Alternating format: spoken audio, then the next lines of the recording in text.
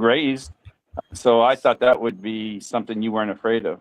We're in church. Yeah, you give talks in Sunday Yeah, school. I got out of doing, like, I was always introverted, always in a book. I was quiet, so I maybe did one or two. Like Oh, I okay. wasn't very much involved when it came to that. My parents didn't make me. Oh, But okay. yeah, but I've always so as much as you see it, I have a personality here. I spend most of my time alone and in silence. If I don't have to Okay. talk, I won't. Because that's how I feel like I can connect with myself the most. Too much noise in the background just like throws everything out of whack. At least for me. Before we go Um. totally off, I want to give you one more movie it'll blow you away. It's called Okay. Instructions Not Included. It's made in Mexico. It was Craig, where'd you uh, go? Go ahead. okay. He has a big he's a big time comedian over there, and he couldn't get nobody to do the script movie he had written, right? And so all the guys in the film are all his friends, comedians, stations like that. It's not a comedy, but it's a serious movie, so they didn't want to take it, and so it's one great movie. It's called Instructions Not Included. Cool. It's like batteries not included. That's an Well, old idea, movie. but yeah, I remember that one. That came in with the little aliens. Yeah, where did Craig go, bro? He came and he dipped. What the hell did I smell? Did we offend Craigie? Strange Wilderness is funny. Okay, you guys are giving me some dimes, you got some gems. Has anybody in the chat seen Instructions Not Included? Guys, one drop it. No. There he goes. Guys, by the way, I know content today has been a little softer, a little bit more chill, but I've given you some content throughout the day, some fire stuff. Now we hooked up OG and we took care of him over there, but I haven't seen anything flowing my way, guys. So come on, man. Your girl has been through some stuff. Show me you love me. Give me a reason. Hold on, Harmon. Give me a reason to keep doing this, guys. You guys charge me up. $2, $5, $10, whatever you can do. Cash App, PayPal, Ko-fi, and of course, Super Chat. Show your girl some love. I'm still good. We're not ending. We're going to keep on going. I'm going to push myself until I can't go anymore. And then you guys probably won't see me for like 3 days. But right now, we're good. I Craig, gave what you 10 happened? earlier. I'm giving you another 10 just now. Oh, thank you, Harmon. I appreciate you. Shout out to Harmon. Thank you. God bless you. That's 20 for the day. Yeah, man, you're an angel for today. Harmon Walker gifted 10 Book of RLMs. Woo, woo, woo. Thank you so much. I appreciate you, love. Craig, where'd you go? Reboot computer. Oh, there you go. So you just woke up. You probably woke up and like, what the hell? I don't have a fucking clue. Yeah, no, because I was like, you know what? I was like trying. Here's the thing. I don't know why I was trying to do certain things in the Discord, and it was like, oh, I didn't have access, and I'm like, what the? I was like, so Lenny and Harmon, shout out to them because they kept the chat going while I was figuring out things in the back, and then and you guys were my Discord assistant, so I'm dealing with Denny. I mean, Leonard like doesn't do any of that stuff. I reached out to Antoine. He's a little upset with me, understandably. So he didn't want to help me. So I'm like, God damn it. So I'm sure when you woke up and you saw that the thing was nuked and you were like, what day is it? What year is it? Who am I? Is life real? Thank you, Unique. Appreciate you for that. Everyone give Harmon some love. Yeah, I was like, why am I trying to fix this thing? This is like, I don't need this. So if I want someone to get a hold of me, I will make sure they can. Let's put it that way. Which, by the way, Unique, you and I communicated in Discord. Is there any other way that you want to reach out? If you don't, it's cool. I don't know if you're in TikTok or Instagram. Let me know. So at least we have some contact outside of here. Same for anybody who may have been in the Discord. So it's not going to be available anymore. It's just, too toxic. We're going different ways. We're going old school, y'all. We're going to be sending doves with love letters. So if you have a way of getting hold of me, it's because I want you to. If you don't, then I guess it is what it is. But I do have a public Instagram and TikTok. It's the same across the board at the Book of RLM. So you can always reach me there. Guys, help me out. Give me some content. The silence here. What are we going to talk about? Well, let's give you a chance. No, Harmon. I mean, you've been nonstop. Like you've been a saver tonight, and usually Lenny's my lean on because he can talk to himself for 5 days straight. Baba and Craig tend to be my silent ones. I wanted to ask Craig a question. Go ahead, by all means. Craig, I lived 5 years in Oxfordshire, a place called Upper Hayford. How far are you from there? No idea. I'm about 50 odd miles from London. Okay. The north, east, what? Bottom end of England. The what, sir? Bottom end of England. Oh, bottom end. What's down there? Brighton. Yeah, Brighton. Have you heard of Ren? R-E-N? No. You haven't heard of him, huh? He was raised in Wales, but did all his music and busking in Brighton. He was the first one in the history of music 2 years ago to become #1 in the UK as an independent. R-E-N, Ren. Never heard of it. Yeah, he came out, but that's quite a feat he did, though, to be the first one in history to do that, to be an independent without a label, to become #1. So, if you ever get a chance, check him out. Nah, you're good. You'd be surprised about him. Craigie likes to stay locally and chill. He's like me. I'm saying on YouTube. Check him out on YouTube. Oh, okay, cool. He's losing his religion. Who's losing? That him in the corner. Gas mask. Bro, like they just come up with shit. Like I don't understand. Like we're in a conversation, all of a sudden the chat just throws something. You know who's the funniest? Sin7. She'll be like, yeah, so I got my makeup palettes today and I'm thinking of wearing purple and I got my wig discount. And I'm like, yo, who is she talking to? Shout out, Bluegrass. What's up, my love? Thank you for being here. Oh my God. Laughter is the best freaking remedy, bro. It really is. Oh, there. The guy says Ren is fire. Yes, he is. Ren is. So I'm sorry, I was halfway listening. What is Ren? Who is Ren? Ren is a guy he was raised in Wales, born and raised in Wales, but he started busking. Busking's big over there in the UK, and he made a name for himself. Pardon me? It's illegal. No, it's not. Yes, it is. Okay, you live there. It's illegal, but they do it on every corner. Yeah, they do it, but it doesn't stop them. Doesn't make it right. It's illegal to do. So you don't like it? Doesn't bother me. Okay, well, good. Anyway, if you follow that and you see what they do, they got tons of crowds, and I've never seen any of them be busted up by the bobbies, as you want to say. And Pigs. Pardon me? Pigs, 5-0, filth, fuzz. Okay. Anyway, he got Lyme disease when he was 19. He already had something on the record with a company with Sony, and so they had to cancel that because they misdiagnosed him for 7 years. They said he was a mental disease, and so they gave him all these things, all these pills and stuff he was taking for like 7 years while he's trying to battle it, and they finally discovered he had Lyme disease after 7 years. So his story and journey of what he's done is just one of those amazing stories. So that's all I'll say. His name is Ren, R-E-N. Thank you for sharing.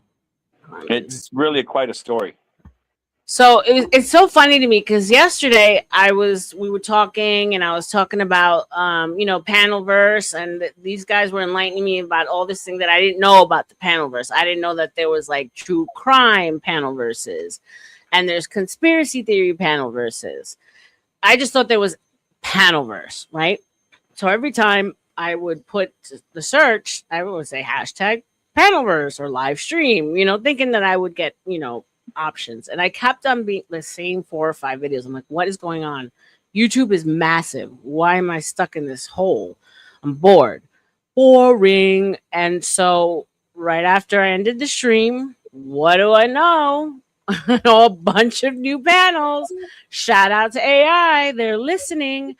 But I landed in a very strange world. And so yeah, I'm not gonna necessarily watch the channel because I don't want to get stuck here, and I probably will just by clicking on it. But it's a lolcow panel panelverse. And so I know what lolcows are, right? I get that, but our lolcows are kind of normal looking. Like, you know what I'm saying? So these are different kind of lolcows. And you guys will get the idea of what I'm talking about when I pull it up. Let's see. Go Chiefs. What up, Harbinip? Welcome. Brian Nichols, welcome, my love. Laji, how are you, babe? Hi. Is this channel about Nokia 6000? I want to buy one. Shout out to you, Laji. I love the funny stuff. Yeah, we were covering phones for quite a while. It got a little nerdy there for a minute. I felt like old. We were reminiscing and going. We were going through the eras of different phones, and it was like a nice trip down memory lane. What's up, Craig? You definitely are that old. You know what? You can sit on it and spin. I thought that was a woman's job. I thought that was a woman's job. But well, aren't you, my love? No. Yeah, your boyfriend's not here, but arsehole. you are. I'm just after Leonard's arsehole. Lenny, he dipped out. He got tired on me, or his phone dropped, or something happened. But he did not tire out. Lenny was full on content. Lenny could run a one-man show for like 3 days straight with no. Sweetheart. It really is. Lenny's a sweetheart. Leonard has. Oh God, Leonard. Yeah, don't even get me started. I'll get emotional about Lenny. So he was going, and then all of a sudden him and Harmon connected, and it was a wrap. And it was perfect timing because I needed to work on stuff in the Discord, and so they were fueling the content, going back and forth, bouncing off each other. I'm like, this is perfect.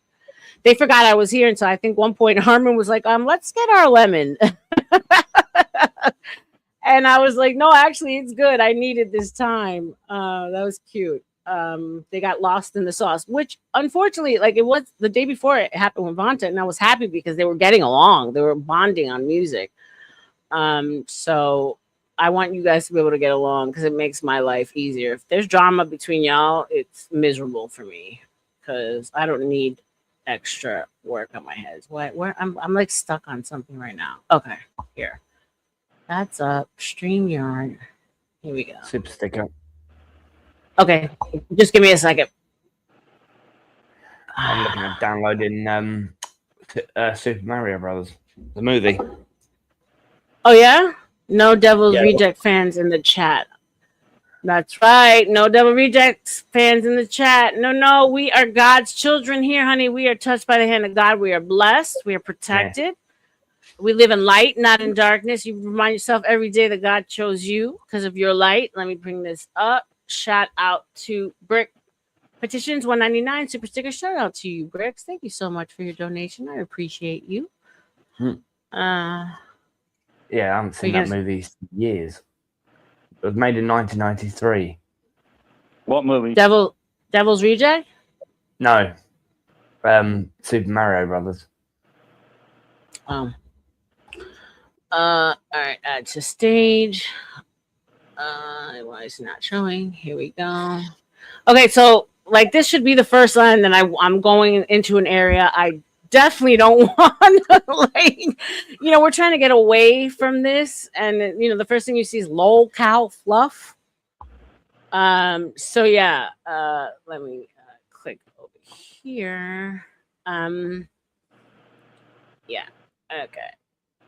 Make this bigger now. So the one thing I was fascinated by is that most of them are young. So it's interesting that they're young and they don't mind making fun of themselves. They don't mind calling themselves lolcow. They own it and they're like wearing it proudly. And another thing I noticed is that these people got like 500 to 600 people in their freaking chat, and these donos are coming in like nonstop, and I'm like, I'm going about this all wrong. Like, so what's a lolcow? What's a lolcow? Someone want to explain what a low-cal is? Okay. A low cow is somebody that you milk for laughs, and authentically they don't know about it, which is why they keep producing milk. Low cow. Okay. But I think it's become I know it, and I'm gonna like double down on it now, right? Kind of. Yeah, I mean, then you're not really a low cow at that point. You're just a spaz. Yeah. Spouse. That's funny. So these people aren't that like, you know, they're okay. You know, maybe a little Hills Have Eyes-ish. But you know, Walmart people at best. But no, these guys are cool, and this is like, you know, an average chat, but like there's movement here too. And so basically they set goals, and with the certain goals they get certain funky content. Like, so we get to this goal, I'm going to put this dress on and do this acting. They have something called interns that, like, for this amount of money, this intern's going to shave his hair on stream. And so they put on this whole, like, we're going to give you like crazy wild stuff with these donos. So I found that to be fascinating, because I'm also learning on how to motivate the chat to really engage more through donations. So there's that. But there's one in particular that I clicked on, and I was like, wow. All right, hold on. Where did I go? Oh, fuck. Did I get lost now? All right, give me a second. All right. Good. Let me ask you guys a question. For those of you who know content, how important is, because these thumbnails are getting bigger, brighter, like more insane. How important is to go this wild on the thumbnail? The more you put into your thumbnail, the more you get clicked. If you ever want to know how more to do it, Sasquatch, he usually helps a lot of people to learn. No, he does. I know that. Most but people like do too much. Yeah, like I feel like this. I'm looking at it and I'm saying this is gonna be cheesy content, maybe. Right? Well, the like guy with the blue head, that's good. But the guy left of him in the green, the DNA, that's too much. Okay. Yeah, I I would say agree the with exact opposite. Yeah, Oh, really? Yeah. Oh, Yeah, you said wait, the opposite? hold on, Harmon. Yeah.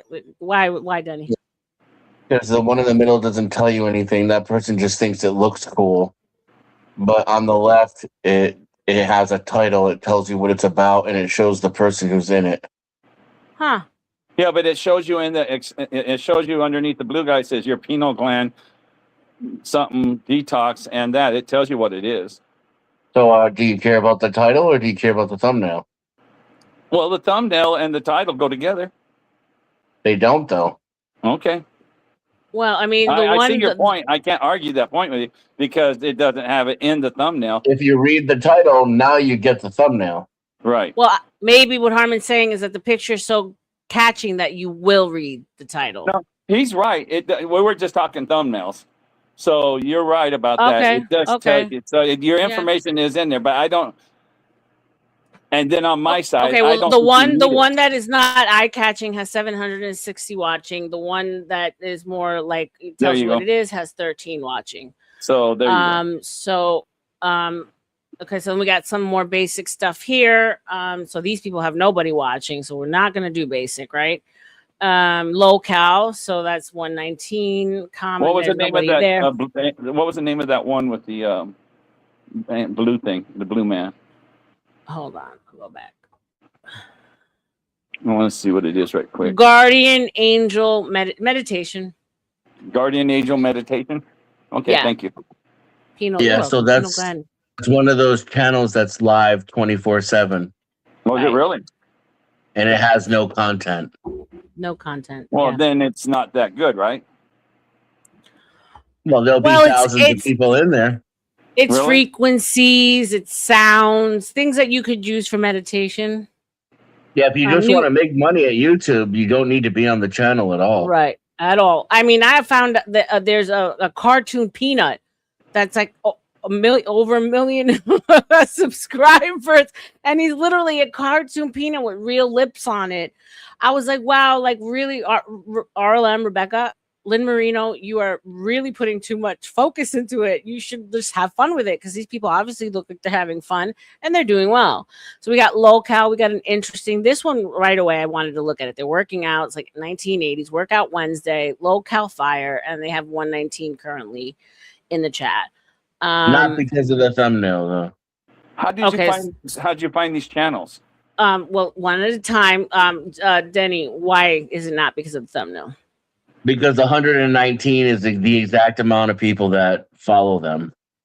They watch all their live streams. Oh, how do you know that? It's that kind of number.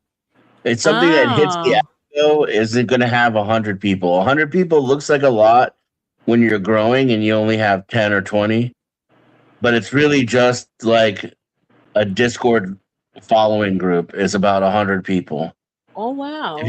If you hit the algo, you're gonna have like 500 people, 1,000 people. Okay, good to know. Good to know. I'm learning. So then we got. Let's check your DM. Sorry, on Discord. I'm sorry. Can you check your DM on Discord? Give me 1 second. Samsung, hand rated E, everyone. So this is like, I guess, gaming, 2.8. So this guy, for me, this is too much. This is too much going on in the thumbnail. So right away, I'm overwhelmed. This one, obviously, right away, I'm going to notice the actress. So yeah, I'm going to, may have more interest. They have 2.5 watching. So interesting. I learned with you, Denny. I love that I learned with you. All right, guys, give me a second.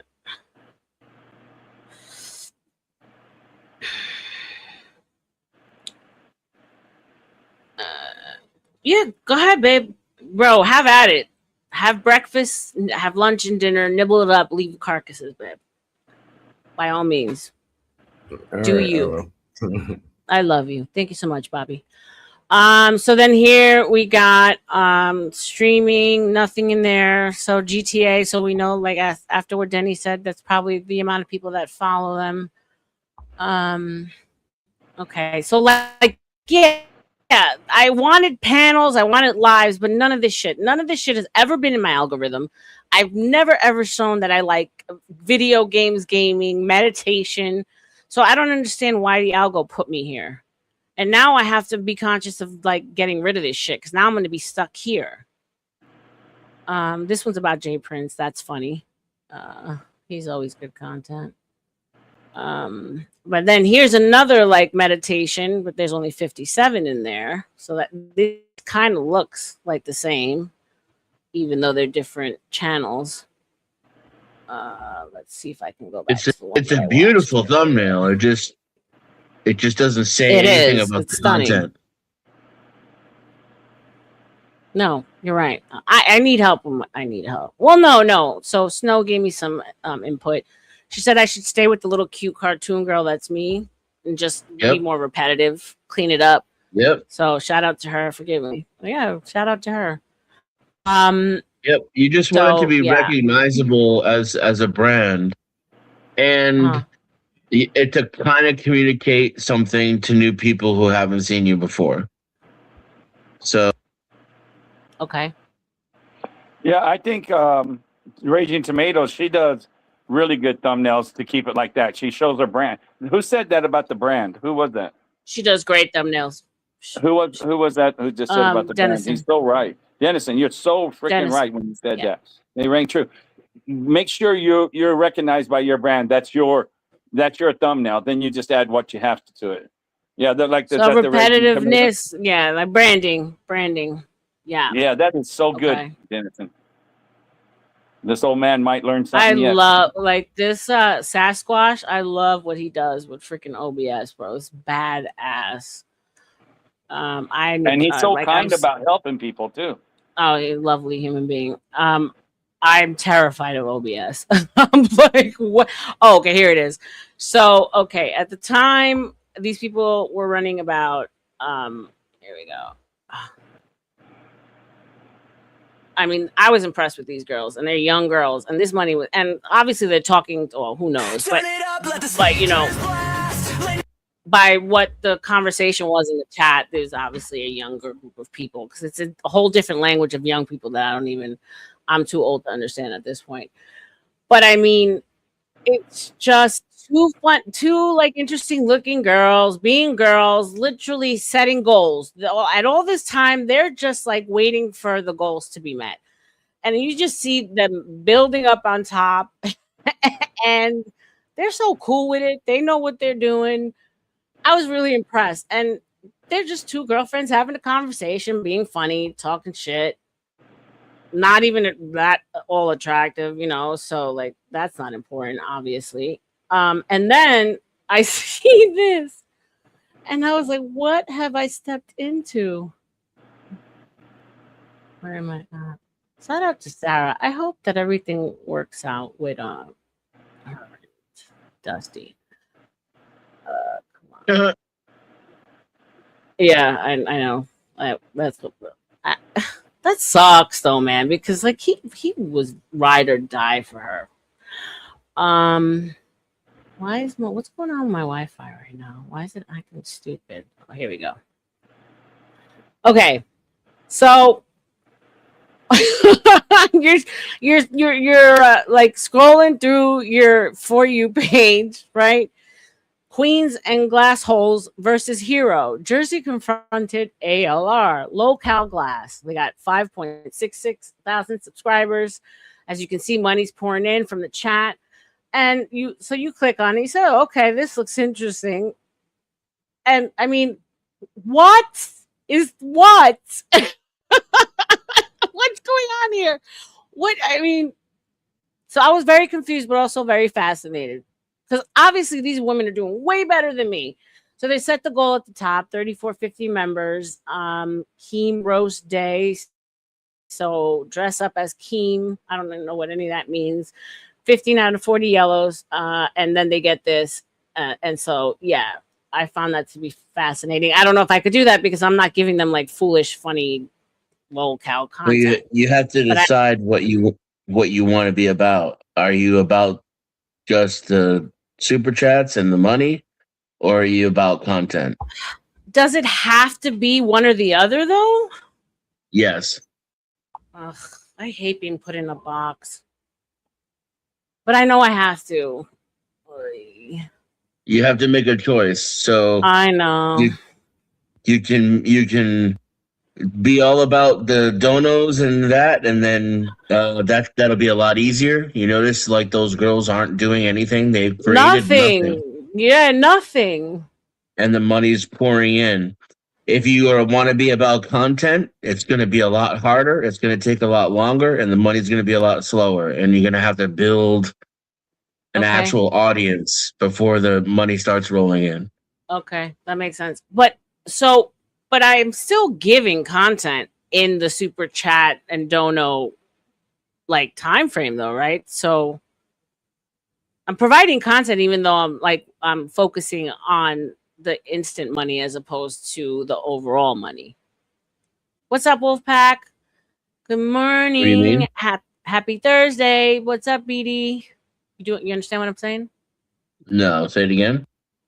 Well, because you said either content or donos and chat. And what I'm saying is you're still providing content even though you stay in the donos and chat place.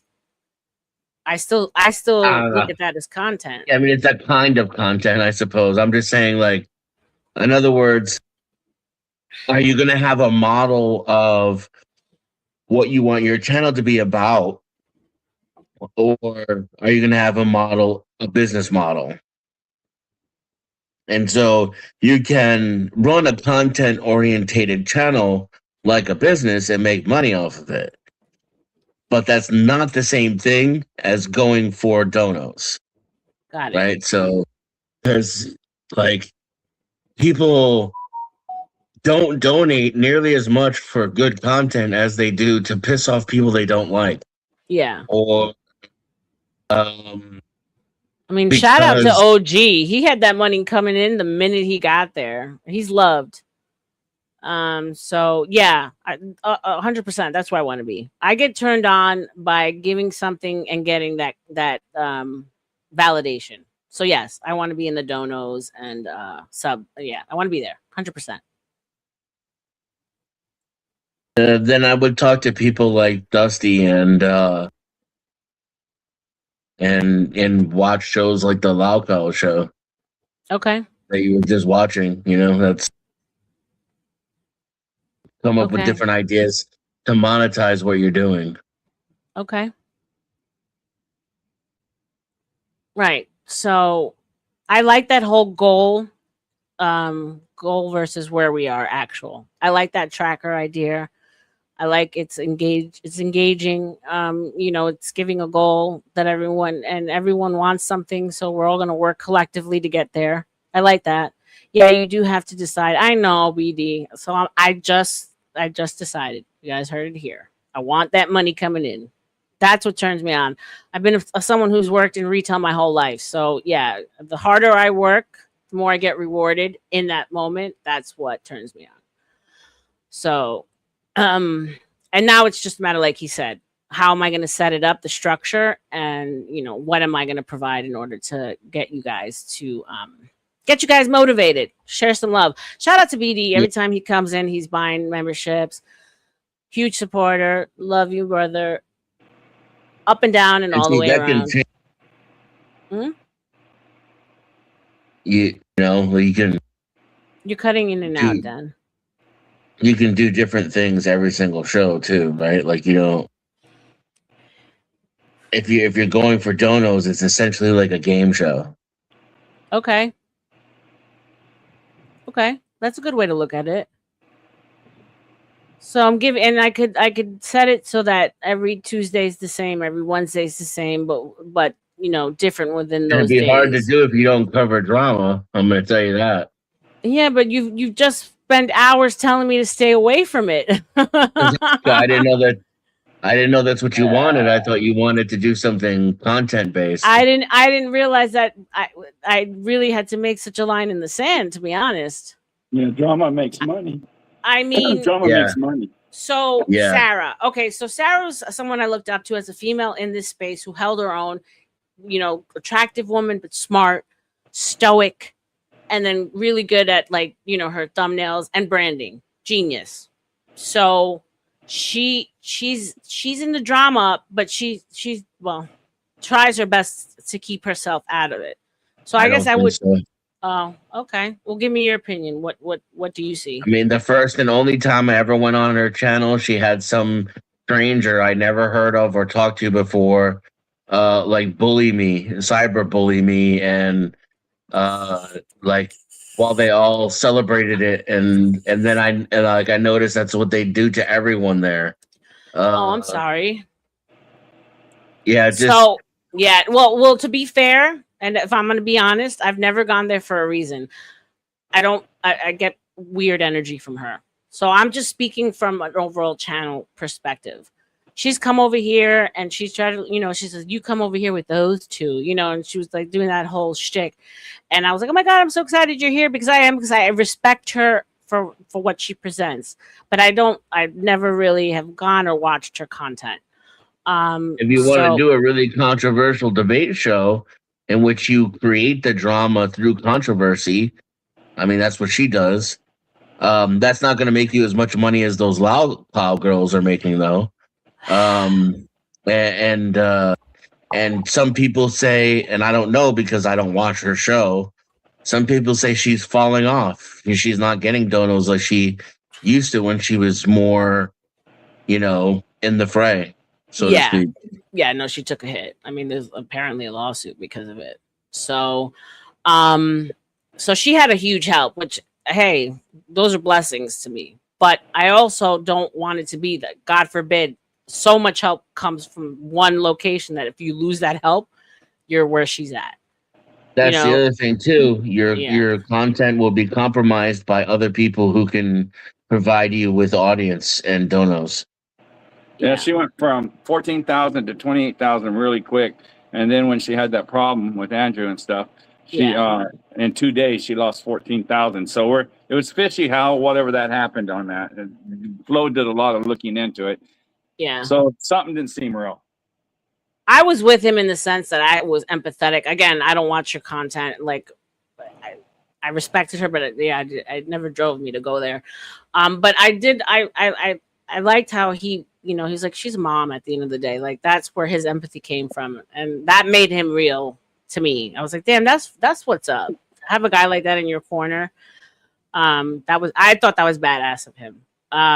So go real and drama. If you want to see the quality she puts in her stuff, you look at her shorts and the other channels she does. Yeah, I know her quality. Like so I always said, and I love debates. I 100% want to incorporate debates because that's what turns me on is these back and forth conversations. Maybe find young and new talent because I do feel like we're recycling a lot of the same people and they're getting kind of boring. I would love to be a channel where like new and young and full of energy and full of new ideas, people, type of stuff. I'm even tired of the old people. I'm like, it's just like we're rotating and recycling the same people over and over again. I'm bored. But I've been watching debates since like back in the day. Destiny started there, and like I was there for the beginning of Andrew, and so like, yeah. But so, there's got to be. Go ahead. There's got to be a way to cover drama, but not like invite it into your space. I mean, your personal. Oh, don't laugh at me. Am I optimistic? Am I optimistic? I would not call that optimistic. I would use a different word, RLM. Ignorant. I would use the N word on that. Naive. Yeah. Mm-hmm. Yes, ma'am. So what I like about her, she does a structured show. She does the first 2 hours on her regular channel. You probably know this. I don't know. And the guy she has there as the guest, pretty much he gets the floor for the first hour and a half or so. And then they go to what they call the gauntlet, and it's open season where Denzian says, that's the drama, right, Denzian? That's where she does the drama.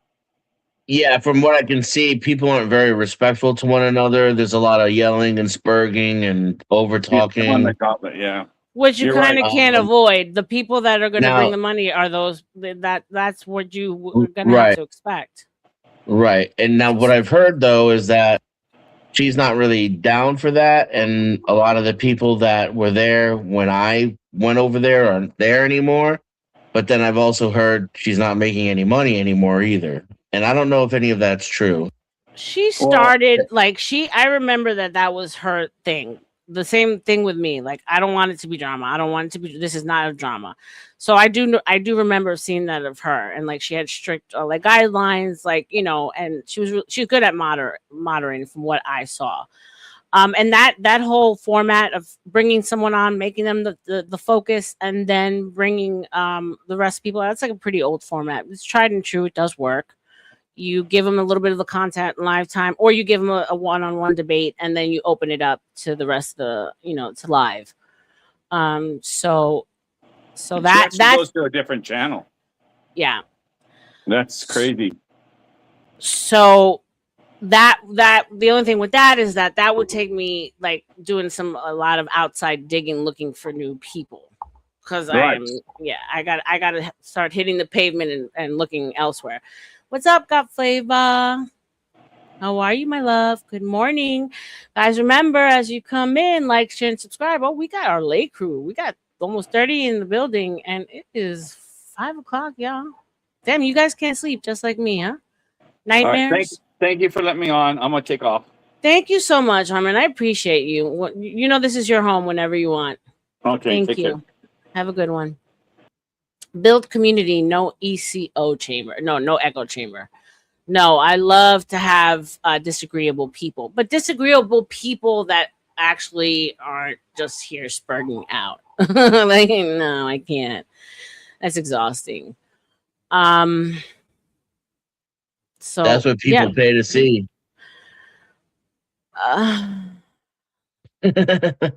Yeah. I mean,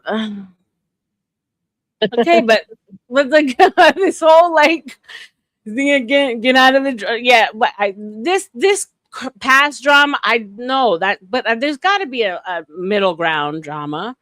I mean, OG. I mean, you can turn into like a toxic husk where you just don't care what anybody's saying about you and you talk shit about everybody else. Okay. And you can convince yourself that you won't be a different person at the end of that. And I would tell you that's naive. Yeah. And then it can also be quite lucrative. Yeah. Yeah. I'm a strong chick. I'm not worried about losing myself. I'm worried about how much energetically drained, my social battery like goes really quickly.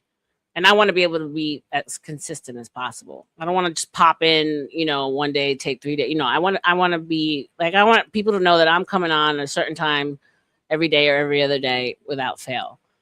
I don't want to get burned out. So my thing is like, how do I even go about starting to like open up and look in other places? You need to look for it. Like, you have to imagine the type of people that you want to network with. Again, you have to make the decision about what you want your channel to be and what you want it to look like first. Well, can it be like a mixture of things, like a variety show? So like one day you're doing the goal versus actual, give you something juicy once we get there, like the girls were doing, and then maybe do like debate on another day. So I think yes, because you don't need to grow your audience or have a large audience in order to make money off of it. That's a misconception. Mm-hmm. So like the variety show thing, you're going to stay at the bottom of YouTube. The algorithm is not going to push you. Okay. But if you have 50 to 100 viewers that are your own, it won't matter. They'll donate to you anyway. But Okay. I have found, like, I think, again, Dusty's a good example of that. And since he started doing that, he does do more drama and less content. Just naturally. The conversations drifted away from like nerdy, esoteric, and abstract concepts and more toward who said what to who today. Yeah. Eating shit, talking shit. Yeah. But I think you guys have done a good job, and tell me if I'm wrong, of there's a certain comfort within the tribe. The tribe is secure, so you're not the only one fighting against the drama. Like it's them against us. Feel. I could be wrong. What do you mean? What do I mean? Yeah. Like there was unity within you, like Chuck, you, Dusty, OG, No. Tutty. No, it's just me. What do you mean it's just you? It's just me. They don't agree with me. OG is on the fence. He's OG is Anakin Skywalker right now. Okay. He hasn't chosen a side, and he's in between, both like the Jedi and the Sith. Wait, hold on, because you're nerding out on me right now, and I don't know the references. So there's a divide within your guys' little group? I don't have a little group. No one agrees with me. They think I'm yeah, but you're still downer. there. You're still there with them, though, is what I'm saying. No, don't go to Dusty's panels anymore. I don't. Oh. When I go to Chuck's, it's because his panel is about recovery, and as soon as it switched to drama, I leave. Same thing with OG. I go to OG's panel because I want to game and watch, how is it made videos. And talk about cheese and shit like that. And if he starts to get into the drama, I leave. You notice, like, when I went up there and it became about Andrew and Speakeasy and all that crap, I left for 2 hours. Yeah, that's true. So yeah, and they all resent me for it because I don't like their content, and they think I'm being judgmental. Okay. No, you're self-preservation. Yeah, like. Yeah, that's what it comes down to. I mean, I can't lie and say that I don't think lowly of that type of mindset and behavior, but at the same time, like I see that everyone else is like that and that I'm the weirdo. So, you know, there's a limit to my judgment. And Yeah. but my behavior is because I don't want to be like that. I don't want to be a Yeah. toxic asshole. Right. But you're not. I don't see you becoming something because you're surrounded by it for too long. It happens. It does, and it did, but we grow and we're older and we're wiser, we're stronger. I think it's possible to separate yourself from something while still feeding off of it. I do think that's possible. It takes It's a very enough of a change for me, even Yeah. when I'm not engaging and I'm just hanging out because these people are my friends and I'm just hanging out while they do their drama shit. Yeah. It causes enough of change in me that I can't consistently do it.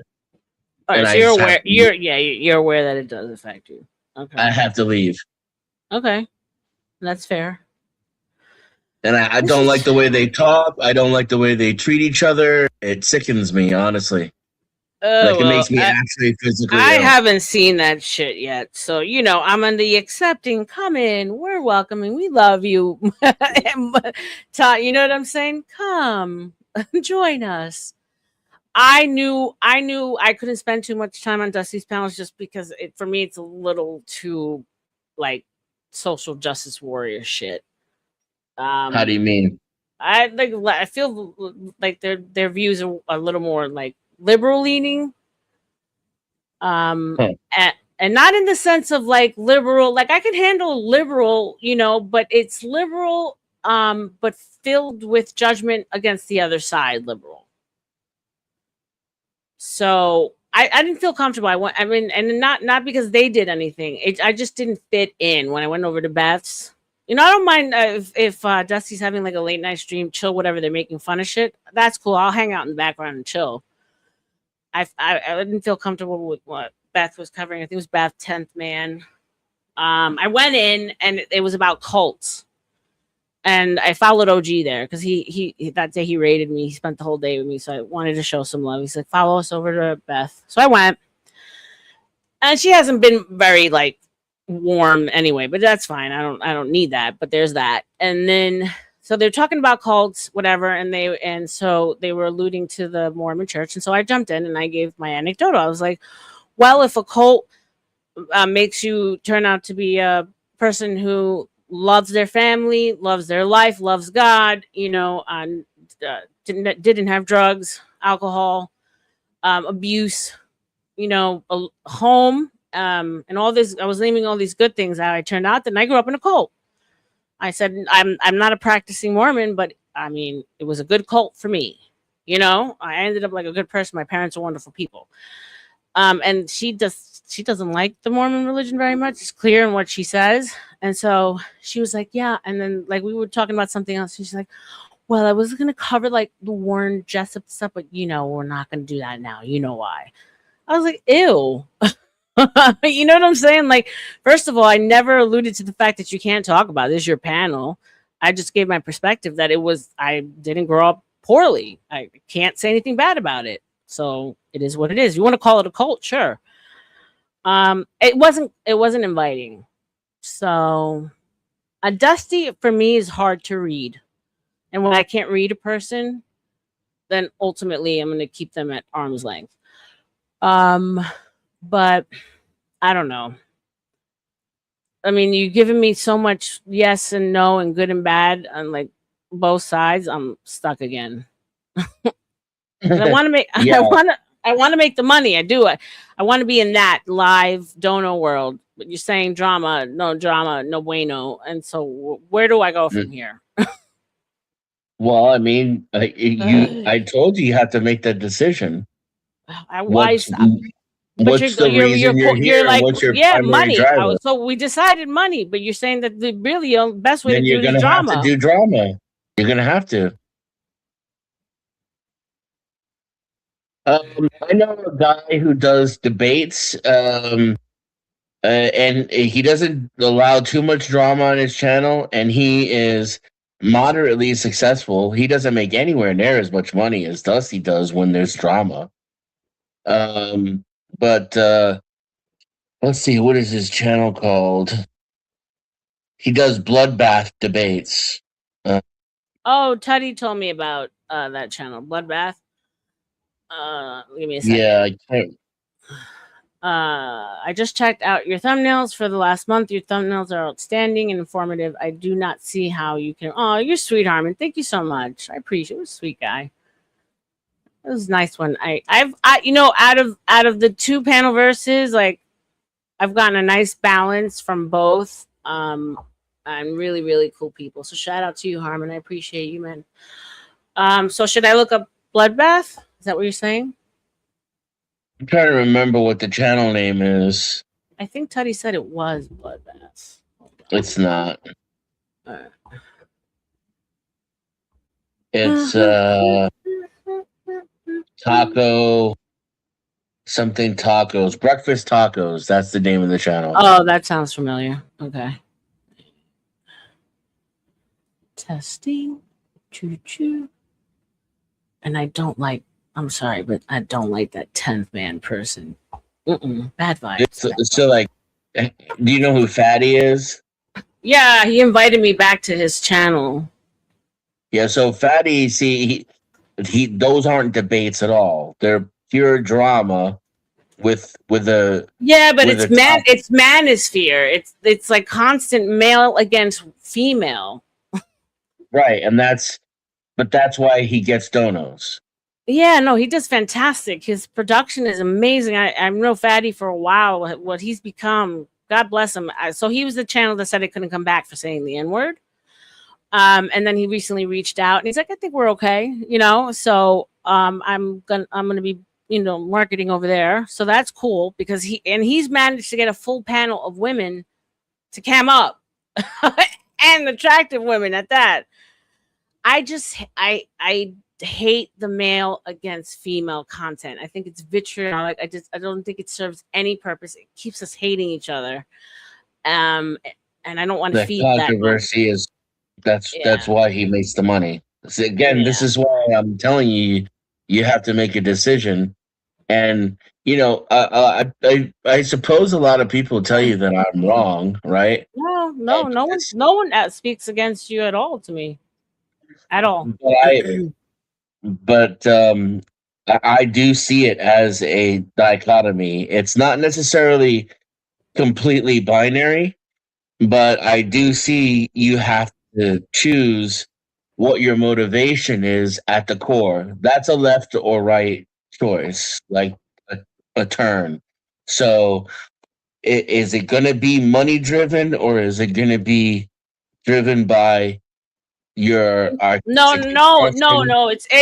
money. Like I'm not the person who's going to be pre-making videos, uploading, making content, getting into work, thinking about the algorithm. No. I want to be able to go live, have fun, go off of energy. That's it. That's where I want to be. Don't know that world. So you know, so now I have to choose my drug of choice. Basically, what drama can I stand? That's it. Because we have to incorporate drama. There's no way of not, you know, incorporating drama. Yeah. I have access to so much juice that people would love to watch, and I've been working so hard behind the scenes to try to get these freaking women on. I would blow the fucking roof off this place with the access of women and their lives that, like, in their stories. But everyone wants anonymity because nobody wants to know what they do, obviously. So now here's the thing. If I brought up women, but they didn't cam up, would it still draw attention? It's not going to be as good. You could create a rule that they have to cam up. You can bring them on at first and then ease them into camming up. You can also offer them incentives behind the scenes. You could say, you know, for every 5 donos that are directed toward you while you're on the panel, I'll give you one of them if you cam up. Okay. Or whatever it is, you know, just They It don't doesn't even even have to need. be. I mean, these girls make money. It's not even incentive. It's about getting them to be okay with owning their story. So many girls are, when it comes to what they do for work, think the judgment and not. No, I don't want people to know what I do. And I'm trying to say no. Like we live in a time I now mean, where a lot of sex worker stories on YouTube are without any camming up. yeah. Like So there is you that. just what you need then though is extremely high quality audio to drive the narrative, and so people can use their imagination. Okay. No penny, Yeah. laptop bullshit. They need real mics and Yeah. I there hate to say needs it, to but be presence. the QTP, yeah, I can't stand her. But yeah, that kind of voice, that kind of quality, it's alluring where people want to listen. Haven't seen her, but that voice does something to people. So I get that. Mhm. Yeah. And just for due diligence, I just want to throw it out there. Like, what I would hope for you Uh-huh. is that you would do something that you actually enjoy and stick it out long enough to have a following that can provide you with supplemental income. And it'll take longer and be harder and require more effort. And you're not going to get the dopamine hit that you would otherwise. But it will still make you money. It's not. I mean, Like, can't a channel have like an arc? I Look, mean, you're isn't that possible? you're- People rebrand all the time. Give me a second. Ducks Y, thank you. Welcome, mega bloodbath debates. I just found it. Yeah, so thank you. And then shout out to you, Logi 33 Original, MX14 Super Sticker. Shout out to you. Thank you so much, Logi. I appreciate it, man. Dude, that's what I'm talking about. What? You're getting donos already without being a drama whore, and if you keep it up, you'll get more supporters, genuine people like Logi or whatever their name is. Yeah, I have I have a decent amount of really loyal people for real. Yeah, and so that would be my wish for you. Okay. But I'm not telling you to do that, obviously. No, you're just making suggestions. So here's what I've been told, because ultimately I only ever wanted to focus on nerdy conspiracy, like rabbit hole type shit. Everyone says it's a hole, it doesn't go anywhere. That's why I subbed. Yeah. So, it's a hole, it doesn't go anywhere, but there's an argument to be made that is who you are, and that's who your people are, and that's how you're going to actually grow organically and have something that you can enjoy doing. Because, we just met. I don't know you. Yeah. But that's who I thought you were, right? Okay. So if you are that person, that would be my advice to you is stay there and focus and build that. Be yourself, and then the money will come. And no, it's not going to be like, $150 from Chuck because you told so and so to get fucked and to suck your dick. It's never going to be like that, right? But it will be like this, right? Yeah. Random $14 super sticker from someone who just is listening to us talk honestly to one another, right? Yeah. Okay, that feels good. That feels good. 100%. I created a chaos on CM, so I don't know. Don't mention names, please. How was it? How was it? Well, apparently, black people don't come from Africa, according. No, they were here first. No, we've already had that conversation. Yeah. Yeah, but apparently, humanity comes from Africa, so that doesn't make any sense to you. Yeah, don't you love it? It's consistent. It's like we don't come from Africa, but the rest of the world comes from Africa, and it's like a complete stupidity. Like but here's how it's consistent. No matter what it is, I'm black, and I did that shit. Yeah. And then there was a whole argument that like I can't be racist I did that because shit. I'm black, and it's like what the like sorry, Humanity, I did that shit too. The freak, like you know, everybody else is a racist, but black people can be racist, and it's like, no, I had enough. And then he dropped me, but yeah. Denny, when I had him here consistently, you were probably like, "What the fuck is she doing?" Oh my god, yeah, characters. Okay, no, I feel that. Okay, thank you. That's what I needed from you because I feel good there. I don't mind if it takes a little longer. I don't need it to happen overnight. You know what I'm saying? Like I was just thinking when you said take longer, I'm thinking I'm 5 years longer. No, I don't want to be stuck there. You know what I'm saying? But steady, smaller but steady. I'm happy there, 100%. As long as I can do what I love. Yeah, because that's always been going down the crazy rabbit holes. If you think it's stupid, well then it's not for you. But if you love it like me and we can like go places with it in our head and whether it's real or not, it's just going to places and finding out where it takes us. Yeah, that's where I'm at. And then also, you know, a little bit of the debates because that's also what I love. And so okay, cool. And so I guess I have to go into the conspiracy panel verse, maybe. Chatter King said, "You did well, Baba. I was in the bushes." Aw, you had people cheer. Aw, I love that. Support, moral support. What's up, Artie? Welcome. We's invented everything. We was kangs. Not conspiracy per se. The pyramids, the Eiffel Tower, Tartaria. Shout out to you, Artie. Oh yeah. Okay, go ahead, Denny. It was so bad. No, you want to think so about bad. The format that you want, you know, to have discussions and the type of people that you want to engage with. Okay. And then so the particular topic is less important than the vibe, right? Yeah. You want to find people who are like-minded in the way they want to run their show. Okay. And so some of those people might never talk about conspiracy theories. They might only talk about music. Uh-huh. But they might do it in a way in which is a format that you appreciate and that you want to emulate and have the type of guests on. Like one dude might be a musician who goes on there to talk about music, but he's also an avid conspiracy theorist. And he's never talked about conspiracy theories on the music panel a single time. But you go over there and you talk about your show and what you're into. And since you got the same vibe and it's about respectful conversation and a similar format, he'll be like, oh, well, I want to check you out, sub up to you.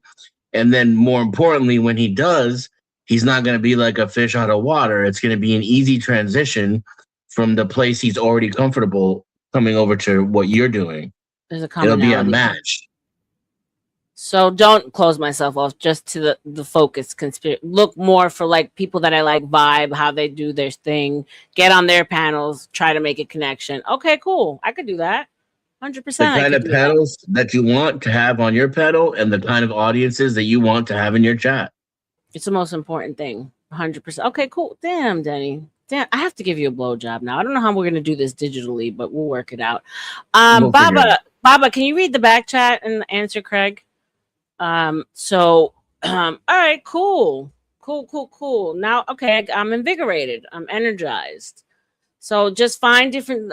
So that's my thing. I have to start looking for different places, start watching content, see if it's a vibe, join. Yeah, see, here's the thing. If you sat here and talked shit about CM and the Thorpes and Andrew all day, you would never have to leave your panel and people would flock to you. They would come here, yeah. If you're doing what I'm saying, you have to go out there and hit the bricks and sell yourself and market. I don't mind. I don't mind that. That's fun. It's like digging for gold. That's what I mean about the work and the effort, you know? Yeah. No, 100%. No, because this is where I live anyways. This has always been my home, YouTube. I love looking for new stuff, and I'm a salesperson by nature. I've been my whole life. And you're going to pick up like 5 to 10 viewers at a time instead of 50 viewers at a time. Yeah. Like if you start talking shit, all of a sudden you'll just have 100 people in here in like 12 minutes, and you didn't do anything. You won't even be talking. You'll just be sitting here while people yell at each other. All of a sudden there'll be 100 people in your chat. And if you do that for a week, at the end of that week, those people are going to dono. If you do it the other way, you know, you're going to pick up 5 here, 2 here, 10 here, and most of them aren't going to dono. You know, you're going to have to find your consistent, loyal people that will regularly support you. And that's what I want, because those people bring people, more loyal people. Messy Michonne. I'm sorry, babe. Messy Michonne got 30K covering Anton and Corey. To be honest, I mean, so many people jumped on that bandwagon because there was so much, like, people did well on that story. I mean, everyone was covering it. So yeah, Messy Michonne. I'll check that one out. That's a really good point from Artie, though, is if you do a good job at a main event, you will grow in chunks. Like, I quadrupled the size of my channel when I covered the Rittenhouse trial. Everybody did, but not the way that we did. Got it. You know, I did it 24/7. I had rotating hosts. We didn't stop going live until the verdict. Wow, that's cool. And you know my views on the police and self-defense. So it was a particularly good opportunity for me. Those things will come your way, you know. And so definitely, don't leave out current viral topics. That always has to be a chunk of the content, and I don't mind doing that either. I think I have a unique perspective when it comes to these things too. So I mean, and there's enough you put in your thumbnail and in your title is fucking awesome. Okay, you know what I mean? Like it's exactly why I sub to you. It's exactly what I want. It's just that I come in and you're not talking about it. Vant is talking over everyone, or somebody's fighting with somebody and it's some drama bullshit. Yeah. So like honestly, this is why I say, just out of due diligence, I just had to recommend that you just be yourself and keep doing what you're doing, because I let some people say, like, no, don't do a conspiracy. No, don't. And that kind of deflated. I was like, fuck, you know, because I love it, but I don't want to do something that's not going to be rewarding. I'm here to make money. So that kind of deflated me. So then I got stuck in like the drama bullshit, because then I was like, well, what do I do now? I was in that headspace. Well, because I'm making current topics and a little bit of relationship is all here and there. Like, I don't mind covering. I just don't like it to be so vitriolic. Like, I want us to be able to come to a certain agreement, not necessarily hate each other more after it's done. So yeah, they're like, nah, don't do it. Not gonna, no way, no, it's too niche. You know, you get stuck there. And so I was like, wah, wah. In my experience, there's 2 ways to be successful at stuff like this. You do something that you love, and that love is what drives it, builds it, makes it successful. Or you just chase the money. And there's nothing wrong per se about chasing the money, and then some people really don't give a fuck and they only care about the money, and they're going to be really good at chasing it. Well, I don't. I'm good there. But you know what I have noticed is that there's a lot of burnout in that. A lot of burnout. I'm seeing it in CT right now. He is so burnt out. Poor thing. Not gonna lie, RLM thumbnail. Yeah, RLM thumbnails. Most. Yeah, no, he's stuck there, and I'm sad because I think he's brilliant. His earlier shit was brilliant. RLM thumbnails, most def got me here. LOL. Plus, I have seen her on other channels too. Got flavor. Shout out to you, man. You have been here since day one, and yeah, I am going to start cross pollinating again, or going out to back. So I'm back at Fatty's. So there's that, and then like we're talking here. Hopefully, I find some new and exciting places. So that'll be fun, just to even look for these places for sure. So yeah, okay, so like things are feeling a little brighter. I came for conspiracy too. Yeah, I know, Bluegrass. You did. You were always like, so we're gonna get to the topic. Thank you guys for still staying, even though I was allowing shit to go all over the place.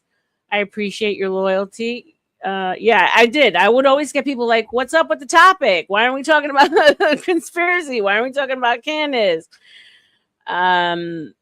So yeah. So we're growing pains, guys. We're learning together, and I appreciate your feedback. So yeah, of course, there's a little bit of drama always sells. Politics, I'm over it. I think we're so, I I think we have gone past politics as us as a spirit unit, if that makes sense. For the people Right. that I want to attract, that's very low vibrate. Like politics is like a show right now. We know that it's smoke and mirrors. It's one big game show, and I'm bored of it.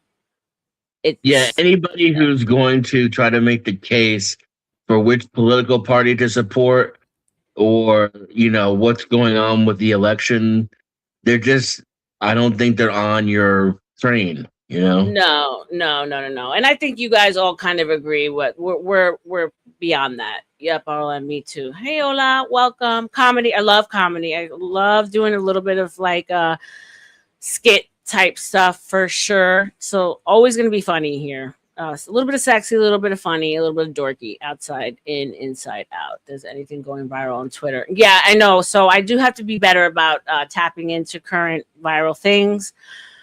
That gives you content within a moment, right? Something happens, you're like, boom, I got to do this. Like I was inspired with Eric Swalwell because I was like, boom, I have a direction with this. And so I got inspired. I jumped on early, and it was a great stream.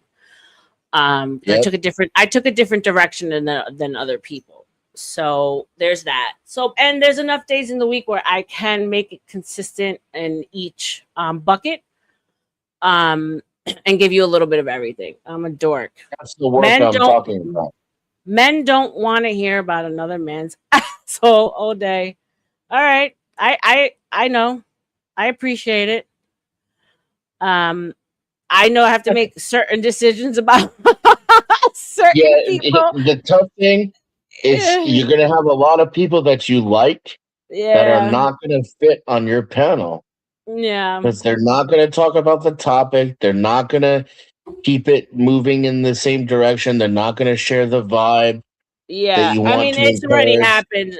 Like they'll come in with a face, a mug, like I don't want to talk about this, or even Lenny. I was surprised. I was like, I know he was feeling a certain kind of. So you guys, so I'm going to share something with you. He's talked about it, so I'm not telling any secrets, but he tells it in his way. So now that we're together here, and you guys know how much I love and care for him, I don't care what he did. I think he's fucking the GOAT for doing it. Honestly, he did that for me. He went over there and did that for me, bro. He's a G. So yes, I deal with his multiple faceted personalities because he is in fact schizophrenic, and he's also multiple personality disorder. So now knowing that, every time Lenny comes on, he's giving you another person. Literally. And there's subtle differences because he's under control, he's medicated, and he's balanced. He's a little off, and we're all a little off, right? And that's why I love him, because he's so colorful. So if you guys actually focus more on his body, his gesture, the way it changes, his energy, every time he comes on, there's something different. It's a different personality. So if you guys haven't realized them, I've already counted them. There's like 4 or 5. And there's the very feminine gay one, almost ladylike. I love her, right? She's fucking hysterical. She's the one that says, "I'll give you, I want your butthole," And then Craig jumps in. He says, "Oh yeah, baby," you know what I'm saying? So there's one. And then there's the one I hate the most, the grumpy. I hate women. Women are never right. I'm miserable. Like, if you don't let me talk, like you threatened me to leave, I won't come back. I was like, "Oh, not you, Lenny. Not you too." No, not you, Lenny. And so that one I like the least. It's usually right after he's woken up. Because he doesn't sleep well. He has really bad nightmares. So I accept that one. I give it some grace. Then there's the kid one, the one that moves around and dances, kicks his legs up in the air. He's silly. He's a kid. He's doing like a lot of energy work. And then there's the DJ. And I remember back when we wrote, when we were spinning turntables in Club Fix It in Chicago. those are his characters. And if you start really focusing and paying attention, you will notice and you will appreciate it and you will give him a lot more grace. This is what this man has been through, and the fact that he's turned out and has a family, grandkids, great cranks. Shout out to him. A lot of people don't make it out of that mental framework. So yeah. So now you guys know I've laid it out a little bit more concise and clear. So yeah, when I got to get him. He'll eventually get out of the whole butthole thing. I mean, he's just like, like people were literally coming up here to fucking curse him out of disgust because of his butthole. I'm like, yo, where's his rage coming from? You don't have a butthole? Where do you shit out of your mouth? Apparently, because everything you say is garbage. Get out of here. Boo. Yeah, Ola, you peeped the same shit I peeped, told your asses he'd been through a lot. Yeah. And he opened up to me. And I'm actually the one who, so I was on panel with Universe, and Universal Jones, shout out to him. He's a psychologist. And once I found out he was schizophrenic, and I know that there was trauma abuse as a child, and I know that, the way the mind protects itself is that it splits into multiple personalities, locks certain traumas in different boxes so that the child doesn't remember. But then what happens is that along with these locked boxes comes split personalities in those boxes. And one doesn't know about the other. And that's how it protects itself. And so I was talking to Universe. I said, could it be? Because now that I know, I have noticed subtle differences in personalities, but I've seen consistencies in them. And he's like, actually, you're right. I didn't know Lenny was listening. And he jumps on the panel, and I was like, oh fuck, did I fuck up? I was talking about him. I shouldn't have done that. He didn't make it private. Like, he made it known that he was going through shit, but I shouldn't be talking about him when he's not here. And he comes on, he goes, it feels so good to be seen. And I was like, aw, I must be like insane to have to go through that. So shout out to him. He's not going anywhere. Not as long as he wants to be here, he's not going anywhere. Let's see. BD nuked. Bye-bye. Send smoke signals. If you want to get a hold of me, just send a smoke signal. Reach out to Baba. He'll tell you how to do it. We got dubs lined up outside. And then, Harmon's so sweet. He sent another $10. Shout out to him. I love him. He's a flat earther. He's like a wealth of knowledge. Interesting character. These are the kind of people I want to track. People that I find to be fascinating. Most of the times they have some kind of level of autism. Definitely get like super smart in certain areas. I just love to pick apart their brains. So shout out to Harmon for the $10. And then I'm super smart about some things, but none of them are interesting, unfortunately. You're very like, you always, I don't know how to read you. I don't know if you're like grumpy, if you're pissed at me, if you're feeling judgmental. I feel like you're very smart, and then sometimes I feel like you look down at us like these people are dumb. That's sometimes how I feel. You can't help it. I was like, Denny had enough. Bye, Denny, because you just dip out from 1 minute to the next. There goes Denny. It's a new thing I'm doing because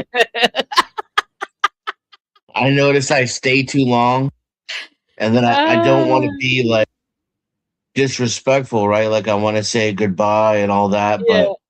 but then it never works out that I leave if I do that. So yeah. No, I think it's hysterical. I said it. I said, there goes Denny. He's trying out a new thing. He pops in, he does his imitations, and he leaves. Yeah, I've had enough of the internet today. Yeah. I think it's like there's all little cartoon characters in every one of you that I see. That I like. They run around in my head, and I think it's great. I think it's all great. As you guys can tell, I'm not judgmental. That's one thing I'm not. I just think humans are fantastic. Dark, but fantastic. Not everything is going to be conducive to a panel, though. So maybe you have like an after hours bash where it's a free for all. Yeah. So shout out to Saturday Ray. night Ray, ball. yeah, Ray told me that. He's like, sometimes go on yourself, just do your solo stream 2-3 hours, cover something. Discord chats are great to like have your supporters in your community that can't panel, and then they can still get RLM time. I don't Voice know how chat to. in Discord. Oh, but can that still go live? Because I did Mr. Deadman and I was on his Discord panel, but it was live. I don't know how that works. I got timed out the other day. If you I was want. wilding in a channel. I didn't know I was that distracting. Oh, well, don't take it personally. You weren't timed out here. I hope not. Facts are bring judgmental, too time consuming. No, yeah, it's too much wasted energy and negative energy to throw at a person because you think what they're different than you. That's fucking fantastic. How boring would it be if we were all the same? Don't get dumb panelists run off intellectuals. Yeah, oh, I agree. So if you guys go anywhere else that you think that there's someone that would be interesting that I would vibe with, because you guys know me. I would love any of that. Anything would help. Suggestions, people, check out this person. I'm open to it all. Nude Guru. Who? Nude Guru. Nude girl? Guru. Azzy. Hello. Hello. And Miss Cat. Is it me or one of you guys boarding out? Thought it was Az. Azzy, your struggle I stream. have that connection. Yeah. You're muted up, And Az. you already know Joe Cool. Yeah. He'll start coming around more if the structure returns. No, I told him, guess what? You're gonna be happy because he straight up told me he unsubbed and everything because of Anto. I also watch reactions to sports. World Cup is coming. Billion fans. If maybe you want to do watch alongs, nah, I love you, man. But I'll let that other channel have it. You will never get sports here. You might as well like bury me alive. No. But you know what? Stick to that channel because they deserve your views there. So much to be grateful for. Amen, Ola. Shout out to the energy. The positive energy you guys are giving me today is exactly what I needed. Thank you guys. What's up, Ezzy? Welcome. I have no positive energy. I apologize. You really don't. No, I'm not bringing that today. Come here to poo-poo on my party, sir? Just bring my joyful self in. So what's going on? You're a soft teddy bear, as somewhere in there in that cold heart, there's something soft and bushy. Nothing. Denny is helping me kind of parse through what next steps are. I closed the door on something that I'm sure you're happy I did. It's done. It's dead. It's buried. Never to be seen again. We are turning over a new leaf, and so we're kind of like he's giving me ideas of how to go about. How to stay in what I want, not lose myself, make money, and not entertain any more of that bullshit.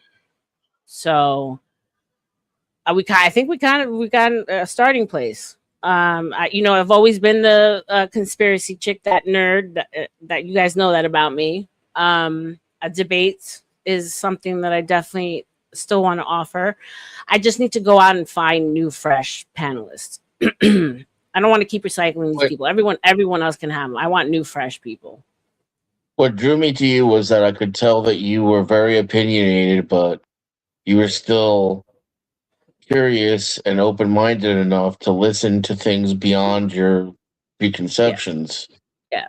And that's what I come to YouTube for, right? So just keep that in mind.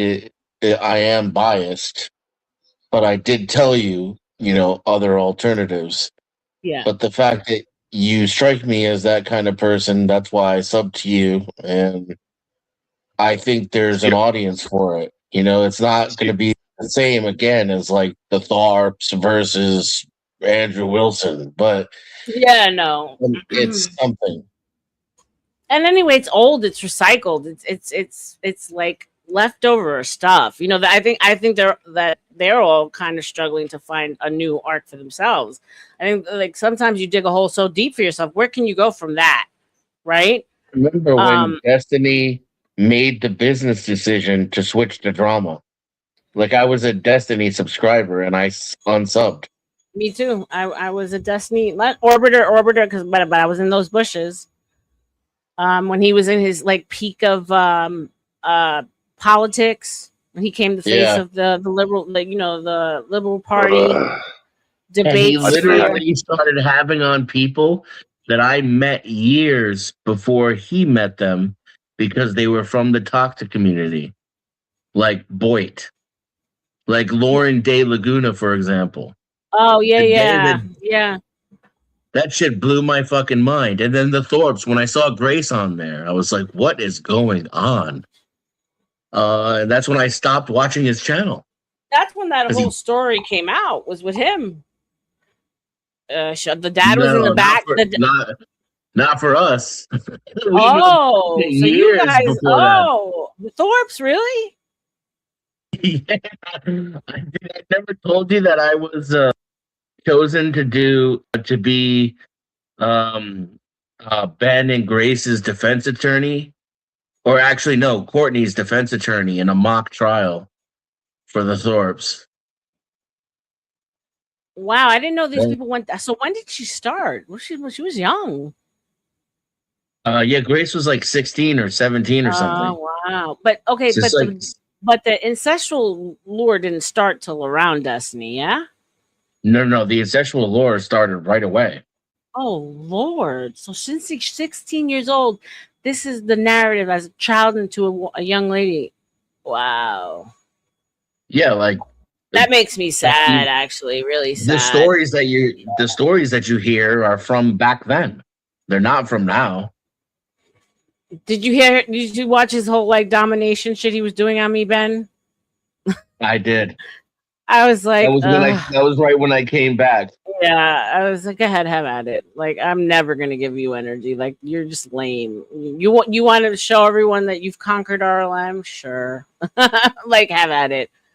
Let's see. Hola. Okay, so I appreciate your recommendation, and yes, something like that. That's big. That's a big watch for the weekend. It's going to bring a lot of viewers. Here's the problem: they are viewers for that content, and when they realize that I'm not going to give them any more of that content, they're not going to stay.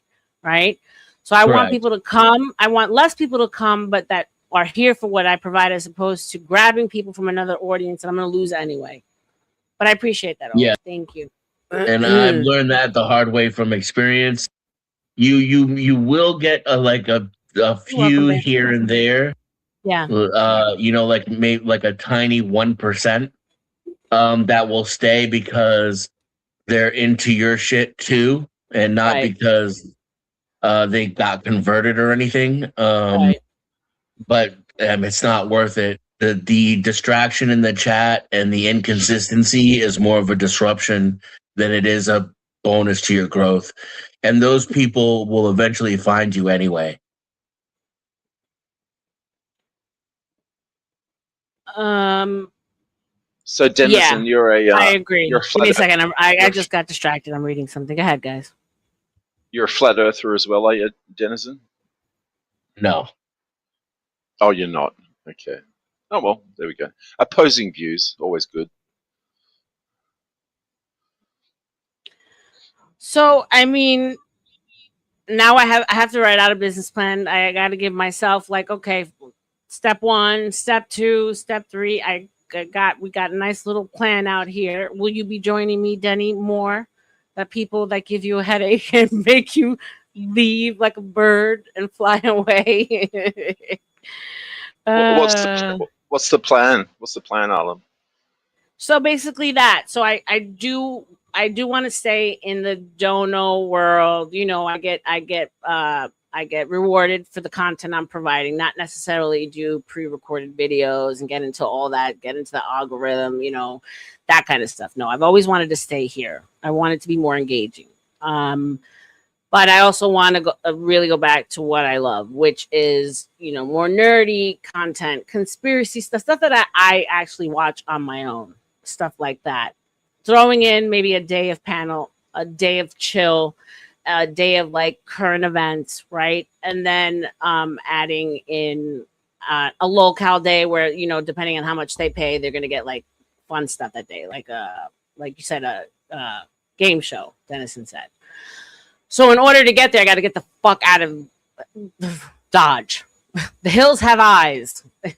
It's done. Like, we're good. Bye bye. See you when I see ya.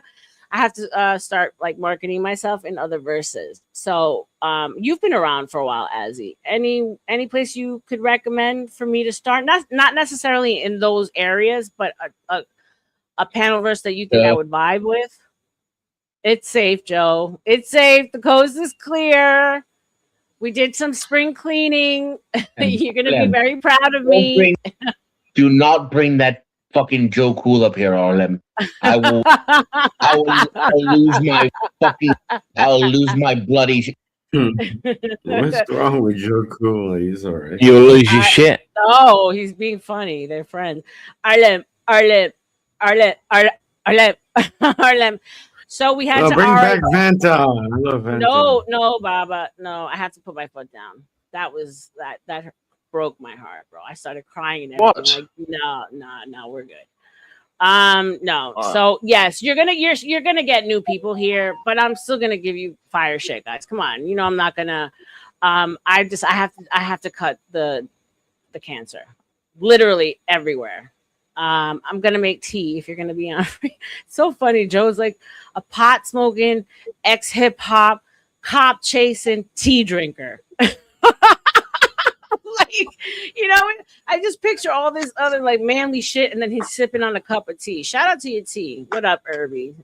Yeah, Artie makes another good point, and since you are from Cuba, you'll have a unique perspective on that too. Oh my God, I can't wait. I can't wait because it's a personal thing for me.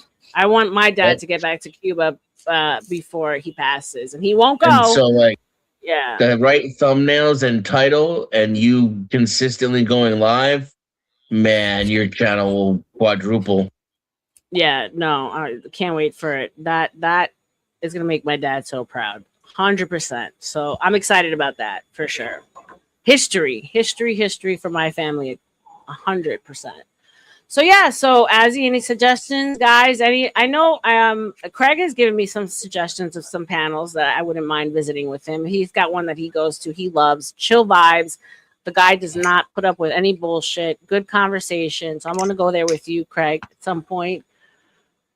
Cuban coffee, God lives there, Irby. I'm not much Having of a your dad on isn't completely. Sorry, You know, what was that? The problem is you can't bring off these scumbags with you. What was that, Azzy? I'm not much of a personality, so I don't. I'm not one to get around on panels and you know, introduce myself or anything like that. But but stuff like live stuff that you like to watch outside of this world. Oh, all right. Oh God.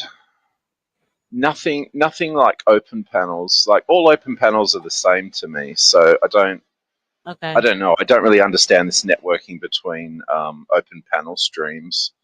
But I did run an open panel for 2 years, and the channel ran for about 3 years, and we ran it 24/7. So we always had it going. It was always up. The channel was always live. And we always kept about 10 people with the buttons to be able to let people on and everything. But I took over seriously running the channel and promoting it towards the last about year and a half. Mm-hmm. And I put so much effort in. I would never do it again.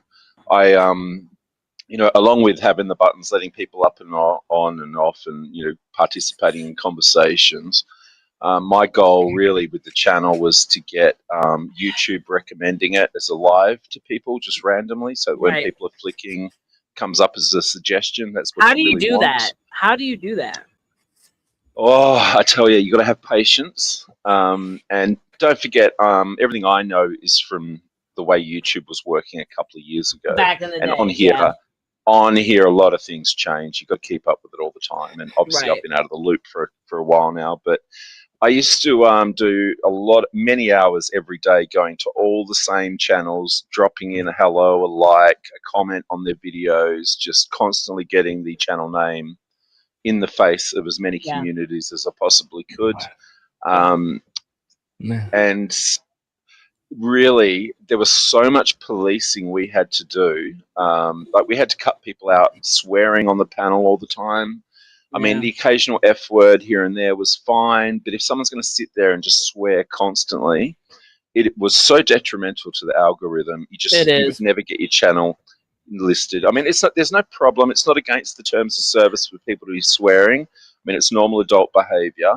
But YouTube, the algorithm's not going to promote you as a live to go to when anybody could be hearing or seeing. I mean, Right. I don't know if you remember, but I used to listen to Gospel of Bob while I was doing work, and then one day, you came up. There. I remember. Yes. Tell the story. Tell the story. Oh, Leonard was just saying the most disgusting gay stuff that no one needs to bloody hear. It was revolting, and I was just so embarrassed because everyone else sort of listened. People can hear what I'm listening to, and I was just like, so this is why the algorithm will never promote you if you have coarse language. And another thing that really will be detrimental on the algorithm is people bluing all the time. If you have people coming up and fighting each other and getting really vicious at each other all the time, yelling, screaming, swearing at each other, threatening, that's going to get you off the algorithm as well. So I don't know. That's my only advice for you. I can't marry up the making money with open panels. I can't marry up the open panel world with being content creation. That just doesn't add up in my mind. So I'm not sure what you got planned, but no, I understand. I'm right behind you. Best of luck with whatever you're going to attempt to do. I appreciate it. We're going to take over the world. No. It helps if you're relevant too, right? So, like the Cuban thing, the Rittenhouse thing, like whatever is a hot topic that's relevant all across social media and is being promoted outside of you. If you can get recognized as being that by the algo, then you'll be included in it. Right. So get a viral, current topics is a must. That's a must. I have to be on top of that for sure. That's about thumbnails, titles, and timing. And if you want other people from other communities, always have topics on the go. Don't be talking about other people and their channels or who doesn't like you and who's attacking you, other YouTubers that are no good and stuff. I mean, as a new viewer coming along, if you don't know these people, all you're seeing is another channel that's just having beefs with other channels. Attacking one another, It is the quickest thing to tune out to. It really is. So that's something that's because you want learn that the hard way, Azzy. Learn that the hard way, sir. Yeah. But you know what happened? I'll tell you what happened. Lesson learned. I'll tell you what happened. I'll tell you what happened with the channel I was running. I got it to the stage where eventually YouTube was promoting us as a live to go to, so you could jump on a private browser, look through lives, and ours would always come up really quickly. But then what happened was we started getting real professional people coming in. And I can remember the first day CT came in on our channel to say hello, introduce himself, and see who the hell we are. And I was embarrassed as hell. I mean, here he was looking professional as hell, absolutely professional setup, and the whole kit and caboodle. Aww. He was Kevin Sales back then. He wasn't CT. But I thought that was great. I thought, oh, brilliant. We're getting promoted to random people. We had really good people come through. We even had a guy that does the voiceovers for one of those true crime channels. So it's really reputable. Yeah, it is Kazumi. Yeah. Oh, I love Kazumi. Shout out to Kazumi. Yeah, of course. So lots of people like this started finding, our channel, and I thought this is great. And then one week, CT came back again, and I just happened to be distracted with my kids and doing stuff at home. And CT had come on the panel, and a couple of the people who run the channel were on there. But one of them's an immature idiot, and so he was making stupid sounds at CT. He felt threatened by CT because CT was so professional. And he just made us look like a pack of fucking dickheads. And I thought to myself, I'm slaving away. I'm putting in so much effort into all this. And then when YouTube's finally promoting us and people are coming along trying to fish in our pond. They're just coming to a pack of idiots that I can't be around 24/7 watching everyone running the chat. So I just thought, you know what, this is pointless. It's absolutely pointless. I put in so much effort for all of this, and I need other people to help me run it 24/7. I can't do it on my own. Right. And I just gave up. I thought, you know what, I'm wasting my damn life. And by that stage, COVID had finished, and we could sort of get back on planes. Okay. So it was during then. Okay. Yeah. Okay. All right. Well, but I mean, hey, at the moment, you seize the moment. Everyone was home. Why not? Right. So it was great. Yeah. It was really, really good. I was like working straight through the seat time, so I never like got into that thing where I had to do something else because I was paid to work from home, so they worked us to the bone. Like, you're gonna be home, you're not in the store selling for us, we're working your ass. So wow, he was really around back then when CT was Kevin Sales. What was his channel? Global FM. The channel was called Global FM. And it was largely started off the backs of the Thailand expat community, and let me tell you that toxicity did not help. Like, we started out with endless haters right from the word go. The expats in Thailand are just vicious; they all hate each other. So it was really a long battle for a couple of years. Good night, mate. What's going on, Joey? I'm the Australian Joe Cool, mate. I just threw a shrimp on a barbie, mate. Me and my friends out back in the outback. He sounds Aussie. Very good. Then there's that laugh, and that laugh is definitely not. I just said, I'm like, Joe is the most interesting character. Oh, like Chicago head. Smoke weed, ex hip hop dude, cop chaser, but he drinks his tea. I had a vision of you drinking your tea. Damn it, I'm cultured. So you'll be glad to know that people are not welcome back here anymore. You will never see them again. These ones that you didn't like seeing up here. It's a wrap. It's a fresh start for us here. So home is safe. We're building a new home. I hate to feel selfish. No.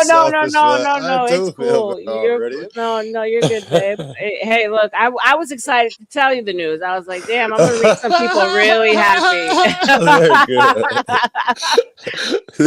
So look, it feels good just to have something new to build to look forward to, and Dennis really helped me kind of parse it out. He's great, ain't he, man? He's great. And you just cleared the hurdle. You cleared the big hurdle with some big name niggas and all of that shit. You survived, Jill. So that was, you should be good at least for another few months or something. Now you should be good. Yeah, 100%. I learned some big lessons that I needed to learn on my own, right? So every single one of you on this panel were in my ear. Just so we're clear, every single person in this panel were on my ear every day. Like, what the hell are you doing? You're going to destroy your channel. Why are you being so stupid? Like, we're just looking out for you. We care about you. We like being here.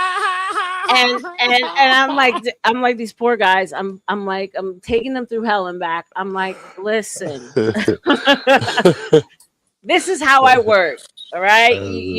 Rock with me, please. Just trust me. So you did, and shout out to y'all. Yeah, this is a scary part for me. Well, it ain't the scary part, but the part I felt like I was missing out on. You got a conspiracy side that I needed to get a fix with, right?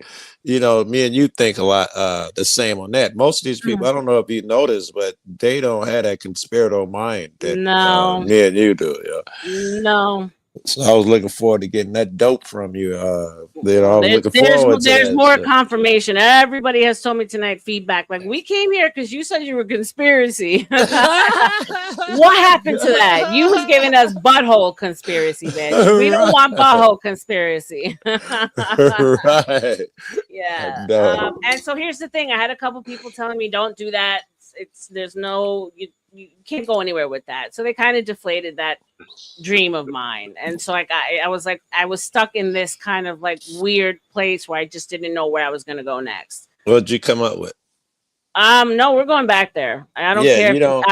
Yeah. You don't have to get rid of your conspiracy shit. You can do different shit on different nights. You know what I'm saying? Exactly. And that'll be your draw, man. There's a bunch of Mm-hmm. conspiracy nuts. Maybe this will be a place where late night like this, if we trying to work out some theories, we can, hang out with. Yep.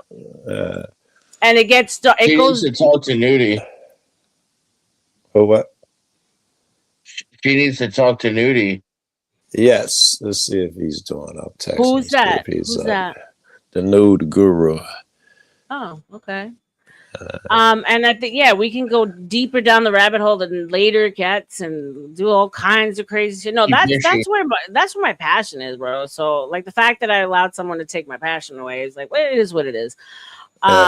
So yeah, the Y Files is also an amazing. I do follow the Y Files. Yeah, some of them are really good. Some of them I'll be like, "Oh, stop it!" But some of them, like, I think he's finished. I don't think he's got any more. I don't think he's got any more videos to do. That guy he sort of ran out of topics. There you go. Some of them were good though, right? For that matter, am I out on the limb with this one? Ancient Aliens used to be decent. Now it's been shitty for years, but I can remember a time when Ancient Aliens at least tried to be real. Yeah, and then until you realize that it's prime time and they're feeding you a bunch of lies. So there's one that I stumbled upon that they talked about on Joe Rogan. It's called My Lunch Break. This guy does some insane shit. Like, and he goes in the paint in this. Let's get into it. I don't know what you guys are doing because I ain't been listening and all of that. I just got made tea or whatever. No. Today we're closing one door and we're gonna be opening a fresh start. But Tell I'm not me about the closing door shit. Then what's the door? What's the what about? I've missed something. Obviously, what's the me door? too, right? Oh, I finally got to see what I needed to see for myself to close the door on some toxic people that were not wishing me well. And so I wasn't keeping them around because I thought I was gonna, change them. Look, if somebody does my family wrong, then they don't have to hurt me for me to say fuck off. Like that's my family. But you guys are a bunch of strangers, respectfully. So yes, you have your opinion and you have your interactions with people, but those are yours. I have to have my own. I have to have my own. And so I did. And boy was I fucking hard. So let's say coming off the Andrew Wilson art, which I'm proud of myself. Bro, Dusty and OG were like, nah, he's not gonna respond. Like, get the fuck out of here, right? And all of a sudden, Grid One Motorsports show up. I tell him the situation. He reaches out to fucking Andrew, and all of a sudden, Andrew Wilson shows up. I said, holy shit. Like, I didn't even think I was gonna have an interaction with him. I just wanted to send him an email. Right? You had literally just left when he came. Yeah, everyone was messaging me. Everyone's like, and I said, wait, what? Andrew came? What? And so the reality kicked in because I knew that he was going to pummel me. I knew that. I had to prepare myself for that. Right? I had to. I watched Andrew. Sorry. Yeah. No, go ahead. I was going to quickly put in. I saw Andrew debating with Zach. I've never seen. I couldn't even believe it happened. I forgot what channel it was, but I thought, oh my god, how's he wasting his time with Zach of all people? Yeah, it was bad. And you can't tell Zach that he didn't win. Zach believes that he won that shit. That was interesting. Yeah. So I knew I was gonna get pummeled, so I was like, all right, let me jump in excited because I gotta breathe myself down because I knew I was gonna have to bring down his intensity because I wasn't gonna meet him where he was at, right? I don't know. You're probably not aware of this, but a lot of those people here in that room with are giving the hardest time, dislike him. So that would have added to your shit. He's coming there to address that, but he's in there with niggas like Flo and OG, bitch ass nigga. Well, so that just added to your misery. I would have expected him. Yes, RLM was gonna have a hard time. So continue your story. I'm just saying it was more drama there than you may have seen. Yeah. Oh no. Like I said, I know he's coming in a defense. He's coming in a place where he knows he's talks Exactly. shit about. This is You the know, forum where you have to express yourself. It was right. not a, you know, it's not a good place, but It was you now did or well. never. It was now or never, and I gave myself one of those pep talks. All right, bitch, you got this. Very You got good. this. You Very got good. this, right? So All right. I came in, and then they were going off in tangents, and I'm like, "Hello, the person that it happened to is right here," you know. And Right. so, and then But it he was came out. OG going off. We had to Yeah, let him because he was the host of of the course, fucking show. I was of like, nigga, will course. you please let her talk in my head? But I couldn't stop him. I felt No, like you. Right. It worked out the way it had to. Yeah. So he was ready. You know, he came in ready to fire. And I kept on telling myself, slow down, don't react. Yes, you did. I had Sasquatch in the back of my head. Slow down, don't react. You know. Yes. You didn't say nothing that could trigger shit and all that. You Yeah. did well. You got your shit out Yeah. through the gate. You like, hey, listen, I've been a fan. Diffusing, you're smart like I knew you fucking were. Thank you. Thank you. And so it ended with him saying, I mean, I'm not mad at you. I never heard Andrew say that to somebody ever in my life. Because I said, okay, thank you. You know, that's it. I was like, okay. You know, I that's where my energy is. That's who I am. This drama shit has drained the soul out of me. I dig it. Yeah. And so anyway, Azzy, just to tie you in, someone came on, it was bad faith. Well, I thought they were bad faith. My channel got struck. I kind of did like a clue put together that it was a person linked to Andrew. Now I'm figuring out that it was probably the IMP. We're not going to say the name out loud. And so yeah. Oh God! Wait, you've got rid of him. You've got rid of my Imperius. I literally didn't say the name for a reason. So okay, no, that's not what we're talking about. So Speakeasy, right? So he was the one that I was targeting because I thought he struck the channel. So I wanted to get it. Like I wanted to speak to Andrew. I wanted to know why have someone like this around when you were supposed to be the complete opposite of this, right? What you preach. I use the example like if you go to a Chanel boutique, you're looking to buy Chanel clothing, handbags, not Walmart, right? And so if you put yourself on a different level, but then this is what you have representing you in the streets, it just doesn't correlate. But he doesn't even respect Easy. That's where you made your mistake. And I made exactly. I ran off of emotion. It was the straw that broke the camel's back. I dig it.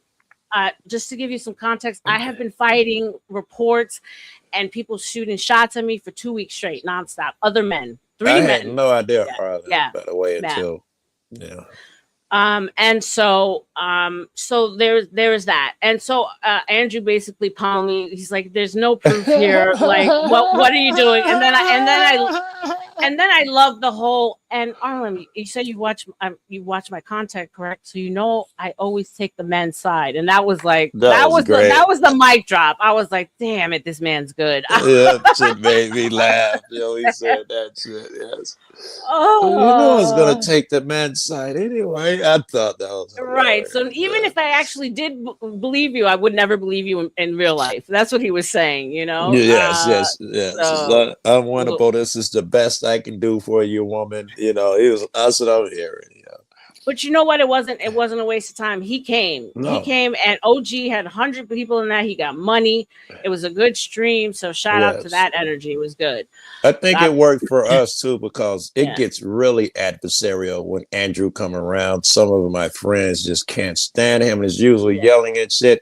It don't usually go that peaceful. The only reason it did go that peaceful was because you and him had to work that shit out. Normally, it's just people yelling at him and calling them names and shit. So it get weird. So I think he even enjoyed it. If that sounds weird, I think he enjoyed that. He likes us, but some niggas just jump him every time he come around. It's wild. It's wild. And from what I've seen of him, he treated me with kitten gloves in comparison to how he's treated women. He totally did.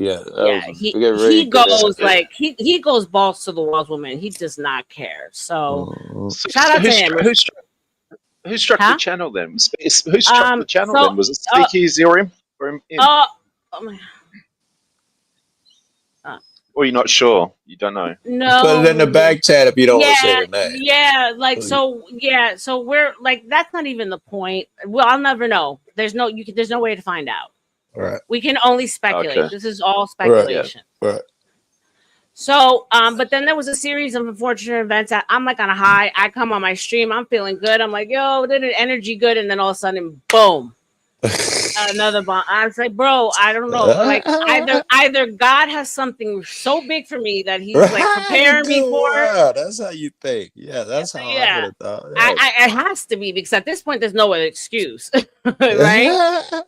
And so, unfortunately, I said some unpleasant things in an angry moment. Someone captured it and shared it all over Panelverse. Yeah. So there's other things that I'm gonna have to deal with, but I don't care. That's fine. And that was what I needed to shut the door completely on things. So that's where it's we're like at. this crazy bitch did a 12-hour live stream. Like, who they talking about? And then as they kept talking, it's like, all right, Lil, what the fuck? Is that nigga peaceful as hell? What the hell y'all talking about? Oh no, I've been doing 15, 12, 16. Like I've been going in pain. I've been going in the pain. I didn't even see it. In fact, I didn't know you were live. I was going to find your shit from where they said that you had got. Oh no, it was taken off. I saw that you were live. I'm like, oh hey, she's over there now. Just ask her. And it was good for me to be here because it showed me who was in my corner, like when I needed them the most. Because at one point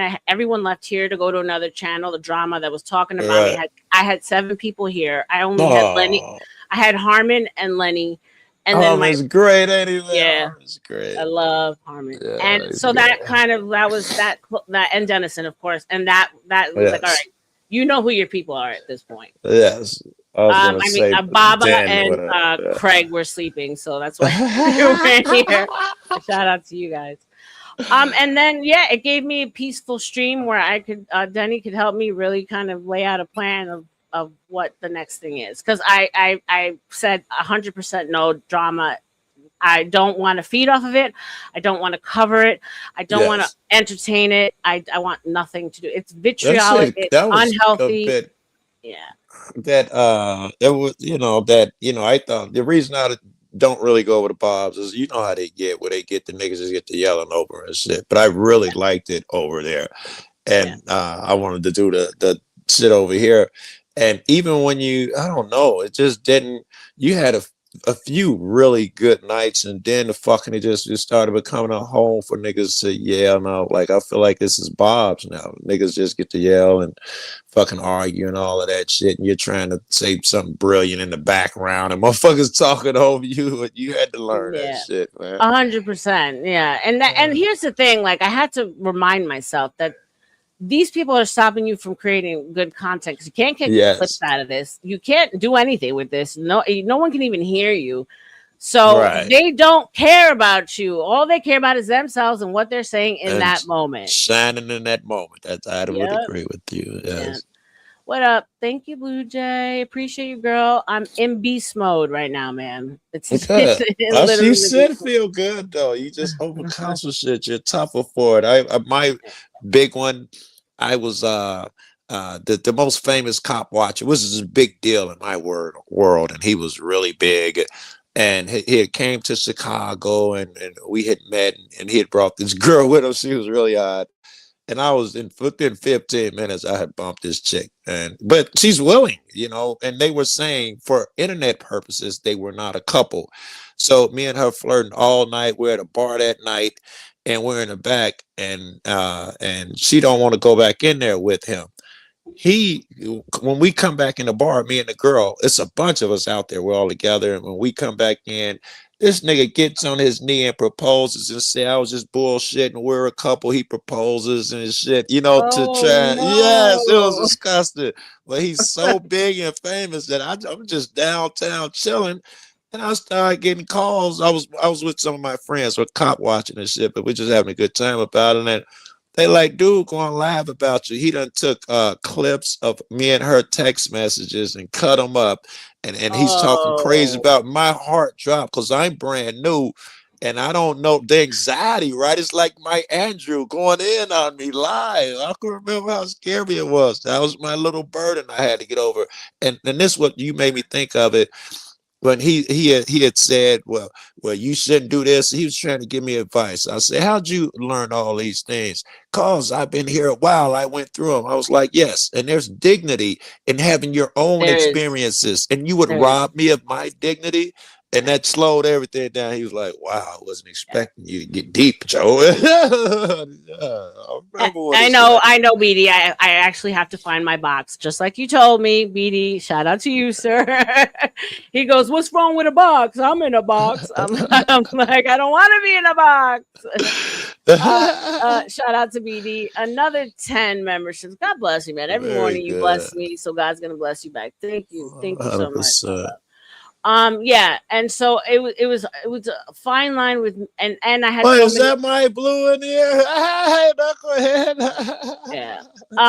There was so many people coming at me at the same time, just like pulling me in every single direction, and I can't. When there's so much noise, I don't operate well. You know, I gotta listen to myself, because then I am the only one responsible. Very good. And so here we are. So proud. We're moving forward. We're starting fresh. I'm excited. I have new things to look forward to. Guys, you guys that have been around for a while, if there are any other like live panels here that you guys might go to that isn't in this world, I'm looking for new panelists that you think would vibe with me. So it doesn't have to be the content I do, but like my vibe. Just keep it in mind. If someone pops up, let me know. I nuked my Discord, so we're operating on Dove Mail and Smokes. You know, that's just saying Dove. I'm like, she's saying Dove. What the fuck? She's saying Dove. Yo, attach it to a dove, and maybe I'll get it in the year. A little slow, yes. I had to. It wasn't serving me any purpose. Maybe I'll start afresh when one thing starts. By nature, just seeing you like this, when I'm talking to other people, this is just my nature. I'll be like, oh, he thinks like RLM, or she thinks like RLM, and we'll invite people over. You know how that is. And you're right. I feel like I'm not going to torture them up. I can send them over there, because they're not going to have a conversation that I'm sending them into them being yelled at and talked over, cursed at it. Most people who thinkers, they don't want that. Yeah, no, like all understood. Definitely all understood. I was in what I would say what is it called when you're driving on when you're you take your foot you take your foot off the pedal and you're on you're driving in the same cruise control, right? So I was operating on cruise control because I was stuck. I was like, I came in with like a certain idea. That kind of got like, no, like I let people take that away from you. You always listen to your gut, bro. That's why I don't let people I let people tell me, no, don't do that. It's horrible. And I followed that. And so fuck it. I'm going to make it not horrible. How about them apples? You got that gene though, because you put your foot down. The little time I was there, I noticed if somebody straw mans you or whatever, or tells you this is how you should run your show, you wouldn't having it. You like, I hear your advice. Thank you. I'll make my own decisions. You're going to need that gene to survive here. Yeah, no, 100%. But I'm open to feedback. Yes, clearly. I dig it. People contradict each other, so you have. I miss your sex ass. Now I'm hearing your voice at 5 o'clock in the morning, bro. I told my friend about you when I first met you. Oh, this nigga hot. I'm gonna be chasing this nigga. That was crazy. and I showed her, and we used to date like years ago. It's like, looks like a dude to me. But it's just so happens she's watching that. She's like, hey, any chance you know that chick? I'm like, yeah, nigga, that's the chick I told you I was gonna chase that day. But I don't know why I told that story. But yeah, I don't know. I forgot. That's recent. Since I started. That's some people's go-to. So yeah, great. Thank you. You know what I'm saying? Like, if it makes you feel better about yourself, sure, I'm a dude. Yeah. So So yeah, we're starting a new day, guys. Here I we get to do are. my conspiracy shit again. Blah, yes, this Yeah. is great. I had Look, hopes for I that had shit. I shit. had shit teed up, and I was Right, like, I womp, remember we was talking about womp. the Jewish shit. I was like, And be because here's the thing, careful. and like Denny said it, like it's so important that you don't just bring people up. They got to be interested in what you're talking about, and nobody that you had Yes. up with you gave a shit about what you were Yes, talking because about. they were antithetical to it, right? 100%, 100%. And so we always end up devolving into the CM racist. I'm a high IQ motherfucker. That's what we ended up. Yeah, so we're not going there. But yeah. So I now don't even know why you bring it. I don't even know why you got my name in your mouth, Arlen. That You fucking shouldn't that's even be talking impressive. about me. I'm better than you. You're racist, and you don't even know how to have a panel. I mean, look at you. Look at you. You're ridiculous. I worship the Caucasian. I worship the Caucasian. That's what yeah. I worship that. If you look in my back chat, you'll see it like the juiciness that he was saying. He tried to come up here. I was like, this motherfucker had lost his mind.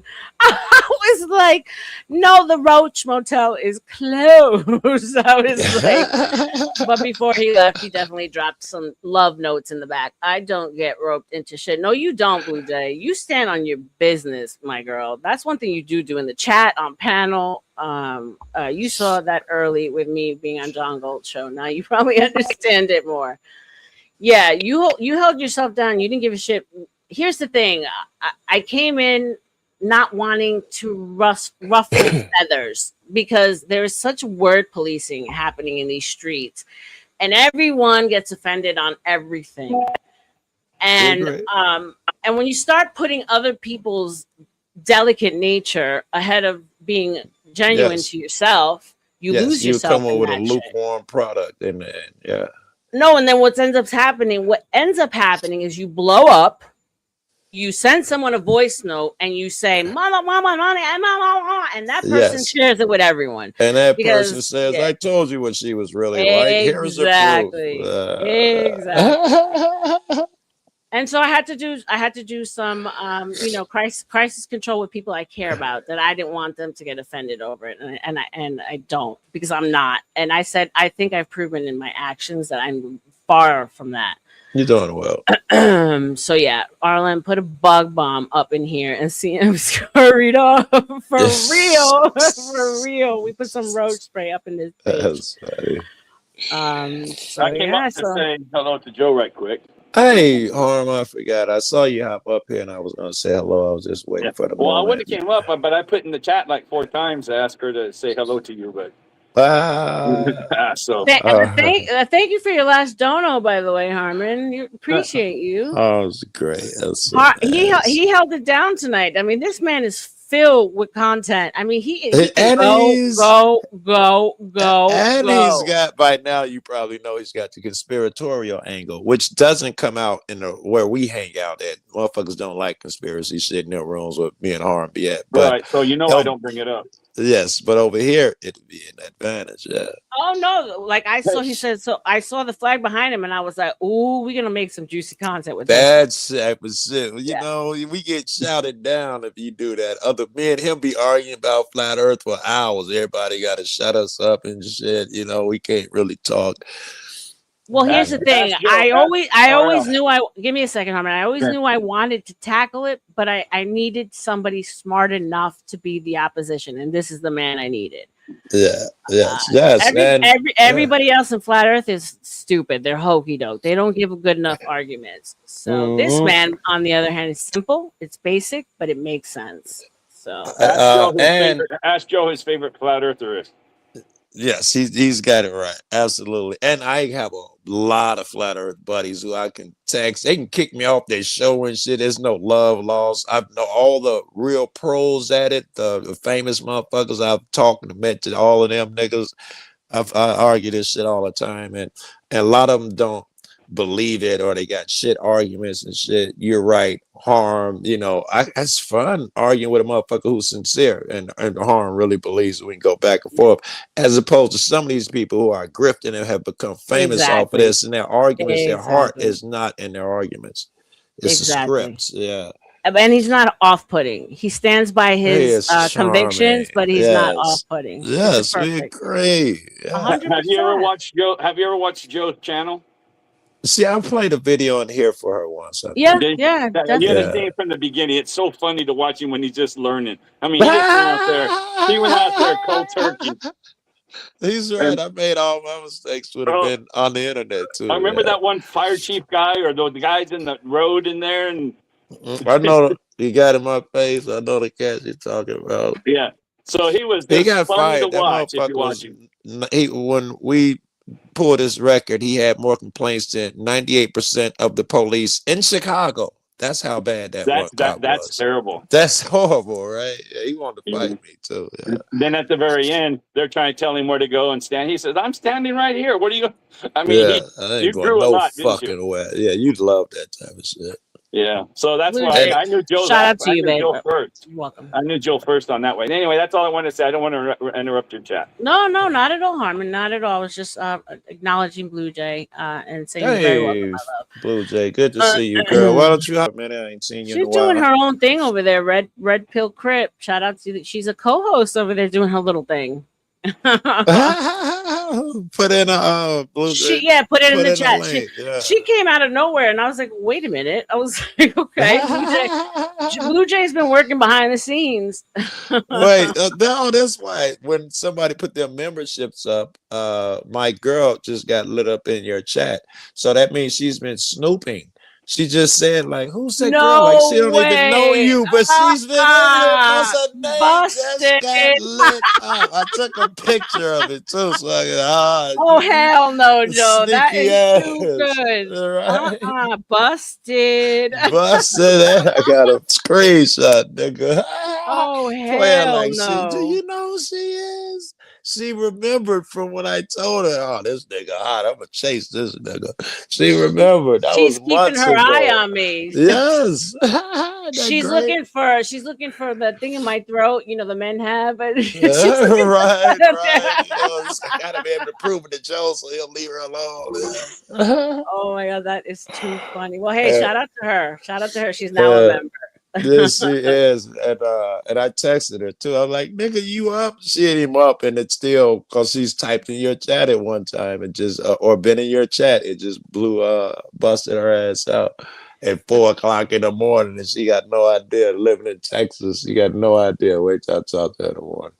It's interesting because you never know who's really watching, right? She's the one who told me. She was like I think she was my first or second girlfriend when I came to YouTube. That was a very long time ago. Well, we've been friends this entire time. I remember when I had a girlfriend after her, and she was giving me advice, and I was like, she don't even watch cop watching shit. She's like, "Joe, listen to me. They're always watching.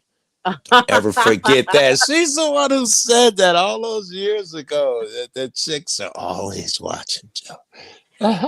Oh yeah, I've been in everyone's bushes. Pause. I've been in everyone's bushes. Right. Everyone's like, "Where did you come from?" We haven't said yet because I've been in the bushes for years. Yes, yeah. Most people do that. That is so odd to me because I think I'm an extrovert and like to talk so much. But it's never a night. Well, there's many nights where I'm on a panel in person, be like, "Oh, I used to watch for years before I even started talking or came on panel." That just seems so unnatural to me, man. If there's no link, I damn near won't even visit your room. That's how I am now. I got so addicted to it that's right. But then, so for people like us who are in the bushes, we are looking for safety. We want to go somewhere we feel that we will be comfortable on. And that's hard to find because, as we know, most of these places turn into like a shit show. Yes. And so that was for me. Apparently, not just a shit show thing. Apparently, it's something. It's scary about it. I've had a lot of people tell me I don't see it. I don't understand it. Someone said the other day I was in someone's room. It's just a friend of mine, and it's really usually only less than 3 or 4 people. He don't do content or anything. He's just a cool dude. and somebody in his audience, and I'm thinking these people know nothing about me or YouTube because he's just some country dude, just him and a couple friends. And I was talking to him. He's like, I want y'all to meet Joe. He's a really good friend of mine. And she came up on panel. I was in the chat, and she was like, no, I've seen him around. I've met him. He's one of those debate guys. They scare me. So it wasn't like we're mean, even just the aggressiveness, I guess, of the debate or the way people talk is scary. I don't know what it is, but I've heard that so many times. It is scary. And I think we're just conversing like we are now. But people tell me, man, I didn't want to come up there. It was scary. Hold on, babe. Absolutely not, BD. You don't have to ask, babe. Go ahead. Please drop it. Guys, if you haven't followed already, BD and Blue Jay drop their channel. Thank you, Blue Jay. I got share, and subscribe. No, yeah. So this is a man-centric world as it is, right? I agree. I don't know why people argue against it. I totally agree with you. No, it is. Women try to come in, but here's the problem with women. Women, we go scorched earth when we get pissed, and we end shit. Like, you know, like we burn shit down. And so it's hard to be able to sustain that with women. So, yes, in the debate sphere, for some women, it is aggressive. For me, it was perfect. I mean, what brought me into the panel world is, the red pill. So that I loved it, Okay. But as far as going on a debate panel, no, I will never go unless I feel 100% confident that I can win. It will kill you. That's a deficit. The women burning up and burning shit down, blowing up and burning shit down is a deficit in the debate sector because you must look controlled and shit. So it's a bad look. And that's the thing. And when you're a woman and you are going to debate a man, at least I'm cognizant that the minute you elevate your voice, you're masculine. And so we always have to toe this fine line. Yes. Because I at least want to keep my femininity. The times that I got really angry and upset, I hated it. I hate that I got there because that's not who I am, and that's not who I want to be known as. So, it's not even. It's my mental health gets shattered when that happens. My heart rate goes up. My chest gets red. You're gonna be fine though because you went through this, and I'm sure you had your anxieties and all of that shit. But your moves were correct. They would have made what you needed to do to make your mental health better. That's another one of my ex sending me a fucking photo right now. I'm dead. Look at this one. I can't. Joe Cool is in fact cool. He must have something. He must have something. Let's find out what it is. I'm gonna show you the chick. Hold on, it's dark as fuck in here, but I'm gonna show you the chick. Ain't she on? No, she's on the phone. Oh no, here she is. She's on this phone. This is a chick who just called me. If you can see her, if this works. Can you see a little white chick in the corner somewhere? Damn, you like snow bunnies. And YouTube, that's what it is. I really like that fucking everything. I really like that poppy shit. You crazy. You do that shit in my ear all night long. If it's pretty, it works. It doesn't matter what it is. I think so, man. And the energy. It's the energy. I don't 100%. Do that male energy, that check you energy. I like feminine motherfuckers and people you can laugh with. Women have their place with men, and it's definitely not like men. I think that's what happens too. Women come in thinking they gotta be compete as aggressive with the men, and it's unattractive. No, and you don't win with men that way because they don't look at you like a man. They look at you like a lady. A chick taught me this, and I teach other women this. She was like, kids, little girls, they stomp their feet and try to get their way. You got some girlfriends, that's what they do. They pout and try to get their way. And she said that women understand what we'll do if we catch and washing some dishes or something. We'll come up behind me. Oh, look how sexy you look. She's like, that's 3 more nights of dishwashing. That's how you get shit done. She's like, women find another way. Girls pout and stomp their feet. I'm like, I like it, bro. Oh, that's hysterical. I got to a point where I had to show a little bit of my cards, but not that many to the boys because they were giving me so much pushback and they were so concerned that I was making the wrong decision, which obviously I was. But I said, look, guys, I says, here's the thing you don't know about women that you have to understand. You guys live your life building your force because that's what you have. You know, man, you have your strength, you have your force. At the end of the day, you can protect yourself that way. We learn at a very, very young age that we don't have that, but what we do have is manipulation, right? Yes. So girls at a very young age learn how to manipulate daddy, Because learn how to not manipulate stronger mommy, than now. Yes, I and use it's my head. way stronger. And so if Yes. more women understood that that's where their Yeah, power power. was. I tell them all Yeah. the time. Yeah. That you have power. It's and you like have when no idea how Ben came powerful at it me, is. my fucking Latin slut bitch, with all that like fucking You peacock shit handled he was so doing. well, nigga. When I met you, I was so impressed. Some dude was sitting there with your old tagging tits and shit, and you were like, "Come on, keep it going." Okay, Bob. Whatever. I'm like, this is the perfect way to handle that nonsense, and you did it again when Ben said it. You'll be fine. I'm sure of it. Yeah. Yes. I was like, "Are you gonna apologize?" He's like, "I'm sorry." I was And he's like, you know, listen, I don't want to beat you up in front of other women. You like, why not? Like, this girl killing, bro. Yeah, no, and people would get mad at me when I would let guys do it on my stream. Yeah, why do you let them? I'm like, words don't mean shit. Yeah. This says more about them than it does about me. I'm gonna And let them then get here it off. though, Arlen, here's some little Yeah. slickness. You when you show that, it shows that they don't mean shit to you, but at the same time, you get to chop a nigga when it's in your room immediately after that, because it's cool, but you don't have to let it interfere with the show, and you shouldn't let it interfere. So you can still show your authority afterwards. All right, enough of that. We're just going to get back to the so and so. So you win both ways. You show that that shit don't affect me, and then you show that I can check you, but I had to, so we can get back to the show. It's a win-win. Yeah, it's a win-win. What I find the best way to deal with like some of the spurgers that I've had is I let them spurg. I talk to them in the back end, a serious talking to, right? And then I make a clear announcement before I open the panel the next time. So now we've had the conversation in the back. I've had a public announcement. So now everybody knows. And so now it's on you. So now you come and you do the same bullshit, then okay, Right. so now it's I like it, and the way you do it, you let the motherfucker spurg out and all of that shit, and then you talk to them behind the scenes and blah blah. That's just professional. I see so much behind all these things, and like it's actual like really severe mental illness, anxiety, like just like a lot of things going on with people, a lot of abnormal behavior that I understand. They're getting out some energy that's pent up, and let them get it out here, because it's better that they get it out here than on themselves or out in the streets or God knows what And else. it's content. You got the hours to fill anyway. You know, content is content. As long as they ain't hurting nobody and saying something that'll.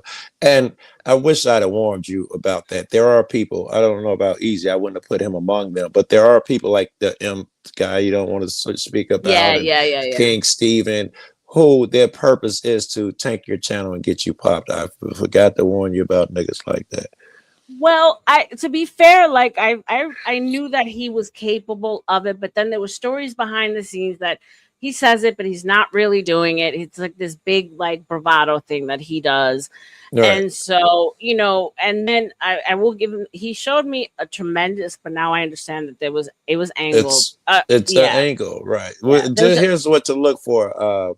Those words, that hard R and the F word that rhymes with maggot. If someone's throwing that and slipping out, that's a clue. The only people who make that mistake are, well, I should say only, but most people who do that are people who will try and fuck your shit up, and they act like it was an accident and shit. But people who actually YouTubers and shit, don't nobody come over there. Everybody knows not to say certain words in your channel. So the people who do, perk your ears, you know, they're purposely doing it. They've been on YouTube for any time and they're doing that shit. Nigga, she's new. Why would you can understand that they don't care? Perk your ears up. No, yeah. So everybody can make some damn mistakes, and that was my one. Maybe Andrew will see Red Bill Crypt link or RLM. Would you mind putting in a good? Of course, honey. Like if I ever come across the man again, who I doubt it, but I got you're on his radar now, and I think in a good way. Even the understand that because it ended on a good note when it ended with the joke. You know you were gonna lose anyway because you watch my content. It ended on a joke. I think that you and him are good now, and now he knows who you are. I think it was a good ending. But if I see him again, I got you, babe. No, Brandon, no, you were definitely a strong voice in my ear. So, but I at the moment I wasn't feeling secure enough in it. Everything happens when it's supposed to. Agreed. So, like it's happening at the right time, babe. So don't worry. I appreciate you, Ray. Thank you. So I don't think anyone can live chat extreme RX. No, and so that's not none of that's going to be accepted. Those type of people aren't going to be accepted. So first things first is I got to go and vet people. I got to start cross marketing. I got to go to other panels. And that's what TC did before he ever even started his show. He went and hit every panel for a few minutes, and I've seen it. I would be on different panels that had nothing to do with where I saw him before. He was finding everywhere, hitting exactly. them, looking professional. He even had his script ready. I wish I could remember. I almost do. But he was like, "What do you guys think about this and that?" And he get the conversation started. All right, I got to cut out. And he go do it elsewhere. Yeah. Shout out to him, man. He's deflated. I can see it. I can feel it. And I want. He's deflated. Oh yeah, they popped his channel again, right? Is that what happened? Yeah, that's got to be exhausting. And not only that, like he's stuck in that like loop. That too, because he came in with it. Well, not only that, but he gave so much power to those one or two few antagonists, and they're only going to ever give you the same content. Right. You got to go out there and get more antagonists, new ones. He tried to change. I don't know about whether he's got the same antagonists around, which I'm sure you're right. He came in with the fake. Black people are fucked up. That was going to be his whole shtick, but he grew. And, he's trying to learn when to let people talk and hear other angles and opinions. And I've talked to him and I've beat him up in corners in small room. He'd be like, "Yeah, Joe, I don't believe that white people got better DNA than us." Now he gets to tell how he really feels and shit. Oh, no. What I mean is that like pushback, because pretty much everyone that follows him agrees with him. So there's only a few people like Afro Nerd, Zach. I mean, how many he doesn't have many that come up to argue him. Yeah, you need that. And I don't watch the show more than 5 and 10 minutes at a time. And I had unsubbed him for years. If I don't come around, I'm probably gonna unsub your ass. And but I've only been over there a couple times. No, Blue Jay, he definitely does. I will say that about him, and I love and hope that he would definitely come back for sure. Because I still respect the man. I think whatever. So for sure. I mean, he went on CTs when it was what's his name, and we all know how that went. But he still gave him the time. It was what's the guy's name? I forgot. Anyway, shout out to him. But yeah. So no, I see him deflated. So I was working with him behind the scenes, and I gave him like an argument on a recent topic, and he's like, "Ooh," he's like, "Come up, you ready to make him mad?" And I was like, "Yeah, I don't give a fuck." I was like, "Oh, I know, Rush. That's right. All I know is it's gonna take us away from the racist argument, and it's going to." I said, keep them there. I said, now that you got them out of the race argument, make sure that's the most important thing. Yes. Don't let them go back to it. Yes. Are you talking about Snot Nose? What?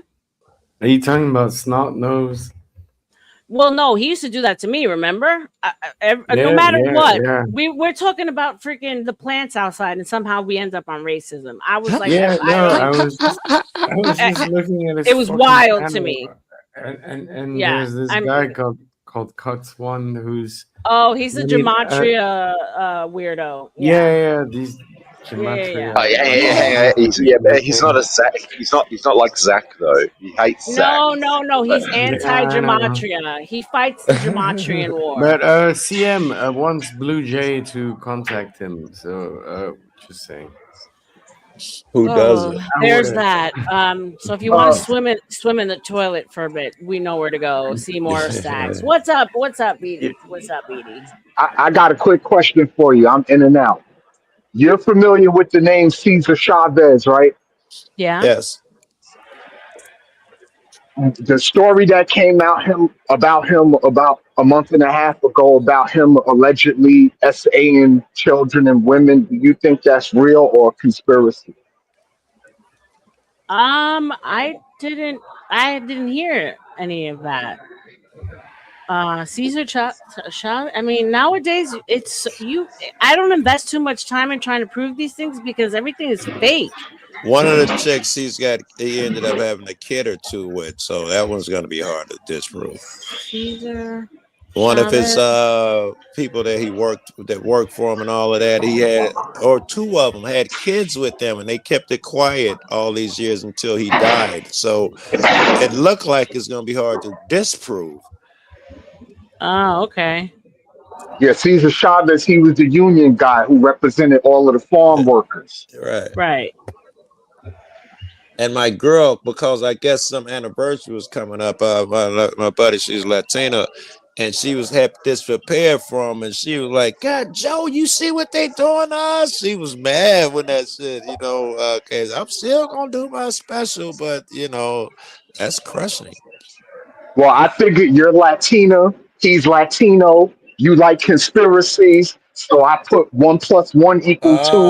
So I figured maybe that story might interest you. Oh, for sure. Thank you, BD. Yeah. For sure. I appreciate that. Yeah. Any ideas, I'm open for them, for sure. And we were talking about, Denny was talking about Cuba and what possibly might start happening over there. That's going to give me some juicy shit. 100%. And any change will be interesting and newsworthy because I think we've had an embargo on them since I've been alive.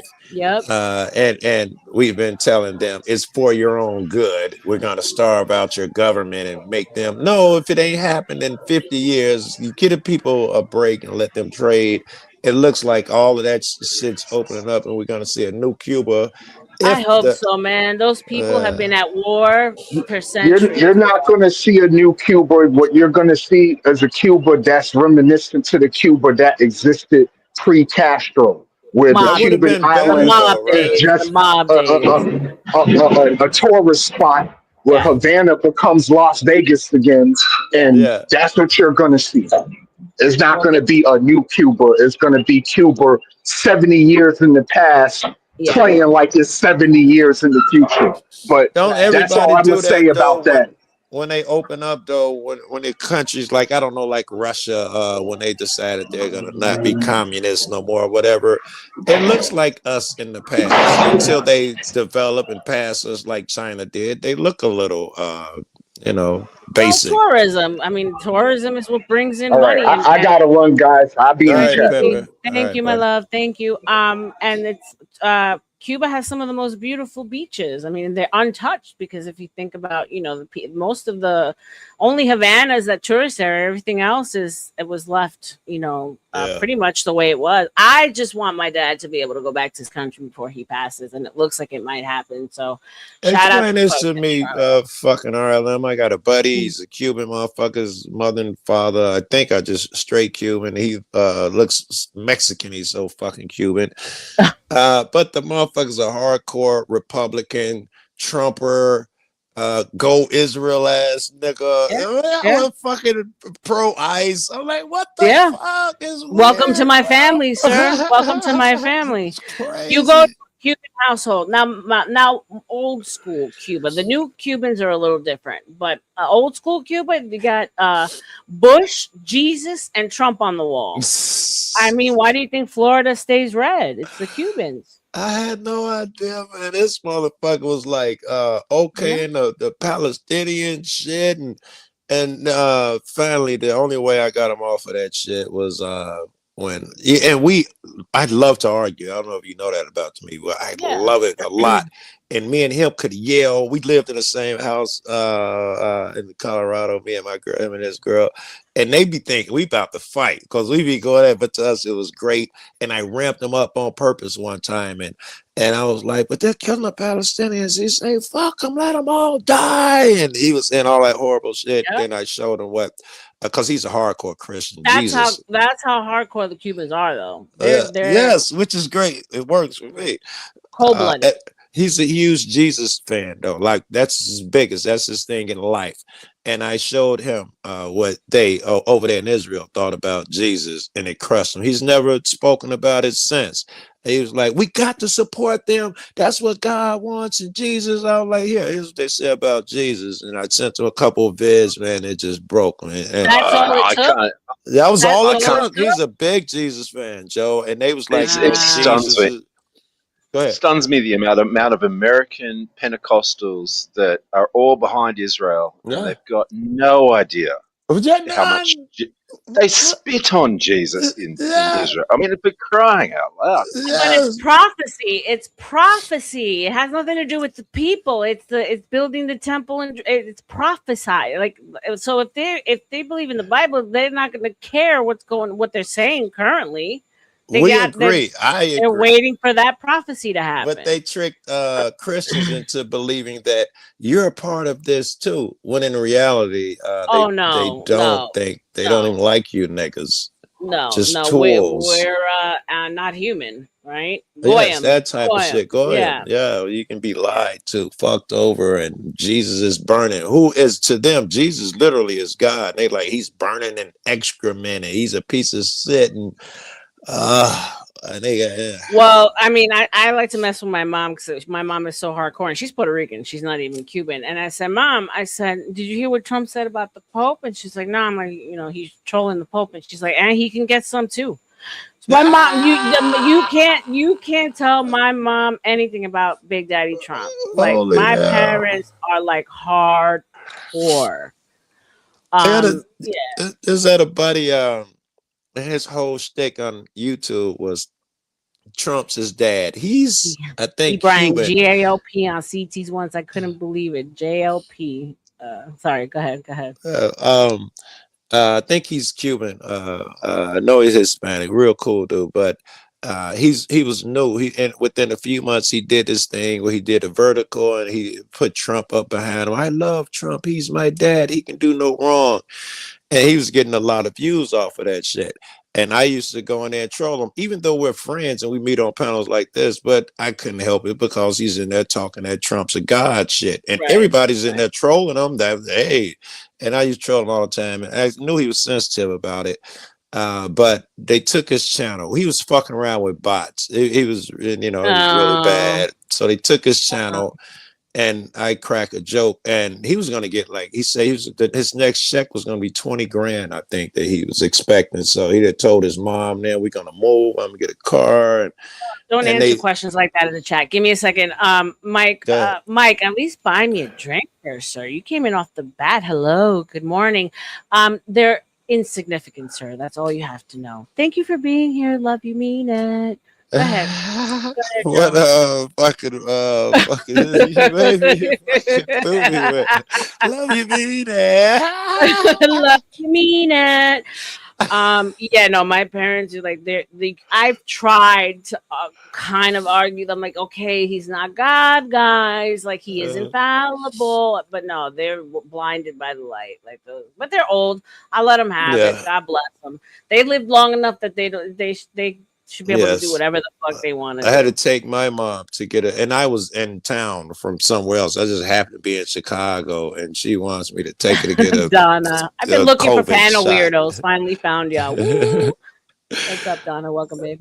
Hey, Donna. But I had to take my mom to get a jab. I didn't even want to be part of that. Yeah, it sucked, but I did it because she's one of them sheep and was like, you got to do what they tell you to do.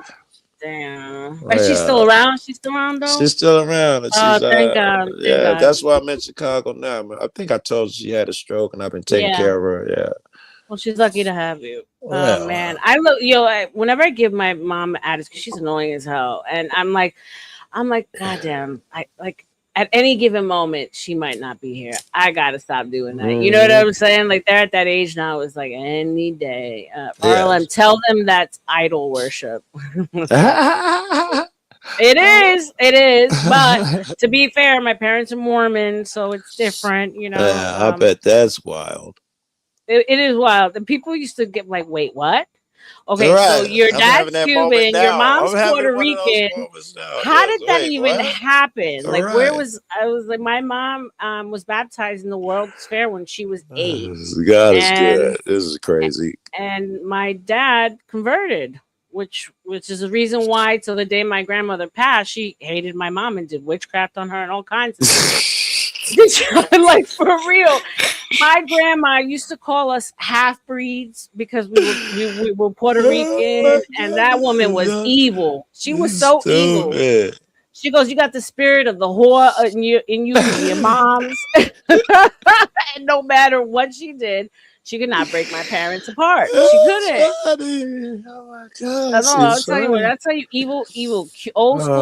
Old school Cubans are the most racist, evil Yeah, I human believe beings. it. My God, Sounds like a good woman to me. Oh my God, blonde hair, blue eyes. So the cream of the crop when it comes to Latinos, and like very just uppity. And my mom was garbage to my grandmother. She hated her. I mean, when I tell you witchcraft, like Cubans go to brujos and they do shit to you. Remember, they're the ones feeding you. And that's where the real bad stuff happens. So she Are was those evil. Cubans in Miami?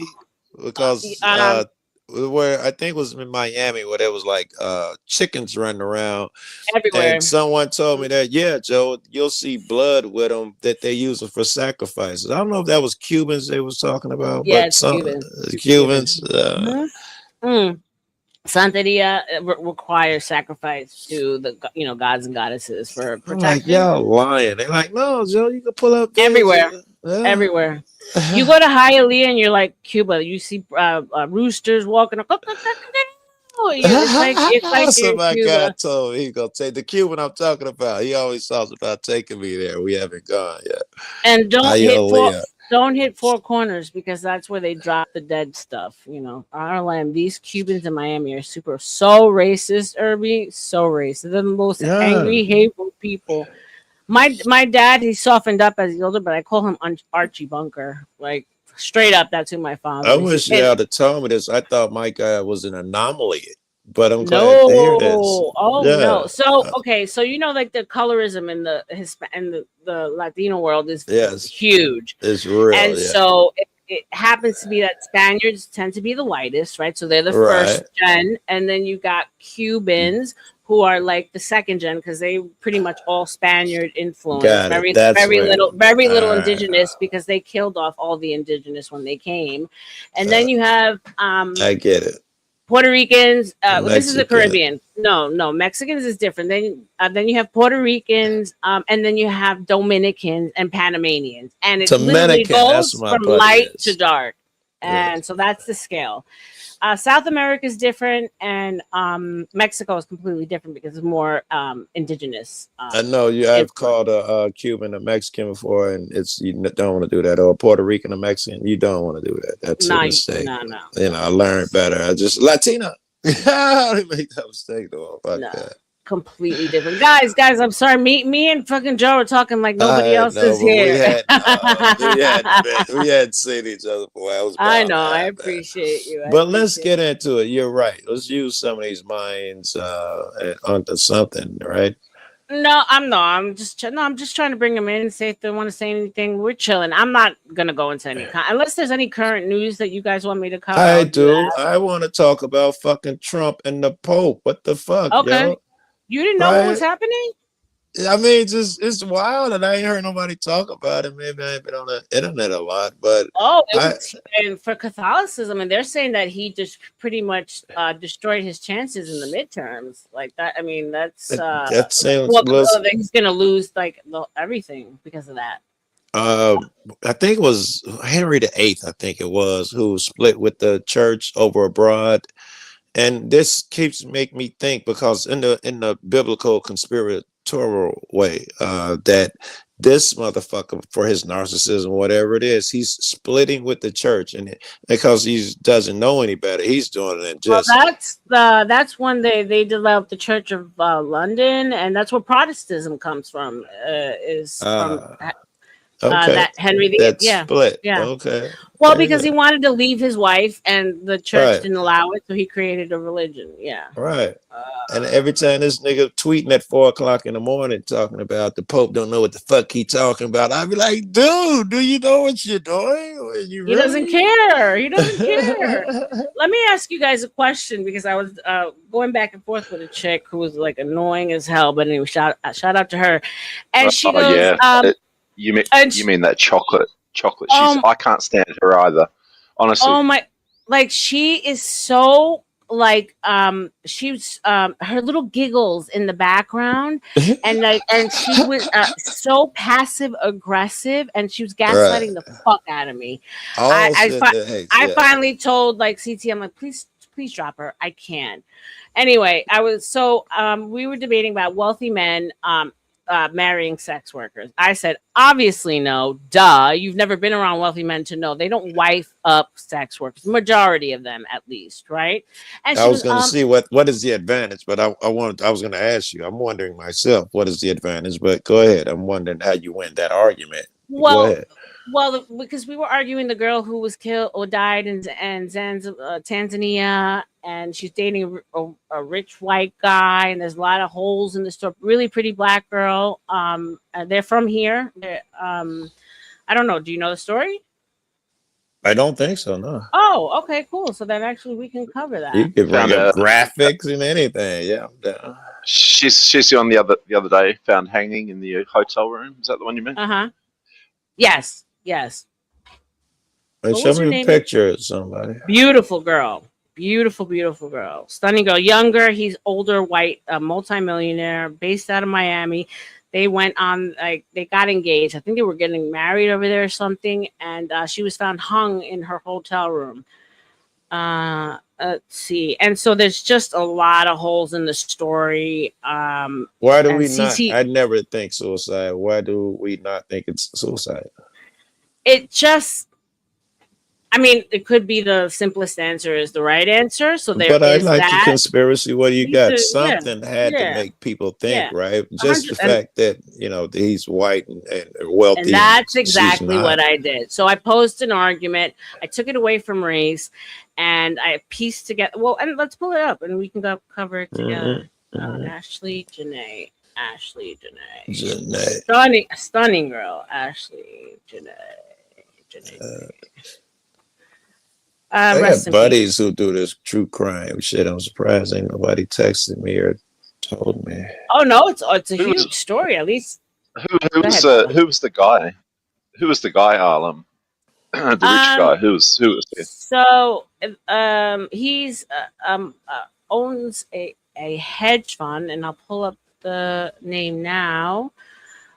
So it's just an unlikely couple to start. Not because she's black and he's white, but it's unlikely, right? Yes. But Miami, more likely. People like these two everybody's different worlds kept will that match. In Miami. You're right. Everybody. So at the very least, everyone conceded that she was at least a sugar baby. She's badass, like badass.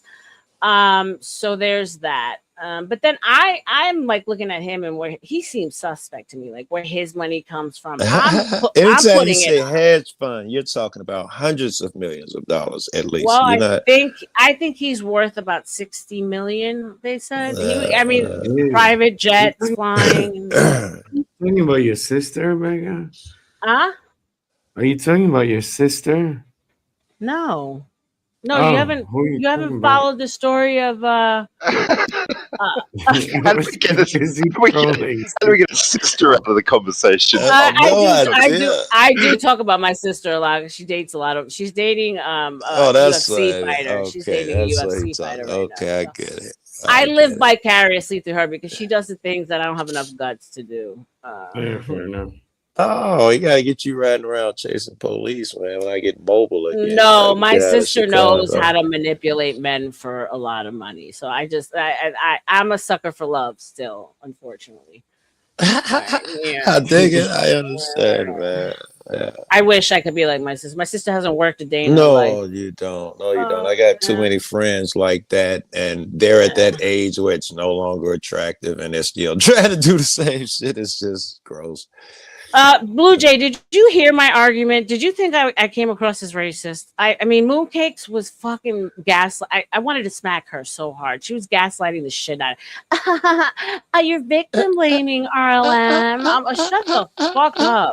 You think it's your impersonations, crack me up. Bro, I don't deal with women for a reason. I don't. You just say love you mean it. Okay, I'm trying to remember that for later. I want to keep women on my good side, and I know that if I go back and forth with women, we will never be friends. I won't debate women. I'm going to keep them on my side. We have fun together. We play. Oh, shit's cute. Yeah, hold on. Let me check that out. Fucking with zebras and shit. She looks like she's enjoying shit.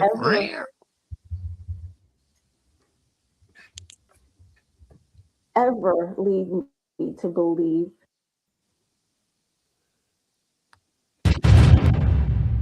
Lifestyle influencer Ashley Janae died during a trip to Zanzibar earlier this month, and now her family is demanding answers. Ashley's final posts on social media were of her celebrating her birthday with giraffes in Tanzania, Africa, and getting engaged to her boyfriend, Joseph McCann. But there's a local report claiming initial investigations determined Ashley took her own life during the trip after falling out with her fiance just days after he proposed. Joining me now are Ashley's parents, Harry and Yolanda, and their spouses. Thank you so much for joining me, you guys. Thank you. So local authorities in Zanzibar initially said— So tell me what you think about like the energy, how they're kind of reacting to it. Does it seem a little off? That Ashley took her own life, but you guys released a statement saying that her death was suspicious. What do you think happened? We're not too sure what happened. That's what we're trying to find out. I got 2 emails today from the embassy in Zanzibar that said the investigation is still ongoing. That we have not determined the cause of death yet at all, and investigation still ongoing and still pending right now. So there has nothing official has been released. That's what we're trying to find out. We just want answers. What was the initial call like when you first learned that your daughter passed away? The call was shocking and it was devastating and scary, honestly, because we don't know what's going on and what happened. What did they relay to you at that time? Well, the communication came to us from the Hotel Zuri Zanzibar, where they were staying. It didn't come from the hospital or from the police. Do these seem like people that just found out that their family member was found hung in a hotel? Well, not in the last 5 minutes, but this is exactly what I think they would look like. I'm shocked. Isn't TMZ like a tabloid rag for Hollywood? Like, why is TMZ interviewing this? That's actually a good point. I didn't even freaking think of that. Yes. But TMZ is reputable. They never get it wrong. So only because it's on TMZ will I give it any credence. But this otherwise, is like Hollywood. I'm thinking there's nothing here. This is like Hollywood tabloid promotion normally, isn't it? It is. I'm thinking they do, but they're always right. Right? They're always right. They get the footage first and they're right with the story. No one ever sues TMZ because they're right. Okay. Well, let's see. Let's keep going. Spoken to authorities or the embassy? No. We've had little contact with the embassy, but no, not with the police. So were you told anything about the manner as to how she passed away or what exactly led up to her passing? Officially, no, we have not talked to anyone from the police or anybody in the medical field at all. Nothing has been. What was it that the hotel initially told you guys? That the person, that Joe McCann, who she was traveling with, had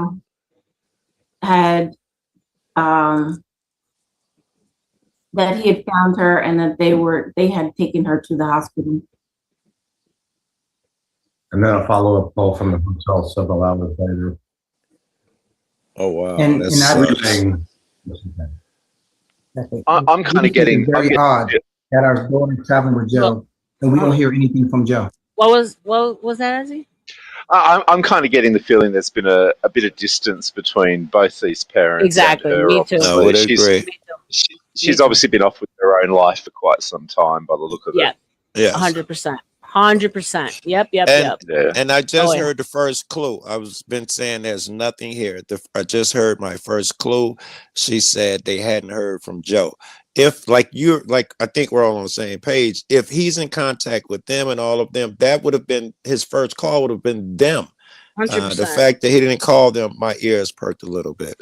100%. The fact that he didn't even care Yes. to call them is more of a statement. Oh, that's why I'm thinking he's probably never met them. He probably doesn't know who they Exactly. are. That's what it's more likely rather than the Faraday. I'll grant you that. I think you're right. Yep. We're on the same page. To me, that's very odd. And initial call that she got from Joe was 11 hours after something had transpired in the room. And that's very odd. 11 hours later, 11 hours. something had transpired, and Joe just relayed to Yolanda that Ashley was okay and she was stable and she was okay and don't worry about it. But that she was at the hospital. Yes. 11 hours later. So have you spoken to him since, and what has he been saying? There has been no communication. Oof. Wow, shocking. So, you know, as you've seen, the local report had claimed that she took her own life. Did you guys ever think that Ashley had any mental health issues? I would think that's farther from the truth. If you go to her page, She looked pretty happy, right, on them little clips. Oh, yeah, no. Like she was living life, in fact. Living life. Yeah. She loved her family. She loved her family. She loved her family. Most important. What was her mindset like before going on this insane African birthday trip? Excited and happy and Insane. she's elated that she's for her birthday. Like it's insane to go to Africa Like to they're see something bungee different. jumping and, jumping out of planes. It's insane, right? Yeah. All for the gram. Great. And he was who she thought was the love of her life. And you guys said there's really been not much communication between you and her fiance, Joseph. What, if you could say anything to him right now, what would you say? He just wants peace. And we want to know what happens. What is your understanding as to where his whereabouts are now, and why do you think he would be avoiding your calls? We don't know. We're unsure right now. Okay, so here's the thing. Okay, guys, so I look at different things, right? I'm a woman, right? And so I'm just gonna start one of our throwing phones in in little and out. Is things. that her Lifestyle. phone? Live Club in Atlanta, Plus News. I'm John. She's a lifestyle influencer. A famous. I'd never heard of her, and she was in Miami. So there's that. But I've seen thus far, it's the hospital. Yes. Curated, right? I don't know why this stands out to me, but it does. So I need to call it out because when we look at her social media, it's the same. Is she in and out, or is that my This fault? is like, I don't know. This every feels like it's been like prepared. I could be wrong. There might be a family that likes. Arlen. Go ahead. You're cutting out, Arlen. Yeah, you're cutting that out. was Oh, you. You're I cutting got- in and okay. out. Yeah. Okay. Oh, hold on. Okay. You guys hear me? We can hear you. Hello? We missed most of it. Can you hear us? We can hear you. Can you hear me? I can hear you. Yes. Yeah, we can hear you. Yeah. Okay. So how far did you get? We when most I was- of it. You was in and out. To be Okay, honest. okay. So, I'm a woman. I see different things. Okay, so remember that she's Yeah, a some was lifestyle- curated. Yeah. That's what you were So saying. lifestyle influencer. You're gonna see when you look Yes. at her Instagram, it looks kind of curated. And I'm looking at them, and I'm like, I don't know. Maybe I'm just like poking at straws, but this looks like curated. We're painting a picture here. I don't know. Okay. I'm not saying No, there's no, anything I there, wanna but hear it out. Yeah. yeah, I mean, it's just, maybe they're going on TV and they plan to all wear the same color with the beige I background. noticed that the white tops. yeah. Yes, I He's noticed the that only too. one with a different color. He's obviously the only white man. I don't know. I'm just saying. I notice things like this. So let's keep going. Let's see. 11 hours later. All right. So there's really been not much communication between you and her fiance, Joseph. What, if you could say anything to him right now, what would you say? We just want to peace.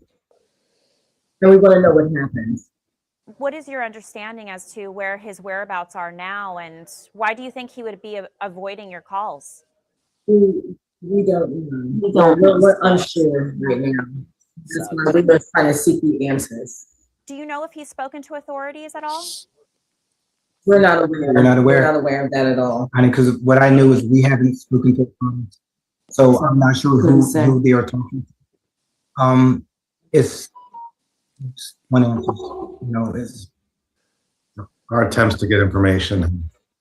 I'm so sorry you guys are going through this right now. That must be extremely confusing, especially if you are saying that she was so excited for this birthday trip, didn't really have any history. They of got mental nothing other health than an issues. died That's got to be extremely influencer. This is confusing and frustrating then. for you guys. I'm very sorry you're going through that. No parent should ever have to bury their own child. Have her remains been released to you yet? And what are the plans for the funeral? We don't have any of that. We don't have any of that information yet. So from your understanding, her body is still in Zanzibar, Africa. That's I'm horrible. like the mom. I mean, the it's last update horrible. you got The on mom your is shrugging daughter's like, yeah, death? I don't know. It's weird. haven't Body language. The body language is wild. The only Okay, thing good. was a brief email from the embassy stating that the investigation was ongoing. Ongoing. That's it.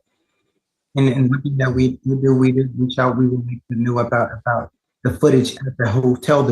Was there any footage? Did you look at the footage? Did you see the footage? These are things that's very important to us. These are things that can clear everything up. It gives us a timeline. It lets us know Now, what he happened. sounds We like he have don't not t- seen or he heard sounds or sincere. even anything. He's on what? He sounds sincere, right? He's Oh, like yeah, no, asking the yeah, questions and shit. yeah, for sure. They could be Problem is, he's expecting a lot out of the police and the government in Zanzibar, for crying out loud. That's- The chances of getting a decent autopsy done in the first place are probably remote, right? Especially when you mind got nobody physical there. Yeah, your chance is super demanding low. it. Yeah. Yeah. Well, I mean, and that's another sign that they were not as close, because you think at that point they haven't heard anything. Someone would say, "I'm gonna take over. I'm gonna go. You know what I'm saying?" Like, so. I wonder if it ain't the white dude. He's sitting up front. His posture's a little different. I wonder if he isn't the guy who, don't worry, I got the connections or whatever Okay, the fuck. all right. I wonder. mean, it almost looks like he's controlling a panel of people, like with his Right, body something language. weird, Like, right. I'm like, I got this. I'm looking at you, making sure you're saying the right thing. I don't know. I could be crazy. I watch a lot of crime, so here we go. Any kind of footage, surveillance. These are things that we need to know. How are you guys feeling right now? Devastated. Lost. Devastated, lost. A lot of Confused. unanswered questions. Did you guys meet him before this trip, or did he ask you for Good her question. hand I've been in waiting marriage for before that. proposing? Yeah, I bet you it's no. Yes. I've been waiting for that one. Yes. Thank Oh, you they'd so met much, him. you guys. Is there anything Okay. else you want to add? I know a lot of people are wanting to hear from you, and probably Now have it just as suddenly many got questions as weird. you guys do at this time. I was just going to add that we just want the answers to the questions that we're asking and that everyone's asking. We need help getting information, and Yeah, you need American authorities kind of Yes. involved, And that's the really. reason why we went to somebody from social the media on embassy Sunday. or We had something. to get it out there because this happened on Thursday and nothing was out there. Like nothing was talked about. Nothing was there. So that's why. This is what happened. This was our daughter. Everyone needs to know what happened. That's why that was. Well, I truly hope you guys get the answers to the questions that you.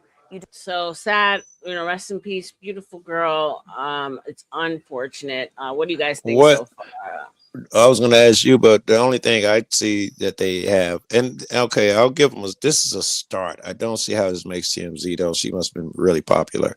The fact that they did have something where he came to them, they had some type of relationship, asked for her hand in marriage, and then when she dies, he doesn't even call you and ceases communication. That's I don't believe. sketch as I don't fuck. even believe that happened. I I don't was going to believe say, that. however, what's more likely is there's a part that we don't know about where they been fell out and they didn't talk. That's probably more likely. I wouldn't have jumped to nefariety.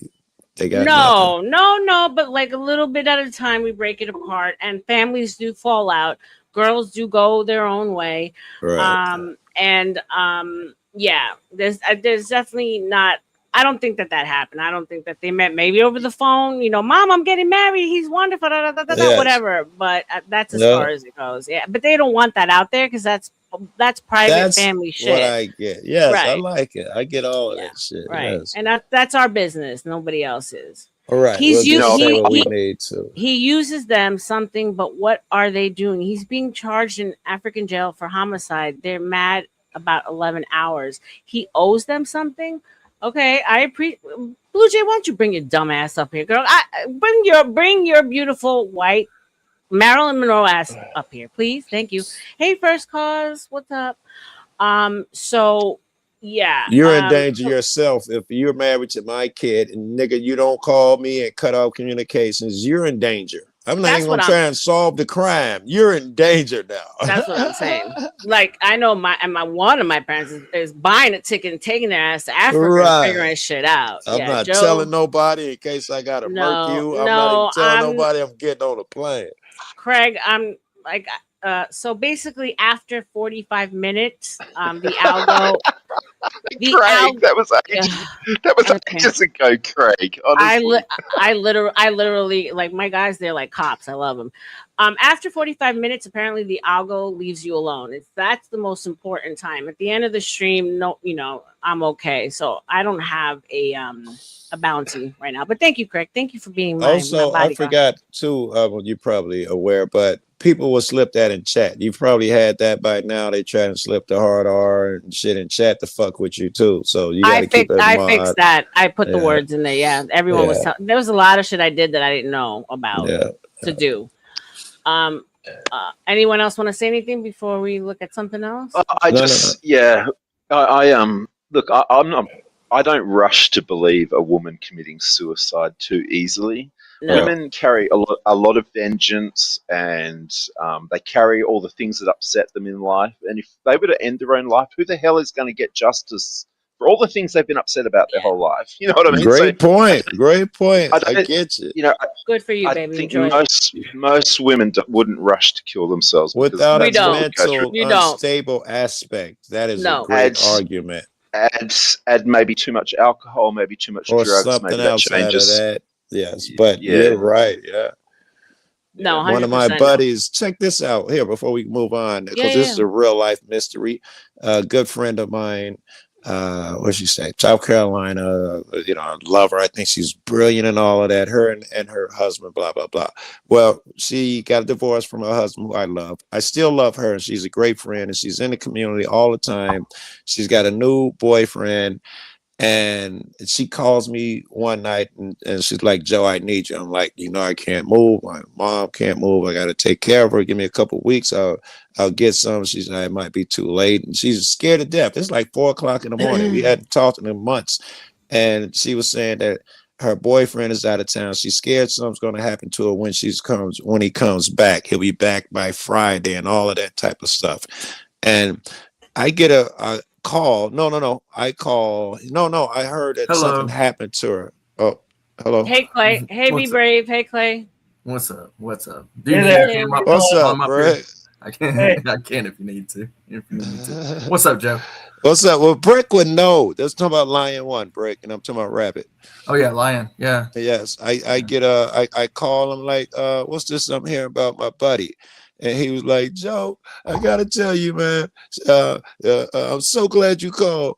Look, I got a sense something was wrong. I left the job early. And when I got here, I took a shower, I changed clothes, and I shaved all my hair. And then I went in and checked on her. And whoa, nigga. But and she was dead. She was gone. But the first thing he did when I called was set up his alibi about why because he had a long beard and all that. He shaved all of his hair. and changed his clothes because where blood and shit in my, that's all I hear in my head, would have been on it. And then he goes and check on it and call the cops. So that looks really fucking shady. That's something to work with. And now it's come out that she had went through his phone right before it happened, and found out he had been giving her news to other people. He had pics of old bitches in there that he'd been talking to. After she died, he got moved to a new apartment or something, and he already had a broad there. Her puppies, who she was so proud of, who she had bought. I went and met the puppies and shit. He murdered immediately by hand, choked them. Crazy shit is coming out about this dude. Yeah. Hello, Brave and Clay. You guys have Brave up here too? Brave? Yeah. I'm here, Joe. That's good, man. I came up here because of your raggedy ass. Thank you. I gotta ask you a question, Joe. RLM, by the way, it's a nice direction you're taking, but even if you don't perfect it, just sometimes try to stay on topic. If you put up a good topic, sometimes stick with it. Yes. You're not going to be perfect at it, but I mean, probably you can do a little better at it. She'll get better as time goes, right? Well, you got to let the social panels happen too. I mean, you got a lot of people. Agreed. Shit. That's what people keep the guests hopping back on, because you let them get their shit out. It's something to the social shit too. It's a dance. I don't do it, so I don't know, but you guys are pretty good at it. Oh yeah. I mean, I don't do social panels either, but you do not. But Joe, Joe, you said something that I just got a kick out of, because I know you're a dyed-in-the-wool conspiracy theorist, and right, Joe, when you're talking about Trump and the Pope, Joe, I'm saying this as an elder conspiracy theorist. Do you really think Trump and the Pope are on different teams?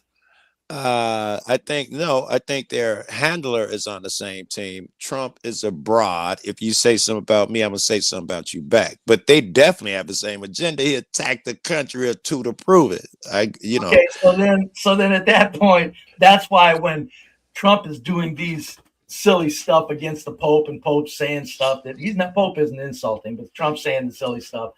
Their handlers are the same. It's all the same. That's why I agree to handlers. So what I'm saying is that Trump says that stuff. He's not smart enough. It's not tactical, Brave, which is what you're saying. Trump isn't smart enough where he's like, I need to be tactical right now and say something against the Pope. He's in his feelings like a woman. I'm saying Trump is scripted to do this. This ain't his feeling. Yeah, he's not that smart. He can't that great an actor. None of that shit. He's scripted to do that. He was scripted to write a text at 4:00 in the morning talking about, Yes. Here's what happens. You got the warfare going on, and you got the Pope as the Vatican's in on the warfare. We all know that. We agree. We agree. Okay, if the Vatican's in on the warfare, the Vatican's got to separate themselves. How do they do that? By making the actual front line of the warfare, in other words, the warmongers, that the Vatican has to separate from them, so the Vatican doesn't look like part of them. We agree with all of that part. Easy, it's elementary. Yes, I agree with all of that. The only part that I have an issue with is that these are not his real feelings. He's abroad. Anytime someone calls him a name, he makes a fucking video about them, like YouTube shit. That is his nature. If anything, his handlers are calming him down. Listen, nigga, it wasn't time. We gonna do that next week, because he's in his feelings and emotions. Yeah, the first after his inauguration, I told people in 2016. I told them, I said, Trump is coming in to diminish and devalue the office of the presidency of the United States, so we don't take politics serious. What's the first thing Trump did after inauguration? He tweets like a goddamn junior high school kid. Oh, so he's been doing it from day one. He's scripted to be this asshole. That's all it is. Well, it's not. If this ain't agenda, this ain't Trump's feelings. It ain't what he feels. He's. I can buttress your point more to show you that he's a good servant, slave, character actor for the man. the things that he's done are huge, bigger than any other president in my lifetime. You would have needed the COVID to come in. You'd have needed someone in charge because you would have needed someone in charge who's going to make very big moves. Trump was willing to shut the country down and give trillions of dollars to big pharma and all of that. He was the perfect actor. And here, the second thing to reshape America as a global so-and-so to just take what the fuck they want and do this, in my opinion, is white fucking Christian dominant bullshit, or it could be Jewish dominant bullshit.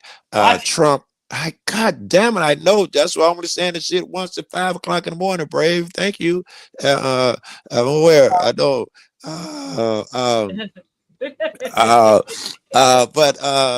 Oh girl, I lost my point. But yes, he was the perfect guy at the time. That's not coincidental. If you have to do these massive things, you make sure that you got the perfect guy for the job. You don't put in willy-nilly crazy motherfucker to execute your plan. Trump had to be in on all of this shit and be willing to do it.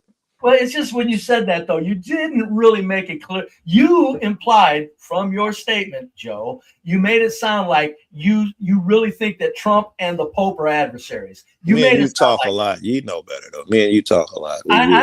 That's why I'm calling you. I wanted to make that's all you had to check. I wanted to make sure that you don't go over to the dark side of foolishness. Right. Joe knows they're both on the same team. Yes. But Joe, I think it's at a level of a psyop that it doesn't need a script. I think that they have someone who's a willful idiot who they know the moves that he will make when certain buttons are pushed. Yep. So they let those buttons be pushed so that he then responds. They will way that they know he will respond. That's what it's autopilot. That makes more sense, right? It's autopilot. It's autopilot, but you got to also realize it is autopilot, but they still have input. They say, do this little tweak here. Well, they do big shit. They drop the crumbs. They drop the crumbs. And there's the Pope and the Trump looking like adversaries because it separates the Vatican from the filth of war. And they're in on it's brilliant. So really what it did is it separated the Vatican from the filth of war. It's giving them stable footing again. With the new Pope, they needed it. It's beautiful. It's smart. But another thing right quick, Joe, before I get off of here, Mr. Sheep. Joe likes to call people sheep, right? Joe, sometime you and I can talk if you're ever up here and it's a little slow. I'll come up with you. Yeah, we argue all the time. On this sheep business. Joe, you're a sheep too. I'm listening to me. You're a sheep too. I know you talk. Joe, you're one of my heroes because of the way you cop watch. Because I did not know about cop watches before I met Joe. I didn't know that. This is a very noble undertaking because it's very much needed. Yeah. So as you know, freedoms dwindle and dwindle. We need cop watchers. Yeah. So the point is you. I know you. Joe, you're rebellious and you really get into it. But Joe, in the final analysis, you're in with us sheep. I'm going to need some facts and tell me why. Not just your opinion. Well, why do you think I'm sleeping I just want to throw it out there as kind of an insult. God damn it. You're right in with the sheep. Because I'm a sheep too. RLM, we're all sheep. We're all we're all doing we're all doing what the hell it takes to live like gods. Am I wrong? To some extent, you're right. Yes, sir. Yeah, yes, you're right. That's all I'm saying. And Joe, you're living like a god. So guess what? If you're living like a god, guess what you're not doing? You're not being Guess what? You're not being profoundly rebellious. As soon as you leave, Brave, I'm going to explain to RLM how poor and impoverished they are here in America. As soon as you leave, just to piss you off. You dirty bastard. Well, I'm going to get off of here and get on with it, Joe. Damn, that was a quickie. That was a quickie, Brave. Thank you. All right, see you guys later. All right, thank you, sir. Salute. Hey, Blacks, welcome. Go cry. China then. Thank you, sir. Okay, so we got the family. Now we're gonna go to the next. See, this might be my last one. I gotta get up in like no worries, babe. I appreciate you. So let's see. They Fox. Okay, so let's do this one. Developing growing questions tonight surrounding the death of a lifestyle sure. influencer from New Jersey found dead while on vacation in Zanzibar just days after her engagement. Not sharing screen. And Shayna, the family is desperate. Oh, my bad. Yeah, absolutely. Ashley Robinson, known as Ashley Janae, first birthday trip with her boyfriend turned fiance. And of course, by all accounts, it was a beautiful fairy tale that quickly turned into a nightmare. Initial reports claiming that the influencer took her own life, which is something the family simply says couldn't be true when they're looking for answers. Beloved social media influencer Ashley Robinson, with a mass following of over 120,000 followers, died suddenly during a birthday trip to Zanzibar, Tanzania. The 31-year-old with roots in South Jersey was on a romantic trip with her boyfriend turned fiance. Ashley was really a beacon of light. She was a very happy-go-lucky girl. She was very excited to go on this birthday trip, which of course later turned into a proposal. The couple seen in one of her final posts on Instagram with fiance Joe McCann popping the question. The fairy tale story, though, quickly becoming a nightmare for her family back in the Delaware Valley, receiving the worst news a parent could receive. The family. Yes. How long they been married? They're not. They just got engaged. That is weird. Then now it's suddenly yes. Yeah. I didn't care. I thought they'd been married for years or at least months. Yeah. Now it's weird and twisted. You need someone with a physical locale. All right, go ahead. Right. So you know what I did, right? I looked up extradition in Zanzibar. That's like one of the first things I did. Answers on their daughters. You need to go, Joe? No, you just sounded super sexy. That's how I know I'm asleep. I couldn't even hear what the fuck you were saying. Local police in Zanzibar claiming that their initial reports said that Ashley took her own life while on a birthday trip in Zanzibar. And the parents are saying that is not the Ashley we know. She is not one that would do something like that and harm herself. Neff telling Fox 29 initial reports indicated there was an argument between the couple just hours after the disengagement post. Police also did indicate that there was some kind of argument that transpired between Joseph and Ashley, where they both had to be separated. I just went over on the other side. They had different rooms, and then Joseph had claimed to the parents that she was with that argument shit. Now I'm taking her a little bit serious. I wasn't taking them serious at first. That argument shit changes things, man. Yep. But then it's also interesting how there was someone right there that was able to catch and also speak on the argument. So I don't know. Something about this feels off, all of it. Okay, wait. I missed that part. Did they say who saw the argument or where? Was it on the video? Was it the bartender? Somebody, there was a witness that said there was, and they witnessed that's an the argument. sketch. I'm gonna need more. That sketch, Right. It's almost like we're painting a picture to hide something, or I don't know. But yeah, it all feels weird. Found unconscious in her room. Robinson's family claims their daughter's fiance called them back in the States. They did get a call from Joseph when Ashley was first in the hospital 11 hours after an incident happened. They said then, at that time, very excited to go on this trip. She was a beacon of light. In no way did she ever have any signs of mental health issues. Now, I did speak to Ashley Robinson's mom over the phone today. She said, so I don't think there's much out. I don't think anything new has come out. Apparently not. Right. I mean, I've seen people cover things like, so now there's like some like backstories on her connecting with Kevin Gates. So there's more like things like that. But as far as the actual guy goes, I don't think there's anything new. That's just gonna be tough. Where they're Tanzania, wherever the fuck they are, is not gonna be like we are so used to here with everybody in your business, people outside your house. You know, when something go missing here in the States, man, I can go to 8 channels that are live, just pointing at your front door. It won't be that. They won't get anything, and apparently Joseph ain't talking. Sketch as fuck. Right. Clay, did you have anything you wanted to add? Yeah, what do you think, Clay? This looks like a crazy story. Mostly I just come up to say hi, and I seen Joe Cool was up here too. You know. Hey, welcome. Shout out to you coming out Guns A-Blazing yesterday, man. I was like, yeah. Just having fun. Yeah. What was your argument, Clay? Oh, here's another one about your fucking arguments, since we didn't get a chance to say if it. the panel versus such trash and low brow, why do you seem to come back to it? Well, actually, the one that's where that was it. Where it should have went. I heard that he got cut before he was able to make that one. He didn't cut; he yielded to Vine before he could make that one.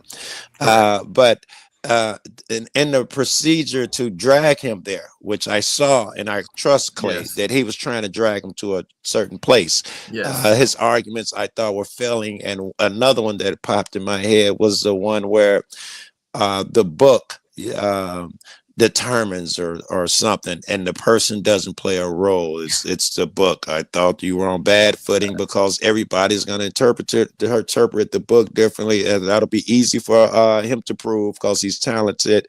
I thought that was another faux pas. No. Not my view, but everybody's going to have their own views of it. It's like I said to you afterward about how that if you get 100 1A people in there, and then you get 100 Crucible people in there, it's going to be half and half. It's not. If you could have got to argue your argument, I'm saying not on the stuff that you actually got to present, but the part about him hanging around people who, as a Christian, that would have been a more interesting argument. I would have attacked those that he keeps close to him, like Speak Easy, like the guy who's actually in question. I would have targeted, because then that speaks to his morality, the company that he keeps. The company that he keeps. But that is one thing that I don't like to do, is I don't like to actually bring up their actual association. Like I'm more of like, then why are you here? You'd rather attack the philosophy than the people. Yeah, exactly. I understand that, but since it was the actual topic on the table, it would have been nice to make, because you know how to handle someone like him, and I wasn't there to debate him or argue with him anyway. You know what I'm saying? I did what I went there to do. I wanted to make something public. I wanted just come out unscathed and put it out there. And I think I knew that too. It's a net win for you. I knew that too, and I wasn't trying to, and I know that you know this obviously, but I wasn't trying to draw attention away from the situation. I was trying to lighten the mood so that the conversation could be had, and nobody up there Clay, was it needed doing to be that. changed. It was perfect, Clay. It needed to get off of her. She stated what she needed to say, and it needed to get off of her. It didn't need to drag on forever because there was not a lot there. She said what she wanted to say. You did well. Yeah, I appreciate that. No, all right, I'm finna I serve my purpose because I had to get up soon anyway. Okay, Joe. Thank you, baby. I appreciate you for being here. You guys have a good evening. Yeah, I serve my purpose where I go. I thought it was great. I was like, I find that when you got to have a certain amount of energy and focus to go in with Andrew, because he's relentless. Correct. He has to win at no matter what, Yeah. And so I think everyone was kind of chilling. No one really wanted to engage. So you came in and you gave that energy, and I was loving it. Loved it. So. I appreciate that. Go ahead. Oh, sorry. Go ahead. No, you go ahead. Blacks, why don't you come up here, Blacks? Because you know who started that whole story, Blacks. I'm the one that was the little birdie in CT's ear. And I think you'll get a kick as to why I did it, Blacks. No toxicology report, no gunplay, no report of knife wounds, no report of strangulation. Why this story about a high-dollar wire is captivating the nation, I will never know. I guess I'm captivating the nation. It's me. I'm the one that started the whole argument. And if you want to hear it, Blacks, give me a little love. Come and join me because I think you'll appreciate it. But shout out to you. Thank you for your chat. Guys, 29 still in the chat, steady all night long. We are at the 9.5 hour mark. I'm probably going to go past 10. Show us a little love. We've given you some fun, chill content, plus new beginnings for the Book of Our Lamb. And you guys were all integral in giving your feedback. So shout out to you. Appreciate you guys the most. Baba, what do you see so far from what you're watching? Oh no, I was giving shit to on another channel that I work. Okay. I can depend on you and Craig to be up here, never engage in anything I'm doing. Yeah. No. I'm sorry. It's not that. It's just that your content is so fun, Rebecca, that I was at another channel while I'm sitting on your panel. Thank you, Bob. No. I was. I'm messing with you, Baba. I'm messing with you, Baba. I shut down a few people. I love because you, Baba. it was super hilarious. I mean, I'll tell you. Yeah, behind the scenes. Denny, yeah. are you up? Do you want to add anything? Oh. What are you guys talking about? What was that? What are you guys talking about? Oh, forget it. I'm not gonna even go back. Yeah. Notice you talk. I mean, Joe. Joe wanted me to bring up a topic. We were just having chill conversations. I don't necessarily. I mean, I already said what I wanted to say about her. There's no new news. I dropped a little birdie in CT's ear, and I gave the whole sex worker argument. And so I thought it was funny that it got to blacks. That's hysterical.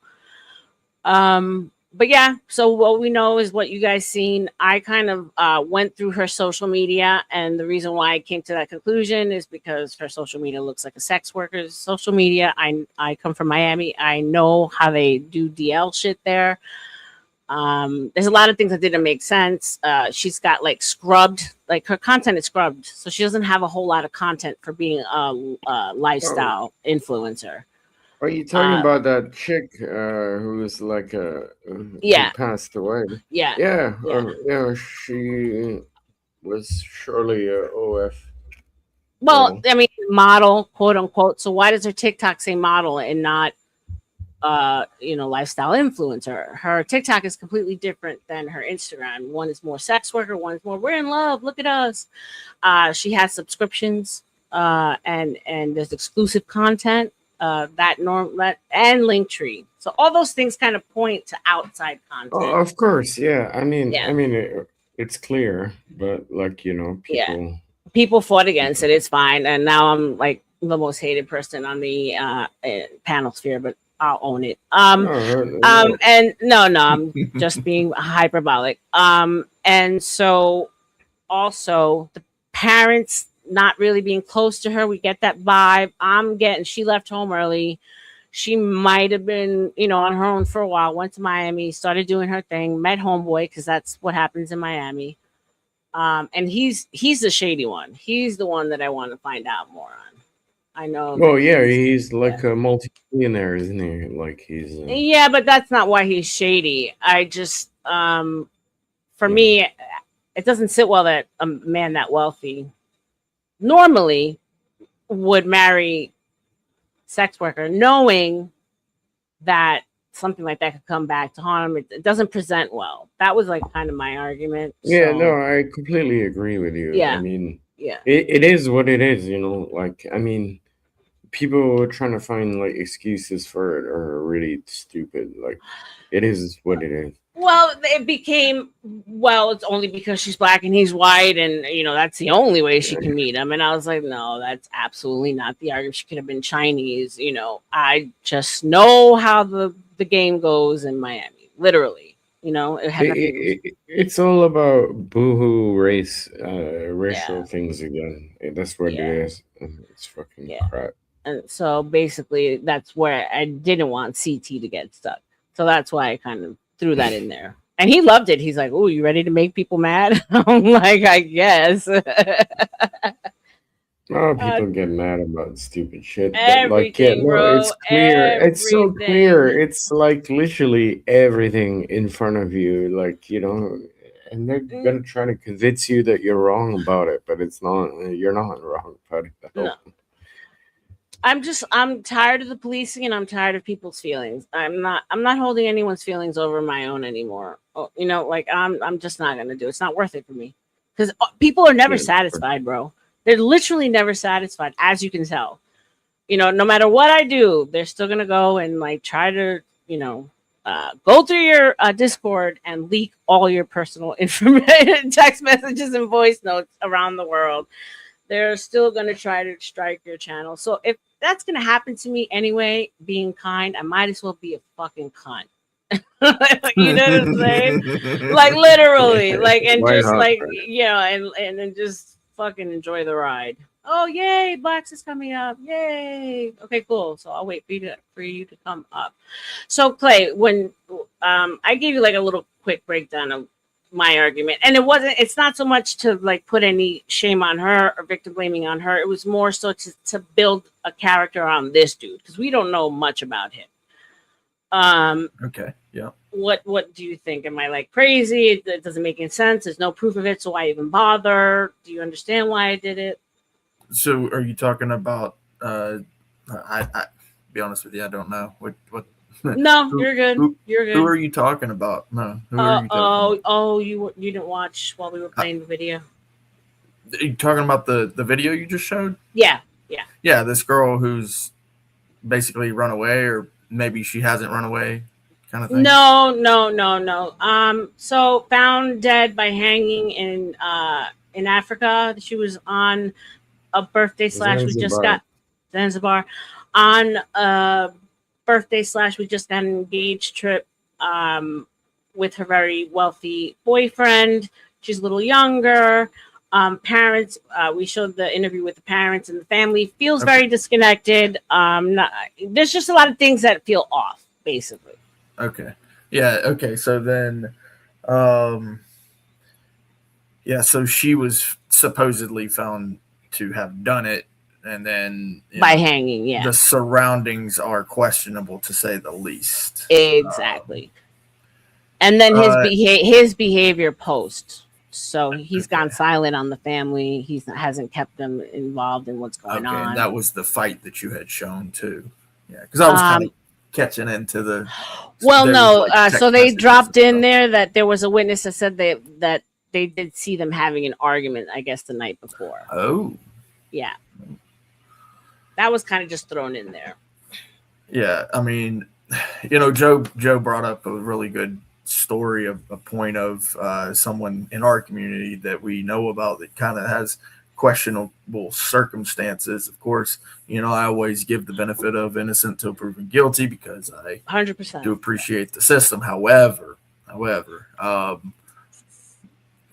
that doesn't leave out the questionableness of it. And it does sound to me like there is enough for at least some sort of public questioning. I mean, I don't know about a witch hunt necessarily, maybe, but no.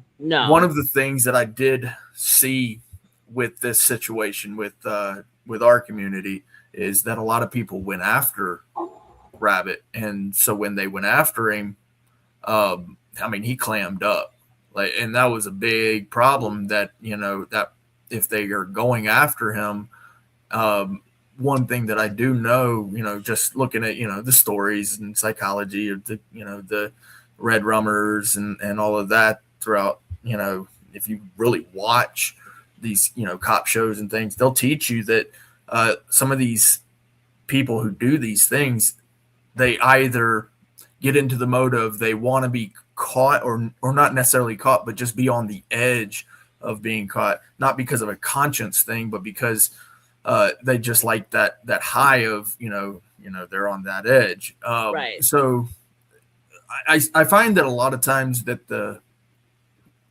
public does get in the way of the investigation, not because, you know, they don't, not because they can't investigate it. Like that's a thing, but because the people who do these things will eventually reveal themselves. And so a lot of time the media gets in the way. And that's exactly what I saw with the 1A situation. And I really wish people would have just stayed out of it. And that if the man actually did it, you know, he's already got his high off of being on the edge and being almost caught and all of that, because everybody's accusing him. And now he's like clammed up. He's like, nope, didn't do it, you know, kind of thing. And so the investigation, if he went back to clean it up because, you know, he's just that close to the edge, you know, that would have happened because people are, you know, so accusatory. So, right. Yeah, I could see that. I could see it being an actual thing where she actually was, unalived by somebody else and she didn't do it herself. Because even in that scenario, like that's a horrible way to go. 100%. There's so many other ways. So many other ways. Yeah. Yes. So it becomes questionable just on that premise alone. Right. But then it sounds to me like she went off on a vacation, you said, somewhere? Yeah, so it was a happy Africa. birthday. Yeah, Africa. Tanzania? Zanzibar. Zanzibar. But it's in Africa, right? Yeah. Yeah, so I mean, so she's off on vacation. She's not in a shitty mood, if you will. No stress state. No. Yeah. Vacation even. Vacation. I mean, So and wild. they fly private. CT looked up a ticket over there private. It's like $18,000 a ticket round trip. Wow. So I mean, she was living a good life with homeboy. She doesn't look unhappy in any of her pictures. It looks to me like she's like, yeah, I did it, Ma. Like, Right, she got away. She got out doing Nice. stuff. Beautiful place. Yeah. Yeah. I mean, it looks amazing. So if from an influencer standpoint, I mean, you think of pictures, you think of setting, you think of curating an image, right? So I get that. It's an exotic place. It's different. The hanging thing I think is what threw everyone off. Right. It's like out of all things, like you said, and in the hotel room. Yeah, no. And then I know this doesn't tie in at all in any way, but they do death by hanging in Zanzibar. I just thought that was wow. I was like Holy crap. I just looked it up to see, and I mean, although it hasn't been done in a while, but that's death by hanging. I mean, capital punishment is rare. Well, that'd be like if it happened in Texas, you'd be like, yeah, we know what happened. Right. Right. Exactly. And to the point that a black woman probably wouldn't choose hanging. Right. You know what I'm saying? Because this is a statement in itself. Not that she's necessarily thinking it through, but maybe she is. It just is very weird. Very weird, very off. Was the boyfriend white or black? Or was so he he's white. other? He's white, older, extremely wealthy. And so who found him? Or her? Good morning. So they have said who. I forgot that bit of information. I think it was him, maybe. I'm not sure. So Maybe he found Blacks, you know a little more. I know nothing about this story. Okay. Welcome. I am intrigued. I'd like to know a little bit more. Oh, okay. So do you want me to go back and play a little bit more, like some of the footage? Oh, no, just a brief synopsis. What you know. I don't need to know the video. I've heard, I've seen what everybody else has seen, but I just don't know the ins and outs of the story because it just, I wasn't interested. It's very like it's not a story, and that's the problem. It's almost like plopped and it stands in time. It feels like there's not a real clear beginning and there's not a real end, in the sense that we got a family that feels very distant. We got the girl who's with the wealthy man. They based out of Miami, right? It doesn't feel like they even possibly met him, even though they said they did in person. It was probably more like, Mom, I met a guy and he proposed and we're going to go to Africa, yada, yada, yada. So I took Miami. I took like basically Stunning Girl, right? And then I started digging through her social media. And because I'm from Miami, because I know a lot of girls that are in the industry, I kind of know the secret codes that are placed into these social medias that screams escort, right? And so like first thing was model, right? So like one of her pages doesn't even say lifestyle influencer, it says model. Her TikTok and her Instagram are completely different. So Instagram is we're a happy couple, this is the influencer, it's curated, and then it just goes into a little bit of her, I think I want to say up until like 2022 23, and then it's scrubbed, meaning that's it, there's no more content. So if you're a lifestyle influencer, you have content for eons. That's what you do, a quote unquote famous content creator. And I'm from Miami. I've never heard of her. So there's that. So she kind of just disappears. There's no young pictures, no family pictures, no nothing. And then you go to her TikTok and it's the more salacious stuff. And that's where you have the Linktree. That's where you have subscriptions, exclusive content. That I think is like $19.99 a month. And one of the options is exclusive content. And there it's all the sexy shots. He's only there like one picture. And the rest is her in bikinis, like, the typical Instagram model.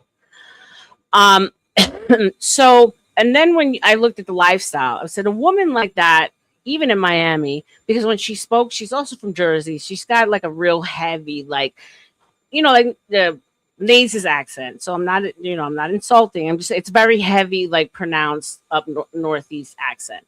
So I said, okay, super wealthy man, beautiful, more like urban girl. These two would never really be together anywhere, unless they came together, in a different way. And then it's clear to me, like he met her. It's the most beautiful thing he's ever been. He love bombed her. I'm going to take you out of the life. Like I'm going to show you a life you've never seen. But there's a couple things we need to do. We need to scrub the internet. We get rid of all these pictures. We need to make you look as normal as possible because I am a man that's in the public eye and I'm extremely wealthy. That's where I'm coming from. And I told CT, I told him because I was getting so frustrated with Afro Nerd and JP just bringing it back to race. I wanted to throw up a little bit in my mouth, Blacks. I said, I cannot watch another stream after this man just got struck about blacks and whites and black and white, black women and black men. No. So I said, CT, I pose another argument. Why don't you take this direction? Keep it there. So we're taking it out of race, and now we're looking at the male-female dynamic and sex worker possibility. And I told them, whenever anyone tries to obfuscate and take it back to race, bring them back to this argument. Keep them there, CT. And he did. He had like 6 hours worth of content. I had everyone going crazy with it. I was even called a racist, but I was like, okay, sure, that's easy. But basically, I was hoping that they took it from there to this guy and his moral framework, because a man of his resources, status, he owns his company, thinks a lot about who he marries. And it ain't a homegirl from Jersey that has baby hairs. I'm sorry. Blacks, you would have been annoyed for me. Mooncakes comes up and she's like, oh no, you're the one who did this sex worker? Really? She's like, I went through her content and she's an influencer. It's a lot of famous influencer. I said, no, ma'am.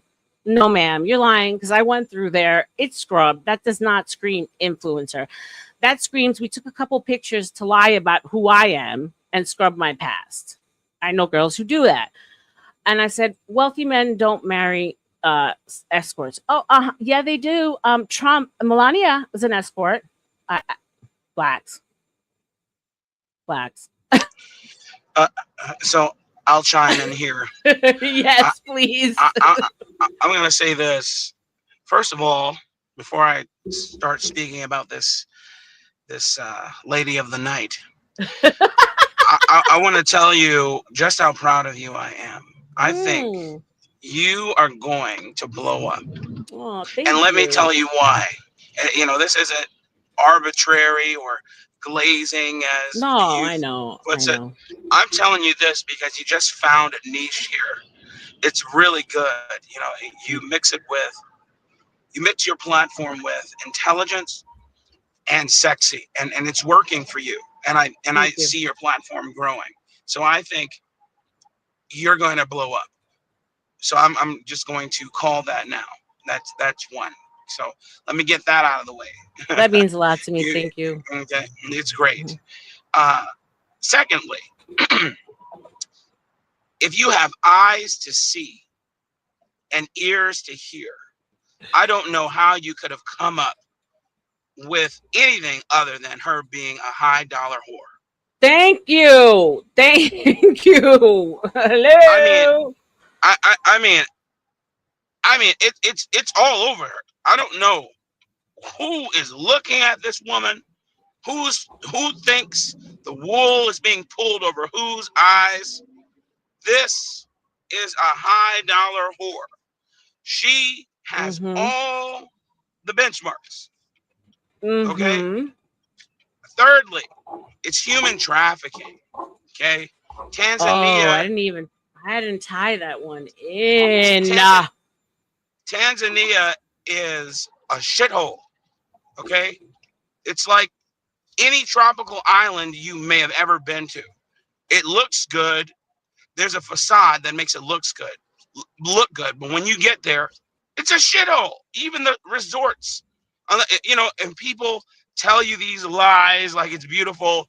Oh, I found myself here. Stella got her groove back, all that other BS.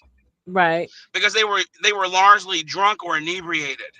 And they allow that because it's mass tourism. That's how they make their money. Excuse me. Fourth, I mean, you don't have to live in Miami to know that woman was a whore. Okay? Thank you. It's everywhere. Chicago, Dallas, Texas, Fort Worth, California, New York, Jersey, Boston, any city that has more than 1 million people. You're going to find that, and it's everywhere. There's a lady I know in some of the circles I run in who looks just like that. Obviously, she's had work done, big bosom, nice ass, no stomach, hair down to her waist, which isn't real. She gets made up before she comes out to these events. And she is always on the arm of a different NFL player from the Cowboys or some businessman. They pay for it. It's pay to play. 100%. And then lastly, when it comes to her being found unresponsive, everybody's doing all this speculation. No, this is next to last. Everybody's doing all this speculation about her situation. He did it and all this other stuff, man. Drugs is at play. I don't know what sort of kink they're into. I don't know if he was the cover to bring her out there to go deal with some rich Maharaja. Now that's interesting. Interesting. I know you've seen it. I know. Oh my God, that's interesting. Yes, because I've seen it, man. I've seen it. It's so prevalent. They come out there as a cover. I'm her husband. When I've been on cruises, I'm her cousin. I'm her husband, and then you see her on the arm of several different men over the 7 days of that cruise, or you see her spending a lot of her time with some guy that looks like he has a lot of money. But I thought you were married to this guy. Oh no, that's a family friend. He's just, and they're so close because they're best friends. I mean, I've seen and heard the stories, and I deal with a lot of it because of the nature of what I do. And then, lastly, now this is last. The parents, man, look at the parents. That energy was so off. It was so off. There's no way that they spent time with this girl. No, recently. No, none whatsoever. I'm looking at the mom. I'm looking at the father. You don't think her lifestyle was reprehensible? She left home a long time ago. Come on, man. Yep.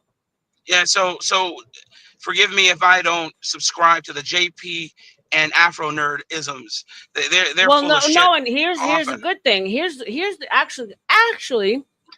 Afro nerd stuck to the story, and he just started going in on women. I was like, yes, stay there, because you can go. So I want to see CT get his mojo back. I want this. I gotta get him out of this rut. I can't anymore. I can't watch it anymore. I was like, so Afro nerd stood there, and then he was going back and forth with Roz. So unfortunately, Roz and I spoke, so we're fine now. But she kind of alluded to that, that I had a racist undertone for implying she was a sex worker. That's Roz, man. She gets high and she does that. That's what she does. But here's the thing. I love You're Roz. not gonna. I'm just saying, Yeah, me too. But you're not gonna corner me there. I'm not gonna let people corner me there anymore. I agree with you. I can't go anywhere from there because anything I say at that point is wrong.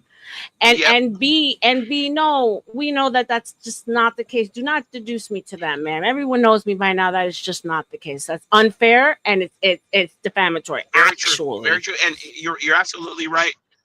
And then Mooncakes, man. Does anybody listen to what? Does anybody? I was cringe. She said I was a victim shamer. I was lying. What? And that. Look at her lying. Okay. But when she spoke on Melania, no, it's true. It's been proven. She was an escort. It's out there. And like giggling and so secure. I was like, sure, let's go there. Even if that's the case, which by the way, it's not. There's nothing wrong with it. I said, you guys are the ones that are making it wrong because I sure as hell didn't. You guys are the ones that are. No, well, it's like the kettle calling the pot black. These people engage in all sorts of debauchery. Her content is ridiculous. She, you know what? I'm not gonna. Well, let's just say when I look at her, she doesn't scream intelligentsia to me either. She screams, I'm a woman and I'm just going to utilize my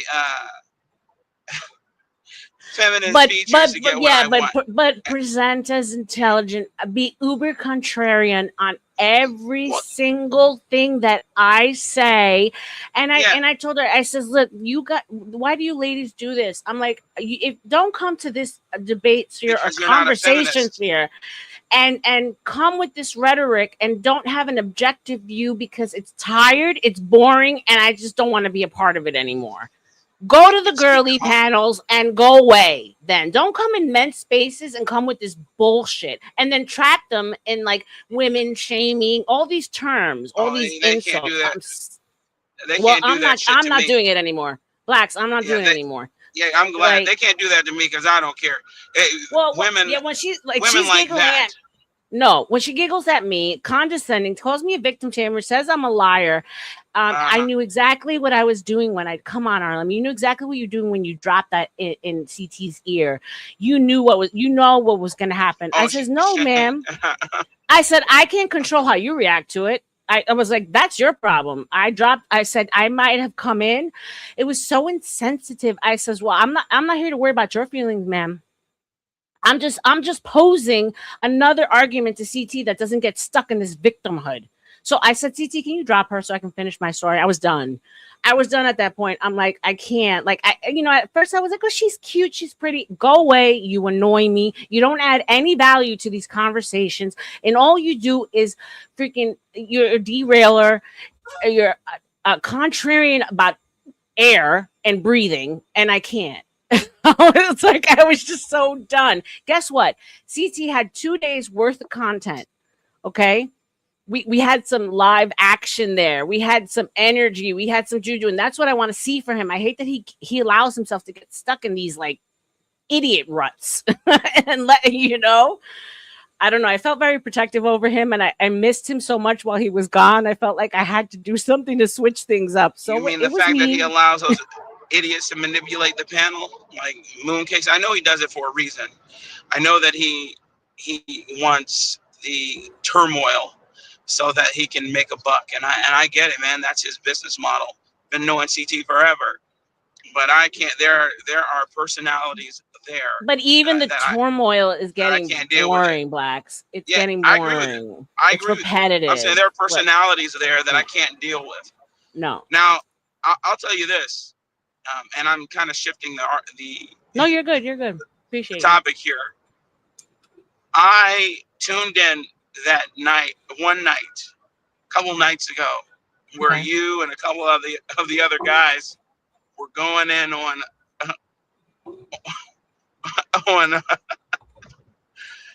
you were writing. You guys wrote songs about. Dude. Oh, yeah.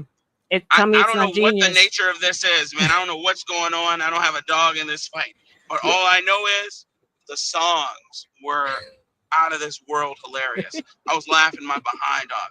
And that the appeal of the songs alone is what drew me that night, and I was just listening. I'm like, oh my God, what's going on? It's juicy. You can leave that there. It's juicy. Yeah. You can leave that there. I don't know any of it. I just, I stay out of this stuff, but I just wanted to let you know those songs were hilarious. I was like, my God. Let me tell you, and that wasn't even me. And that inspired creativity around the world. Baba here, he was one of them. LG did a bunch of them. I mean, it was Nightish, just Nightish. Everyone chipped in on this. It was brilliant. It was a chef's kiss. Well, you guys are ruthless, man. Ruthless. Well, no. So and I know Azzy hates when I bring it there, but I have to fill in black so he understands. We're not ruthless. We were just in defense. You were reacting. Yeah. So he and I we're getting to know each other. Embarrassing, but it's true. And he thought, and he, we were going back and forth. Like, he would throw something at me, and I would defend. He would throw more at me. I would defend. I would show receipts. He had no receipts. I was on the defense constantly. He thought it was funny to start accusing me of lying of a stillbirth baby. Wow, that's and terrible. Then he used it as a father of 6. That's terrible. Yeah. To this very day, he's still accusing me of lying, and he's asking me to show proof and asking me to show birth certificate. Why would you do that? Certificate. Yeah. Why would so that's what caused this this is like everyone wanted to go scorched earth on him basically because of that. Okay, got it. You're gonna have more kids, Blacks Who Defy. You're gonna have more kids. Oh yeah, man! I have one more on the way, a baby boy. Good man. How about after that? We need about 20 kids from you. Hey, brother. Hey, look. I always tell my wife, as many as the Lord will allow. This shop isn't closing, brother. The point here is. The point is there won't be a throwaway in the bunch. That's my point. Yeah, there you go, brother. I'm telling you, I love them. I love every single one of my children. I'm so happy that I have them all. I didn't think I'd have this many. I always wanted a big family, but here I am, man. I got girls and now boys too. So 7 kids.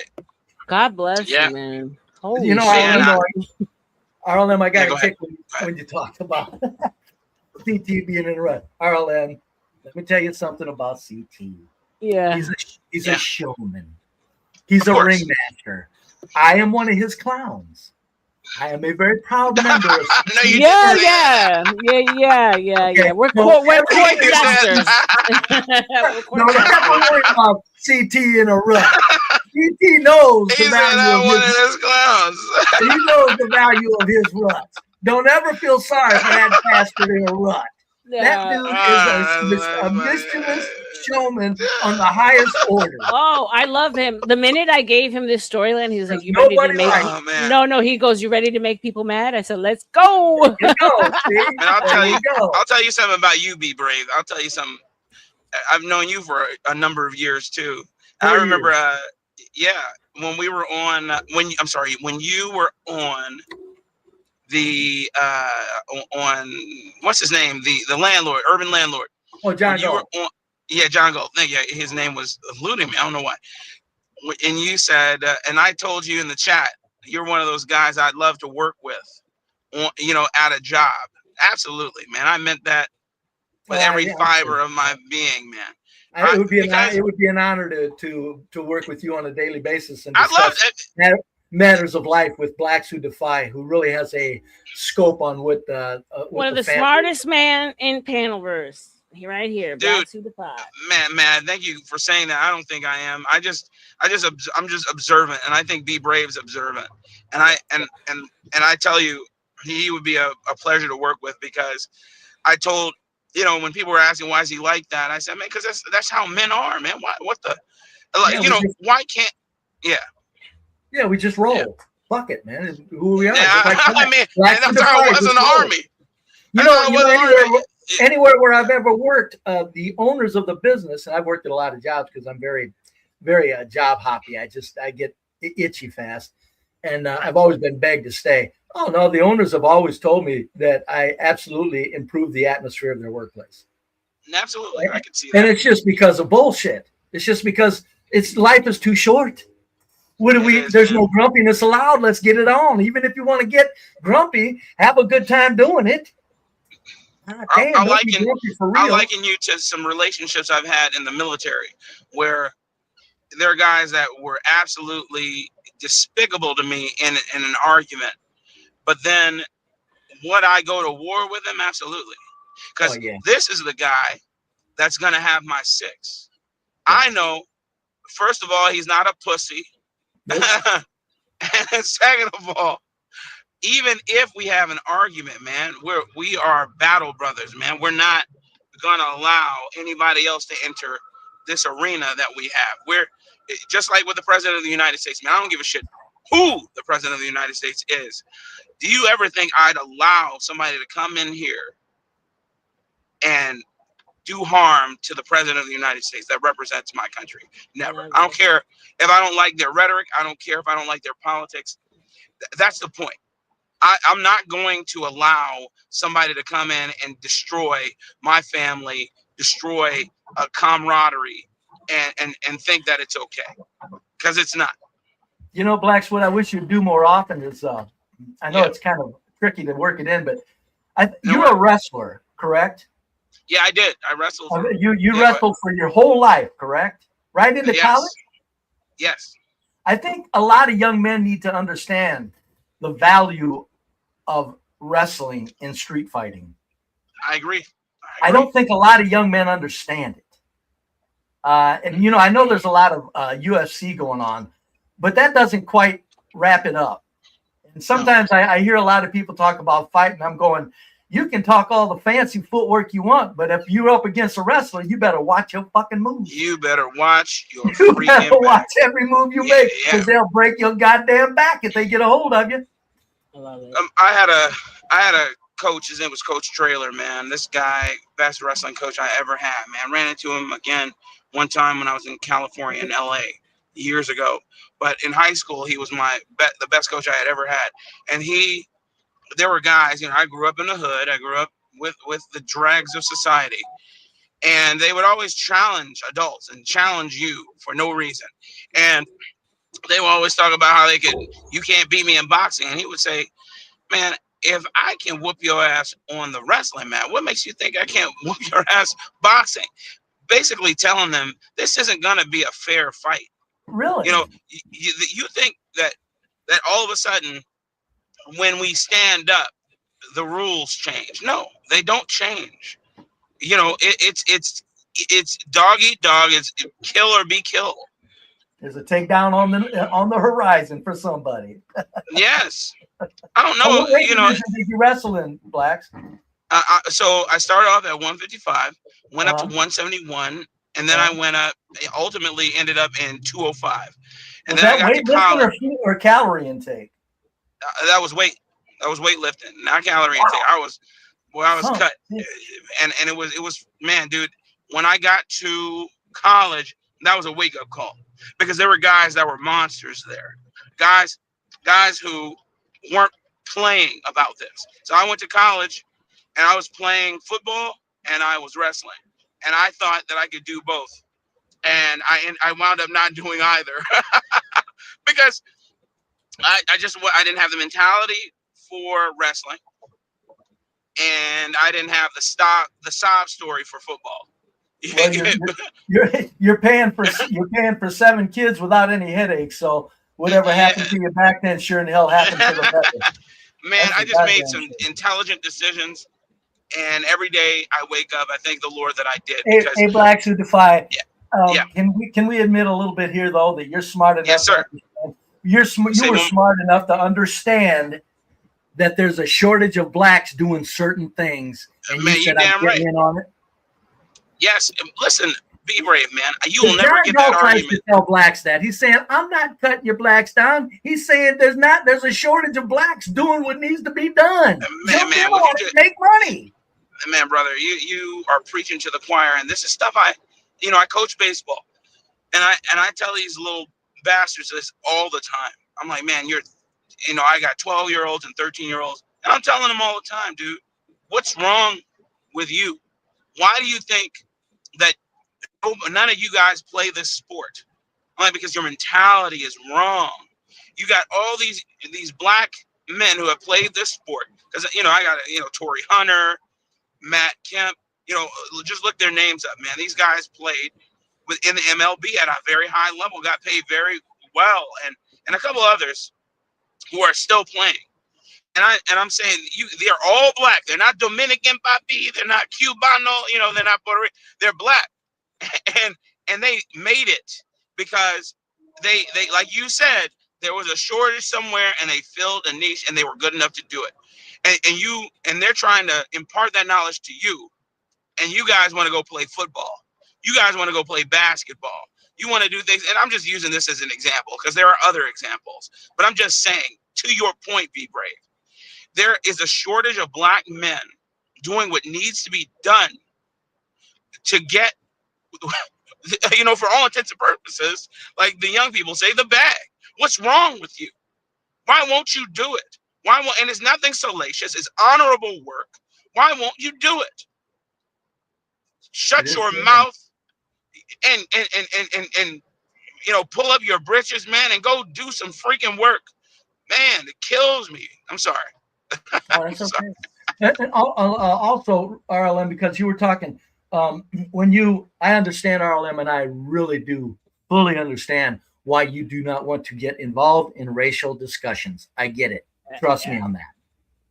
I'm into them up to my neck. I get where they can be trash. Okay. But RLM, be careful, because if you discount the value of racial discussions, even though you don't want to get in on them, you're going to look really silly to intelligent people, because for this reason, there's never a more serious matter in facing the U.S. right now than racial issues. It's the most serious issue facing this nation is racial relations and the distortions and the pitting against each other that's being done from high places. So if somebody brings it up, I understand you saying you don't want to take part in them, but be very careful in acting like there's no place for them and they're silly. No, yeah, I will be honest and admit it was a little selfish. I just wanted to see things go a different way that day. I wanted to pose an argument, see what would happen, and it did. It worked out well. I understand the implications of race. I take it seriously, 100%. I just wanted to see him step, because it's funny. He could be talking about trees and it ends in race. He could be talking about space and it ends in race. He could be talking about going food shopping and it ends in race. Because that's where he made his bread and butter. 100%. I'm not trying to take away his bread and butter. I wanted to. I'm saying that you can't escape it once you're that far into it. No, you gotta feed the beast. I get it. I'm learning that now in content creation. I decided that I had to sever myself and start fresh, because I started getting sucked into this drama sphere, and it's lowbrow, it's low IQ, it's basic, and it's boring. So I'm early though in my stage. He's deep in it, so I get it. He's created a brand. I just thought maybe I wanted to see what would happen if I posed a different argument. That's all. And you're not wrong for that. No, not at all. And right quick too, also on the matter of she was a whore or not. And I get Blacks to Define tending to agree with you and RLM. Yeah, she was probably an escort. But hold on. A guy with millions of dollars in private jets does not have to buy a whore to get a young lady. Oh yeah, right. Oh, most of them pay for whores just because. You meant, but what I said is he doesn't have to. So meaning he might not have. It might have been just somebody like, okay, you put a gray haired, red faced, old raggedy ass old man, discolored ass old teeth, everything else. Give me $20 million and I'll go into a retail store and I'll pick a 23-year-old babe out of that retail store and I'll date her up and down one side and down the other of the aisle. But Be Brave, I argue you'd be able to do that. I argue, and this is just me because I've seen this before. I'd argue you'd be able to do that without the 20 million. Right now, honey, you a badass, Be Brave. And the reason why I say that is because they see you and they think this man's hiding a stash somewhere. I got to get to it. And so, I know, and you haven't seen that's funny because the last 45-year-old woman that I asked out about 5 years ago was a babe, and I'm sure she thought I was hiding a stash. I mean, we talked for about 10, 15 minutes, and she just handed. I said, But what I'm saying is, a man with money doesn't have to buy whores. That's all. That wasn't my argument. My I know it argument, wasn't. my I'm just argument saying- was a man with money doesn't marry a whore. That was my argument. Very true. A man with money. Well, Like we see now I know that this person I'm about to mention, they're doing this to him deliberately. You know, they're telling his business deliberately because they want him gone. Eric Swalwell, right?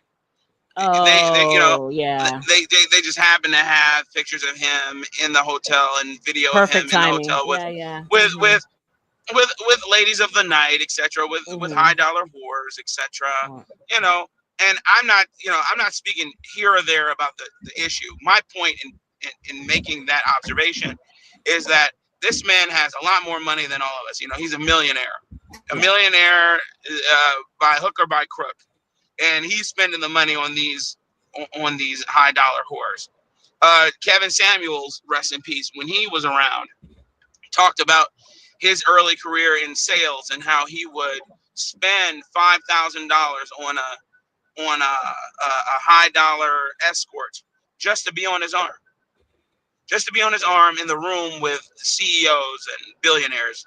And then they would say, "Oh, I see," and they would be high dollar because the men would come to him and be like, "Oh, I see you have so and so on your arm. Good choice," because she's known around those circles. Am I lying, RLM? 100%, and they're usually Eastern European, and they look like models, not baby hairs. And so let's be for real.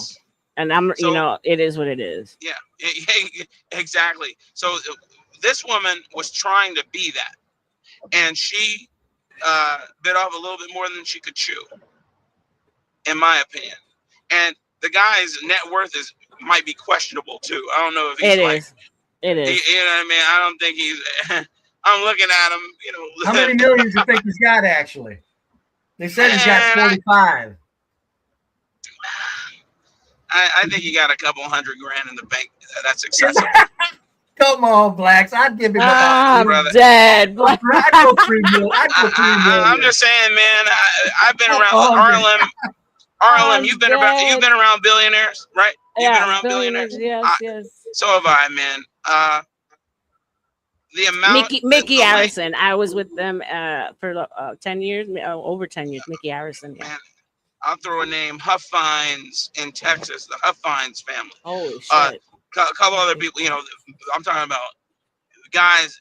They're not just skirting billions. These people are billionaires. And one thing about these people, man, they're serious about their business. That's why they're billionaires.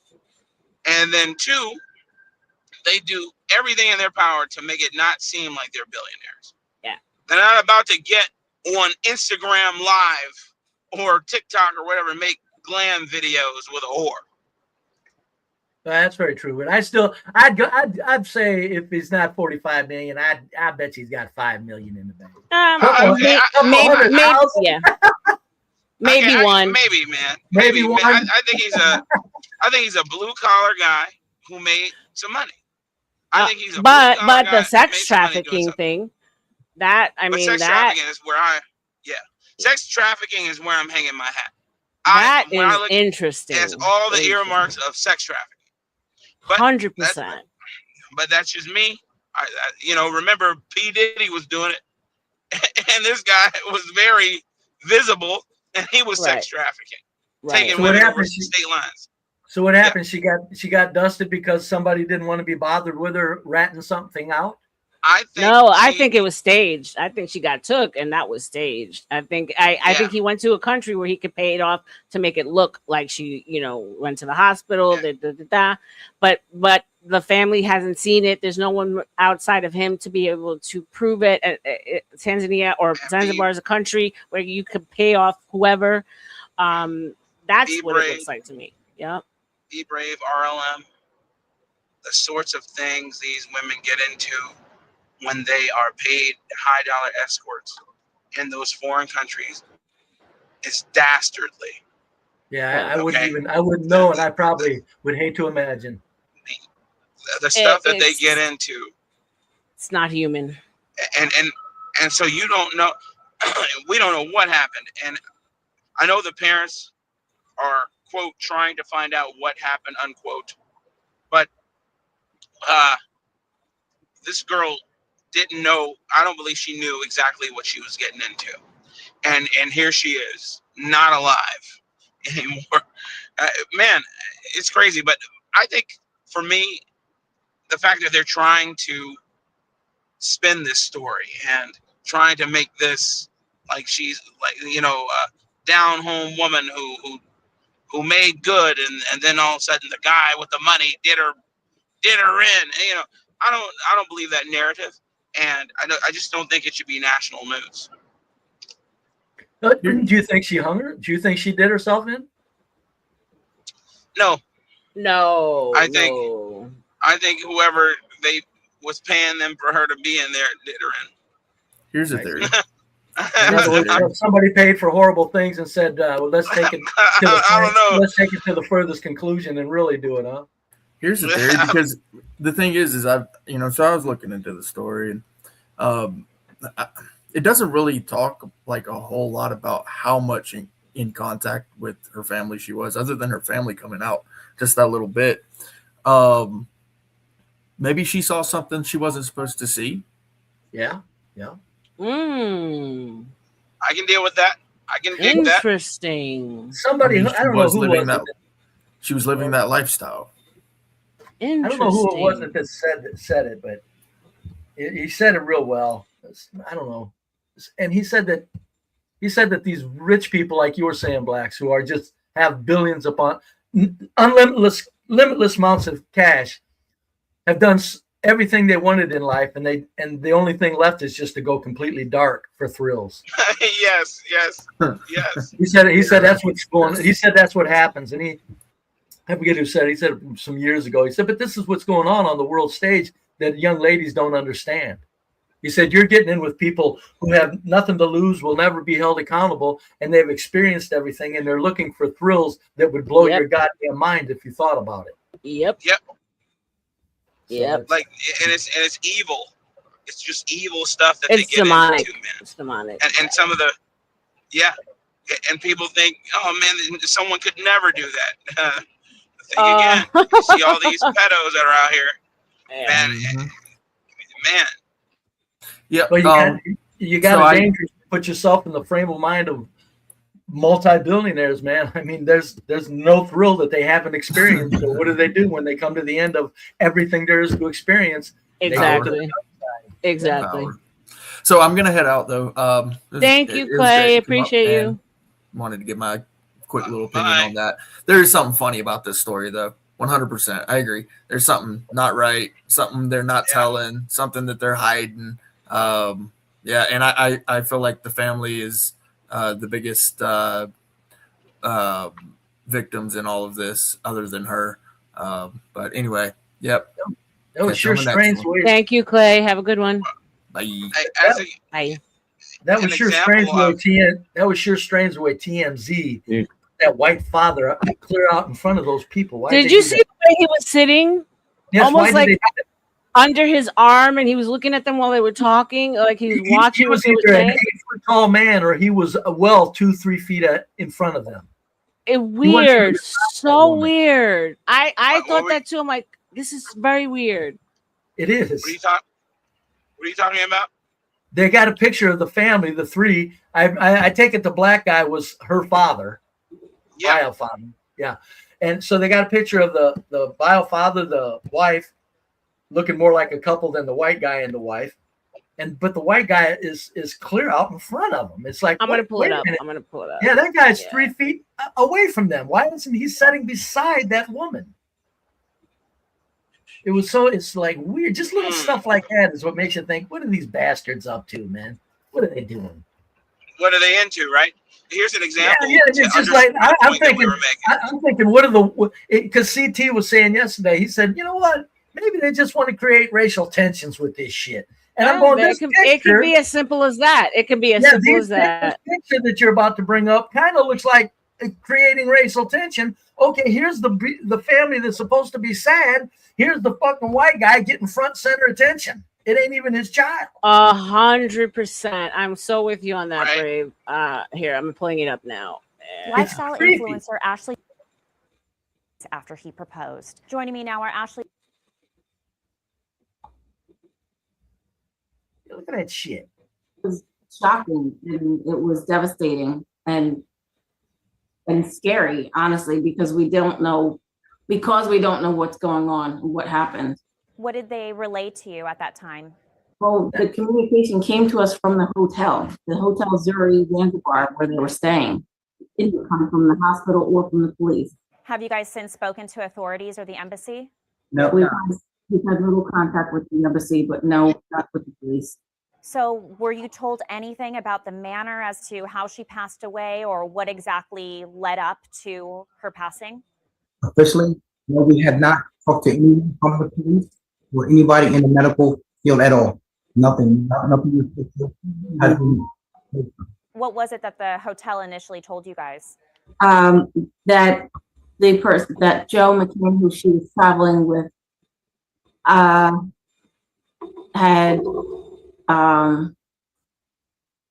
that he had found her and that they had taken her to the hospital. And then a follow-up call from the hotel several hours later. Who is this white guy? Relaying. The white guy is I think it's very odd that our daughter is traveling with Joe and we don't hear anything from Joe. He's the To me, that's stepfather. very odd. And initial call that she got from Joe was 11 hours after something had transpired in the room. And that's very odd. 11 hours later, 11 hours. something had transpired and Joe just relayed to Hold on a second, I'll pause. Yolanda that RLM. Isn't that Yeah. the stepfather? I don't even know that. I'm just thrown off by this whole setup in general. Well, I am too. Okay, but I could be. Is he a little lawyer? different. Could be. I thought he was a stepfather. That's what I'm thinking. I'm saying, why wouldn't the stepfather be beside his wife? But okay, if it's not the stepfather, if it's not the stepfather, maybe the picture isn't so suspect. You know? Yeah, I thought maybe my initial framing of this was he was a lawyer. Though. No, I think maybe it's I'm. the stepfather. Yeah, maybe I'm mistaken. No. I think they would. I think he would have spoken for them completely if he was the lawyer, or they would have said he was the lawyer. Yeah. The fact that they weird. left. Yeah. Yeah, The fact that they left it, they didn't even like he's talking, but no, they haven't. I mean, okay, so now what? It goes back to what Brave said. It becomes racial again. Because why is it that it's a white man with a black family and all of a sudden it's not the father or it's not the stepdad? Why do we have to take it somewhere else? That's the conversation. That's where the drama is. That's the black on white bullshit. So back to what Brave said. So it could be absolutely just them making hay out of something too. I mean, trust me, these bastards that own the media and own our mind, the development of what we think and perceive. You know, they got all the bases covered.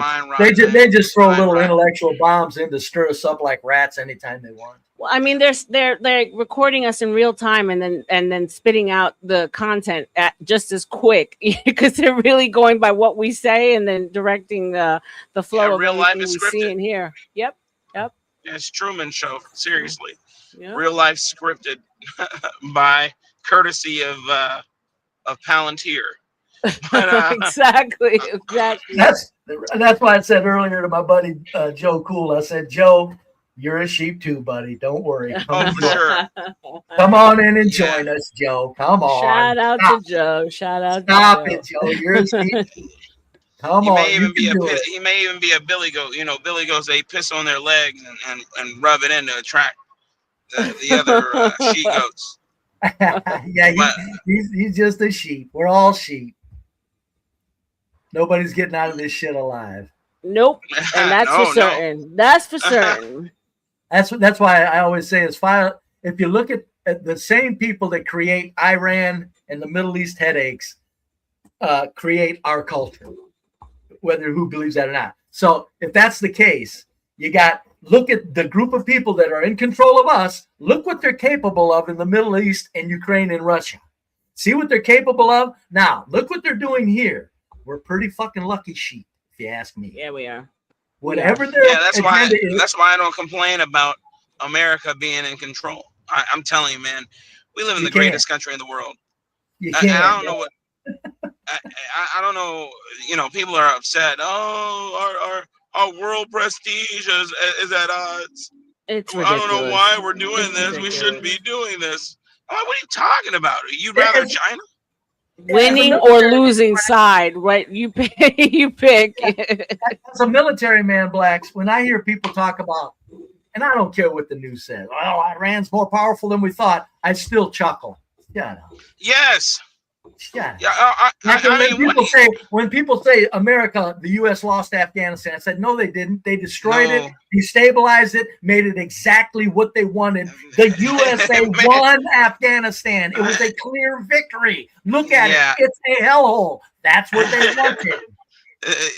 To destabilize it, ruin. If you are even on the cusp of being a world power, they're not going to let you do it. And you want to be on that side. And you want to be on the side of the people. And people want to imagine that that's a loss. It's like, what? Do you have a problem with winning? They do. They do. It's like, I mean, okay, it's not the greatest, most admirable victory, but this is not a loss. You're not on a losing team here. No, and it never has been admirable to win in these people's opinion, because they don't think that winning by any means is admirable. But then you see them doing dastardly things. You know, they come up with some excuses as to why they are doing it. Oh yeah, but the whole world is full of shit ass humans. Guess who would be doing shitty things? I'd say I've always said that the USA is the most kindest and gentle empire that's ever existed. Would you say it? My God. I Again, don't for know the how people else in to the say back. it. Again, for the people in the back, Brave. Go ahead. Oh no, it's just the USA is the most gentle and civil and kindest empire that has ever existed in the And we history give of aid to everybody. We give aid to everybody. We print the money and create luxurious living standards for many people. There's money printed for these people, and not only aid, they print money and make sure that these countries stay up and running for the supply chain. I tell you, we're where the action is, and I am amazed when people say that, oh, the USA is losing. I'm going, right, got it, right. That's why I wrote in the chat earlier, go cry in China. Yeah, exactly. People. If you look up the military expenditures alone, China doesn't compare. Russia doesn't compare. Iran sure as hell doesn't compare. Okay, not only do we spend the dollars for equipment, guess who has the best research and development team in the history of the species? USA Coordinates. And if you look up the expenditure for healthcare, no other country compares. We spend more on healthcare than any other expenditure we have, not even the military. We spend hundreds of billions of dollars on medical. And I don't know why people don't do this research, man. It only takes a modicum of research to see where we spend our money, because it's all public information. And these people still have a problem.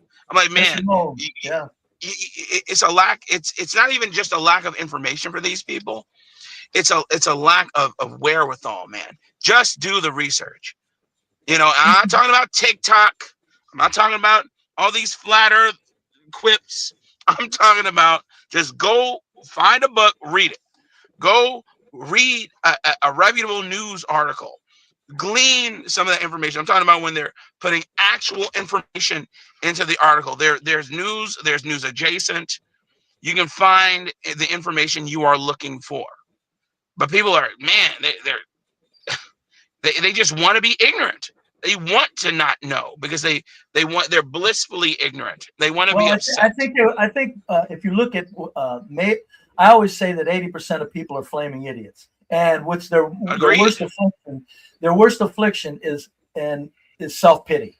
People are so wrapped up in self-pity that they extend that out to, oh, woe is me, my country sucks too. It's like, no, you may suck, but your country isn't on the suck list. Can I address? I just want to address something because I usually don't, but I don't like you, Craig. Never have. I want to let you know that. I'm going to reiterate it because I did on Gospel of Bob's channel. I called you out for what you were, and I'm going to call you out again. you are a leech. You have no cojones. You complain about where you live and you do nothing about it. You want to come to America so you can bring your mind rot liberalism here. We won't have it. Grow a pair, fight the good fight where you are from, and stay there. I'm done with it. Or else understand that, guess what? You're still in one of the better countries. How about not complaining and being so pissy and moaning? There you go. You know, I mean, that ain't chopped liver over there. I know there's better places and it ain't America. But goddamn, man, the UK ain't chopped liver yet. I mean, it may get there, but no, it's about to in a minute. It's about to go down. It's about to. Oh yeah, it's already, man. They got rape gangs. He's probably he probably suffered from one. They're over there mutilating little girls and turning them into hamburger. They you know, they're doing all sorts of things, and he in his cowardice is allowing it to happen. Yeah, I think young people in America are the ones that don't get it, are the suffering the worst, because they think they're looking back at the 50s and the 60s when the global corporate machine had all their businesses on our shores after the war was tore up Europe. Yeah. And so for that, I believe 25-year period, everybody made huge sums of money. And these young people are thinking, what happened? They just millennials. Oh, they're all the young groups, Gen Z, millennials. All these young people are thinking, why isn't it like it was back then? I said, because it doesn't suit the empire purpose. Number one. Number two, if you had the same amount of smokestacks employing people, 340, all the American adults as the smokestacks employed the adults in the 50s, we would pollute ourselves off this continent. So be glad they took the heavy industry and spread it around. But past that, these young people, they think if you can't make your money with your mind, there's no way to make money with labor. It's like, no, you can still always work someplace, even if would you say that? Just go get a job. Say it louder. Say it louder. My God, man, say it louder. Because I'm telling you, Blacks, it's disgusting. It's like, I don't care. I'm a bottom feeding 2-bit loser. I don't care if I had to work at a damn gas station, man. I said, I'm going to feed myself and I'm going to fucking put a little money in savings. But these young people, it's like if they can't do exactly what they went to school for, or exactly some gender studies, basket weaving, or just some office work. It's like there's no jobs, and I'm going, are you kidding me? There's jobs everywhere you look in the USA. No, they're not going to make it so that you and be you know brave. What? And the bottom feeders that they are, never in the history of this country had it that easy. All bottom feeders at all time had to watch their pennies. Yeah, man, be brave. I'm gonna blow your mind with this one. I have a friend I was in the United States military with, and he had a high school diploma. He never rose above the rank of E5. He did 20 years, retired, got his pension, all that. He went through a program that taught him how to code a little robot. Okay, SLC TAP. Okay, in Oklahoma, where he got out. He did the little program, coded the little robot to go backward and forward. Do you know what FANUC robot arms are? Have you ever heard of FANUC robot arms? Are the arms that they utilize in assembly lines. So when you see Why do they call them Phantom? As in Phantom or what? No, FANUC robot arm. Yeah, FANUC. They are the robot arms that they utilize to pick up the car, do the welding, all of that. Okay. Oh yeah. From that program, he ran into the CEO who does a lot of the coding for the whose company does a lot of the coding for the FANUC arms and a lot of the installing and manufacturing where they do manufacturing in different places around the country and world. He interviewed, they flew his family out to Indiana. They started him off at $180,000 a year. Let me tell you, this guy only had a certificate. He didn't have any he only has a high school diploma. He doesn't have any college. Okay. FANUC robotics. It is in the industry he's in is called mechatronics. Mechatronics is a term created by the Japanese in the 50s. It marries the term mechanic and electronics together. and it's taken over engineering. And it's right now it's at the point where computer age was in the 80s. If you could spell computer, you were a computer engineer. It's the same thing here. If you can just spell mechatronics, you are a engineer. And so now he makes $250,000 a year, and he has no college. He has no college anything for what he does. He learned it, and that's it goes to your point, man. He's working with his hands. He stumbled into this because he made himself available for this. And you got all these young people who say, I can't get a job. I can't get a job. I got a master's degree in women's studies and bio, and I can't get a job. Yeah, I'm homeless. Yeah, CT had a video on the other day about a Gen Z. Go ahead, Blacks. Yeah, man, it's insane, man. It is insane. It's like, okay, so you don't get to make the money. You don't get to make your money with your mind. Well, guess what you got left? Your body. There's always labor somewhere need to be done. These young people can't lower themselves. And what they're thinking is lowering themselves. And that's why these younger people that talk about how hard it is. It's like, I know things are more expensive. Hey, also you make more money too. And I know houses are harder to buy. I get it. Although the point is to say that, oh, this and all that, I'm going, and because it all boils down to this one thing. They don't want to do manual labor. Yep. That's their grit. $2,000 iPhones. That's what they're pissing and moaning about. It comes down to grit, and grit is what's missing. Yeah. With their $2,000 iPhones, with their facials they want to go get, with their I work with a guy who every month he buys a $1,500 pair of shoes. I know, it's crazy. And he's not young. He's older than me. And he, you know, this guy, when I saw the shoe, when he told me the number, I couldn't believe it. I said, you're lying. He said, no, I buy at least 1 or 2 pair. I save for him. I'm like, there's no amount of saving that you can convince me you did that justifies spending $1,500 to $2,000 on a pair of shoes. The only way I could see that, Blacks, is if he had like $20 extra million somewhere. Right. Exactly. Or other than that, he's a goddamn fool. He is, or that $2,000 pair of shoes is industry necessary. Like you need it to protect you from riding lightning when you're up on the line, changing out a transformer. Yeah, okay. Then I can justify that. Oh, well, hell yeah, that's equipment there. That's equipment. That's not shoes. That's goddamn equipment right there. Yeah, no, exactly. Yeah. Exactly. But to spend it on a luxury pair of Balenciagas or wherever the other brands I don't know anything about. What?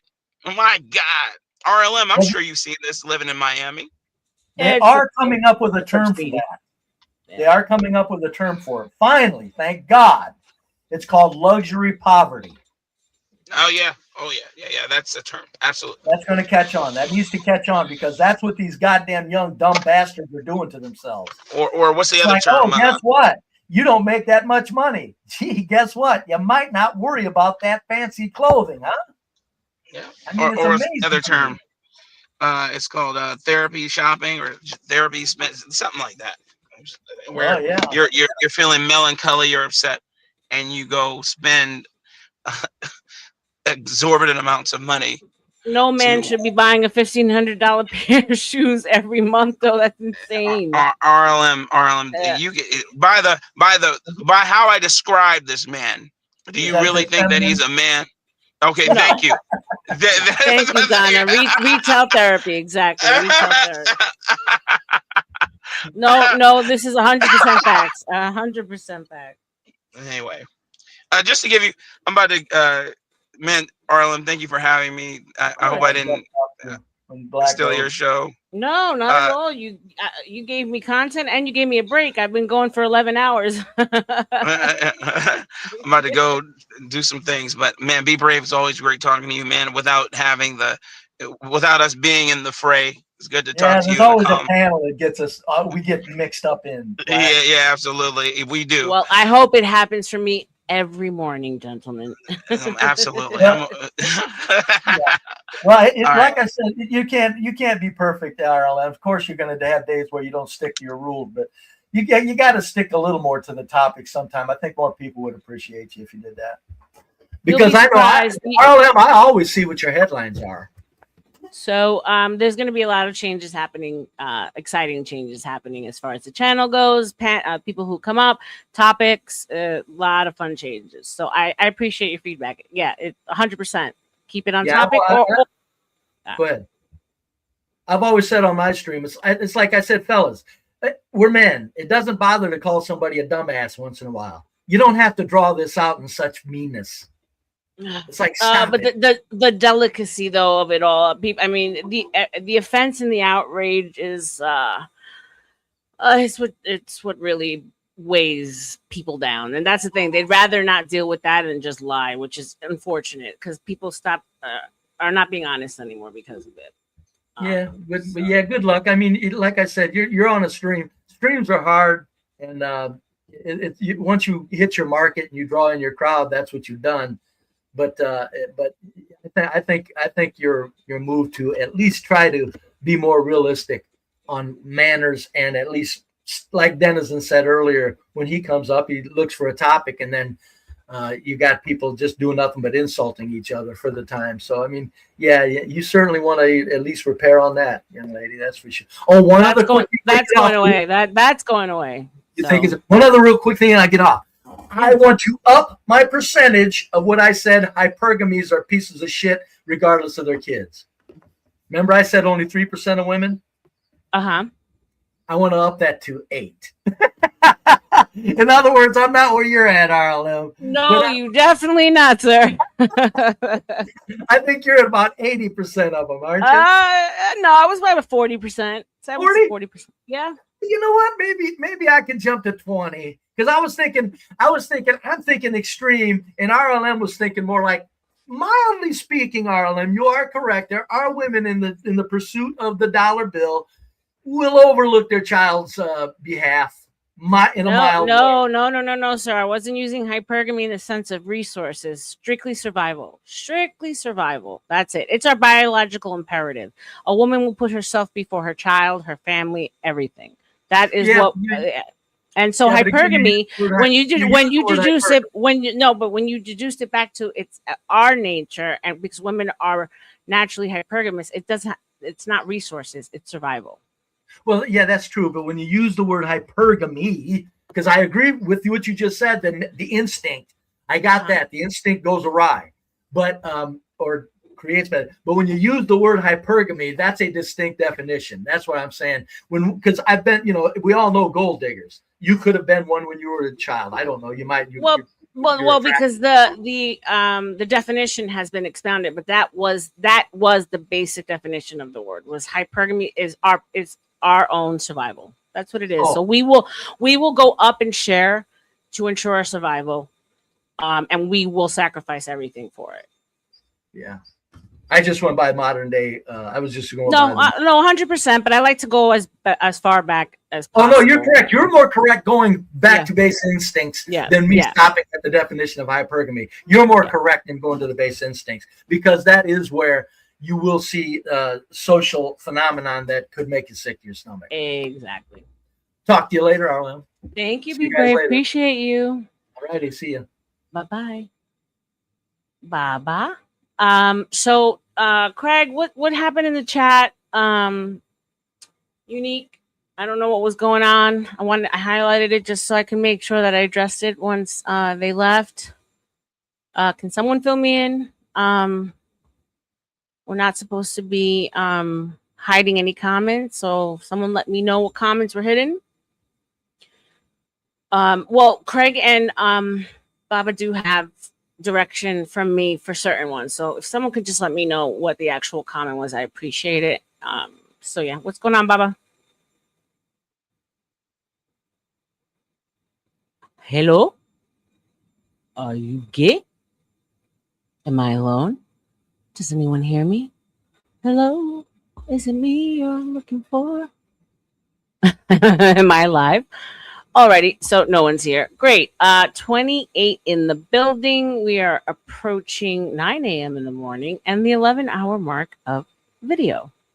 Holy cojones, streaming this week.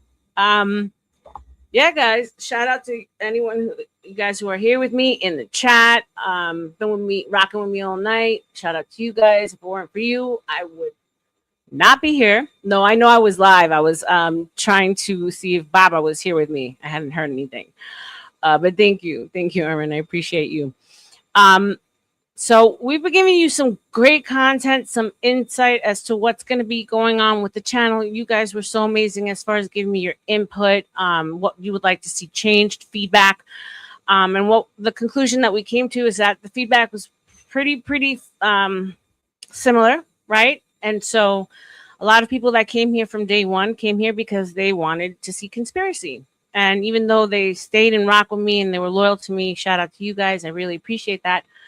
Turns out that they were missing that and they wanted me to get back to it. And they wanted to know why the panels would just devolve into some kind of chaos.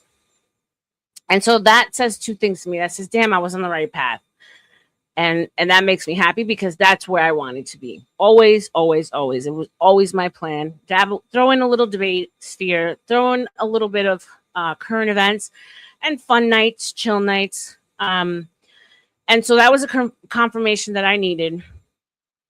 That was God's. Basically go back to what you love, because if you're doing what you love, it will always serve you well. And I firmly believe that. So, I'm working on certain things in the back. I'm going to start doing a little bit more research. I'm going to other panels, trying to engage with new people that I might vibe with, mesh with, to switch things up, and to give fresh perspectives. Things are going to change here as far as drama. We are no longer engaging in anything. We are no longer addressing anything. We are no longer allowing anything outside of what I want from my channel. So if you were here for drama, thank you, because we were able to entertain you. You were here, but you're not going to get it. You're not going to get it anymore. So there's plenty of other places you can go. Shout out to them. You're not going to get it here. I've fed subhuman people long enough. I've let them leech off of me and my energy and my light long enough. It's time that they go out on their own and figure it out. So with that said, there's some panelists you're not going to see here anymore. If they're not adding to the topic and giving insight and giving you guys some good content, they're just not going to be here. We're not going to allow attacks. We're not going to allow lowbrow, low IQ content. People with no sense, people who are basically the bottom of the barrel, they talk about each other. They talk about other people because that's all they have. People who are somewhere in the center, they talk about things, places, and that's kind of where I want to start. Let's explore the world together. Let's explore stories together and come to our own conclusions. But people who are really intelligent and want to change things in life, they talk about ideas, right? And so I think that we have a special thing here where we could really do that. And you guys said it loud and clear. You were over it. And again, thank you so much for sticking by me during it. I guess I was kind of in cruise control. There was a lot being thrown at me at once. So I was constantly in defense and just fighting off a lot of stuff. And that in itself was very taxing energetically. It had me to a point where I was like, well, I don't even know if I could do this anymore. Because I don't know if I can take it mentally. I don't know if it's worth it. But then I said, no. I'm like, there's a reason why I'm being put up against so much right now, because I'm in the right place and I'm where I'm supposed to be. And you know what? I got to prove that I'm worth it. And here's another thing. No matter what's being thrown at me, and God has been demonic, low level, disgusting trash, I still come back. I still want to come back. So that says that I'm supposed to be here. So you had your fun. You're welcome. But you're just not going to have anything anymore. I won't allow anyone to bring anyone to me. if you bring up any nonsense in the chat, you will be banned, dropped immediately. I don't need your kind of energy here. And yeah, I nuked my Discord. The guys opened it up for me again, but I'm thinking I might just, whoever I really want to stay in contact with in Discord, I'm going to hit you up so we can speak to each other outside of it. And I might actually nuke it again. Honestly, at this point, I don't want anything to do with it. A lot of bad things went down there. I take responsibility for what I did. Again, I'm human. I'm emotional. When I get triggered, I go low. So I'm held to a certain standard by a lot of people that I don't even really know, which is odd. That's a lot higher than they even hold themselves to. And I'm just sick and tired of the fake rage, the baiting, and the victimhood of it all. And it's all being placed on me. Keep your trauma to yourself. Go off yourself for all I care. Honestly and truly, like, I don't care. Just go away. Go away. You're annoying and you need to go away.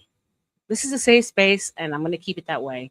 So we don't need you here. We don't want you here. I wish you the best of luck, but you're not feeding enough of me anymore. So foul language, you're not going to find that here. That will not be allowed. I'm speaking about complete bans and drops, right? So you guys in the chat that are mods, I need you guys to be more active on top of people. I'm not going to let race be a conversation. We're not going to let, threats, doxing, like all this nonsense that's going on. I'm just not going to let it happen. Of course, we all like drama. We all like to get in the mud once in a while, but this is beyond the mud. This is the furnace under the toilet, under the schmegma water of Earth. I didn't know that creatures could survive in that kind of disgust, filth, and stench, but apparently they do. They've surfaced, and they want to wear my skin. I like my skin, people. I'm not giving it up. Find somebody else's skin to try and steal. Okay? Maybe in another life where we're both chickens, because I allowed you to distract me from what I came here to do. Listen to your gut, peoples. Your gut never lies to you. BD, I'm going to go in a box just like you. I know you said to me, what's wrong with a box? And I was like, I don't want to be in a box. You're like, I'm in a box. I like my box. I was fighting against this box, BD. Because I said, oh my God, no, if I actually do what I really love, no one's going to like it. And that was unfortunately doubt. But at the same time, I wasn't ready to do what I really loved, right? I had to kind of go through some life lessons to say, you know what? Fuck it all. I'm going to do what I love. Come hell or high water, and it's going to be great because my love's going to come through it. I don't need all that other bullshit to do what I want to do and achieve greatness here with you guys. I don't. Maybe it was insecurity. Maybe it was like, I'm not enough. So I need to bring in all this trash garbage, because they're the dancing court jesters that will cover up the fact that, I'm not secure. I'm not 100% secure yet. And they'll bring people in and I can keep that going. And no. I never lived in spaces like that. I've only ever been around people who wanted to do good for other people who want to see other people achieve, people who have achieved greatness, come from a loving family, mother and father. Family has set me up with homes and properties that my future would be secure. And why am I rolling in the mud with people who might not know where they're living tomorrow? I mean, everyone's going through something, so I'm not blaming people who are suffering. But when you have the nerve and the audacity to attack me and hold me to a standard that you yourself don't even know, you've never even achieved a human level, never mind the standards that you're holding me to, and then think you're going to weaponize it against me? Try me. I don't care. Say what you want about me. I don't care. People who know me know me. People who know my heart know my heart.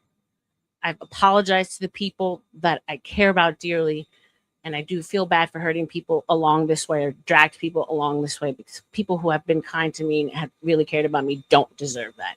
And even though they were all telling me, RLM, like, what are you doing? Stop it. You know, this is not good. We just care about you. We're worried about you. Don't do it. You know, no, it's a lesson I had to learn for myself. I'm one of those people that I see everyone as an open book, clean slate. I cannot take someone else's experience of someone else and use that as evidence to eliminate people from my life. I've never operated that way. I need to know for myself. So when in fact something does happen to me, the responsibility falls solely on me. I can only blame myself, and that's how I learn. Some people are different. You know, as you guys know, I've also extended a whole lot of grace to people who've done really bad things to me, because I said, you know what? You know, everyone messes up. No one's perfect. Let's try this out again. You know, I think I see something here. I think you're cool. Let's try this out again. If I wouldn't have done that, I wouldn't have had the close friends that I have now that have really had my back. So grace is important, right? So I know a lot of people were like, why are you letting these people back in your life? They're just trash. They're just going to hurt you. They're just here to hurt you. Most were. So shout out to you guys for seeing and telling me what I refused to see through your eyes. But there's also people that people said that about Lenny. Shout out to you. No one can tell me shit about Lenny. Miss me with your outrage about Lenny. No one can tell me anything about Baba. Craig, I've had my individual issues with these people. And if I hadn't had grace and we didn't try at a friendship again, I wouldn't have been able to experience the kind and gentle people that these people are in my life. So you can't tell me anything about my crew. Miss me with your mess. Go away. Find your own people. I don't know, go troll somewhere else. We're all stocked up here. Okay? Like, honestly and truly, that's where I'm at. So label me what you want. Try to pin me to what you want. You're no longer going to feed off of me. You're no longer going to be able to come here, stir things up, and create drama. I want this place to be so much more than that. And I know that you guys have been telling me all along that you wanted that too. So shout out to you guys. Baba, are you there? Schmegma and toast breakfast. Maybe we can be butterflies. I like that, BD. That's beautiful. Yeah, you know, I got that line.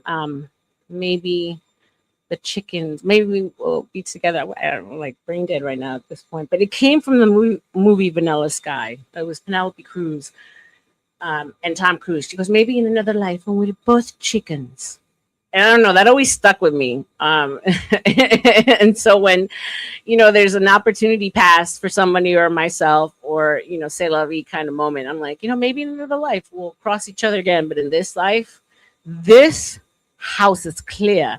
The exorcism has taken place. The Babalao has come and done his juju, voodoo, yada, yada. The priest came and did a prayer. I mean, every single religion you could think of has come and blessed my house. Okay. Demons ain't allowed here. Okay, God lives here. Go down to the pit, armpits of hell where you belong. Bye. See you when I see ya. Yeah, so I'm being funny, I'm being silly. I'm trying to I am making light of everything I've been through, because it's been wild, it's been fun, it's been up and down, and I'm so grateful for it, because I've developed thicker skin, and I just give 0 F's at this point, honestly and truly. Tired of fighting and, you know, having to defend myself. I'm like, I would never even like be breathing the same air as people with nasal problems, like ever. We wouldn't even cross the same paths in any which way. And these are just facts. So the fact that you were even able to share space with me the little time that you did, you're welcome. Now take that, hopefully grow with it, and do your own thing. And I bet you could do something fire. But you ain't doing it here. No. So with that said, guys, shout out to y'all. I thought you said maybe we can eat butterflies. Oh, really? I think, and that's what Beatty said too. No, maybe in another life when we're both chickens. And you know, she's got a really heavy accent, Penelope Cruz. I forgot the context of it. I think he met her one night and fell madly in love with her, but like he let her slip, and then he dies, and she's like lives in his. If you haven't seen Vanilla Sky, we'll go and see it because it's a wild movie. But that stuck because you know I always said it wasn't meant to be at this time, but don't give up because when it's meant to be, it will be. And so here we are. But anyway, I thought okay. So shout out to you guys for being here with me. I think I'm finally hitting my max. I've released so much energy, but in a good way. A lot of pent up like anxiety, like tightness. I released it. I let it out in content with you guys. Gave you a bunch of hours. And yeah, we rocking out from here. So only up. Only up. That's the only direction. And like I said, shout out to y'all. Love y'all. And have a blessed. It's about time you're tired. I've been tired, Craig. I've been running on pure adrenaline. I had so much tension pent up that if I didn't exhaust myself, you know, when you have like stress and your body starts to get really tense, you have pain everywhere. You can't even sleep at that point. And unless you drug yourself up to sleep, which I don't like to do. So I was like, let me burn through this energy. Let me get it out because I can't hold it back anymore. And then that's it. We put it to bed. So I guess that was another chapter in the book of RLM. Thank you guys for helping me write it. I hope it's going to be a beautiful book. It will be a beautiful book. And it will be only because you guys here helped me write it. Shout out to y'all. See you in a few. Have a blessed day. Bye.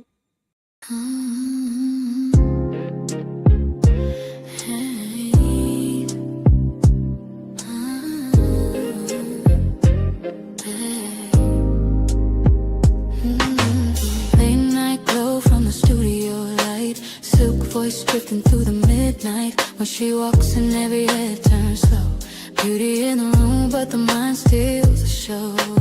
Conspiracies whisper through the mic tone. Psychology breaking down the unknown. Politics, love, and mythology. Every page turning curiosity. Open up the book of RLM. Every secret gotta look again. Late night minds when the truth begins. Turn the page in the book of RLM. Yeah, they watch what they listen to. Every chapter got a different view. From the heart to the mind within. Turn the page in the book of RLM. Classy aura, but the tension's deep. Questions that keep the whole world from sleep. Religion, love, what the truth might be. Every story got a mystery. Eyes on her, but the mind pulls in. Every word like a velvet wind. When the night gets quiet again, they come back to the page within.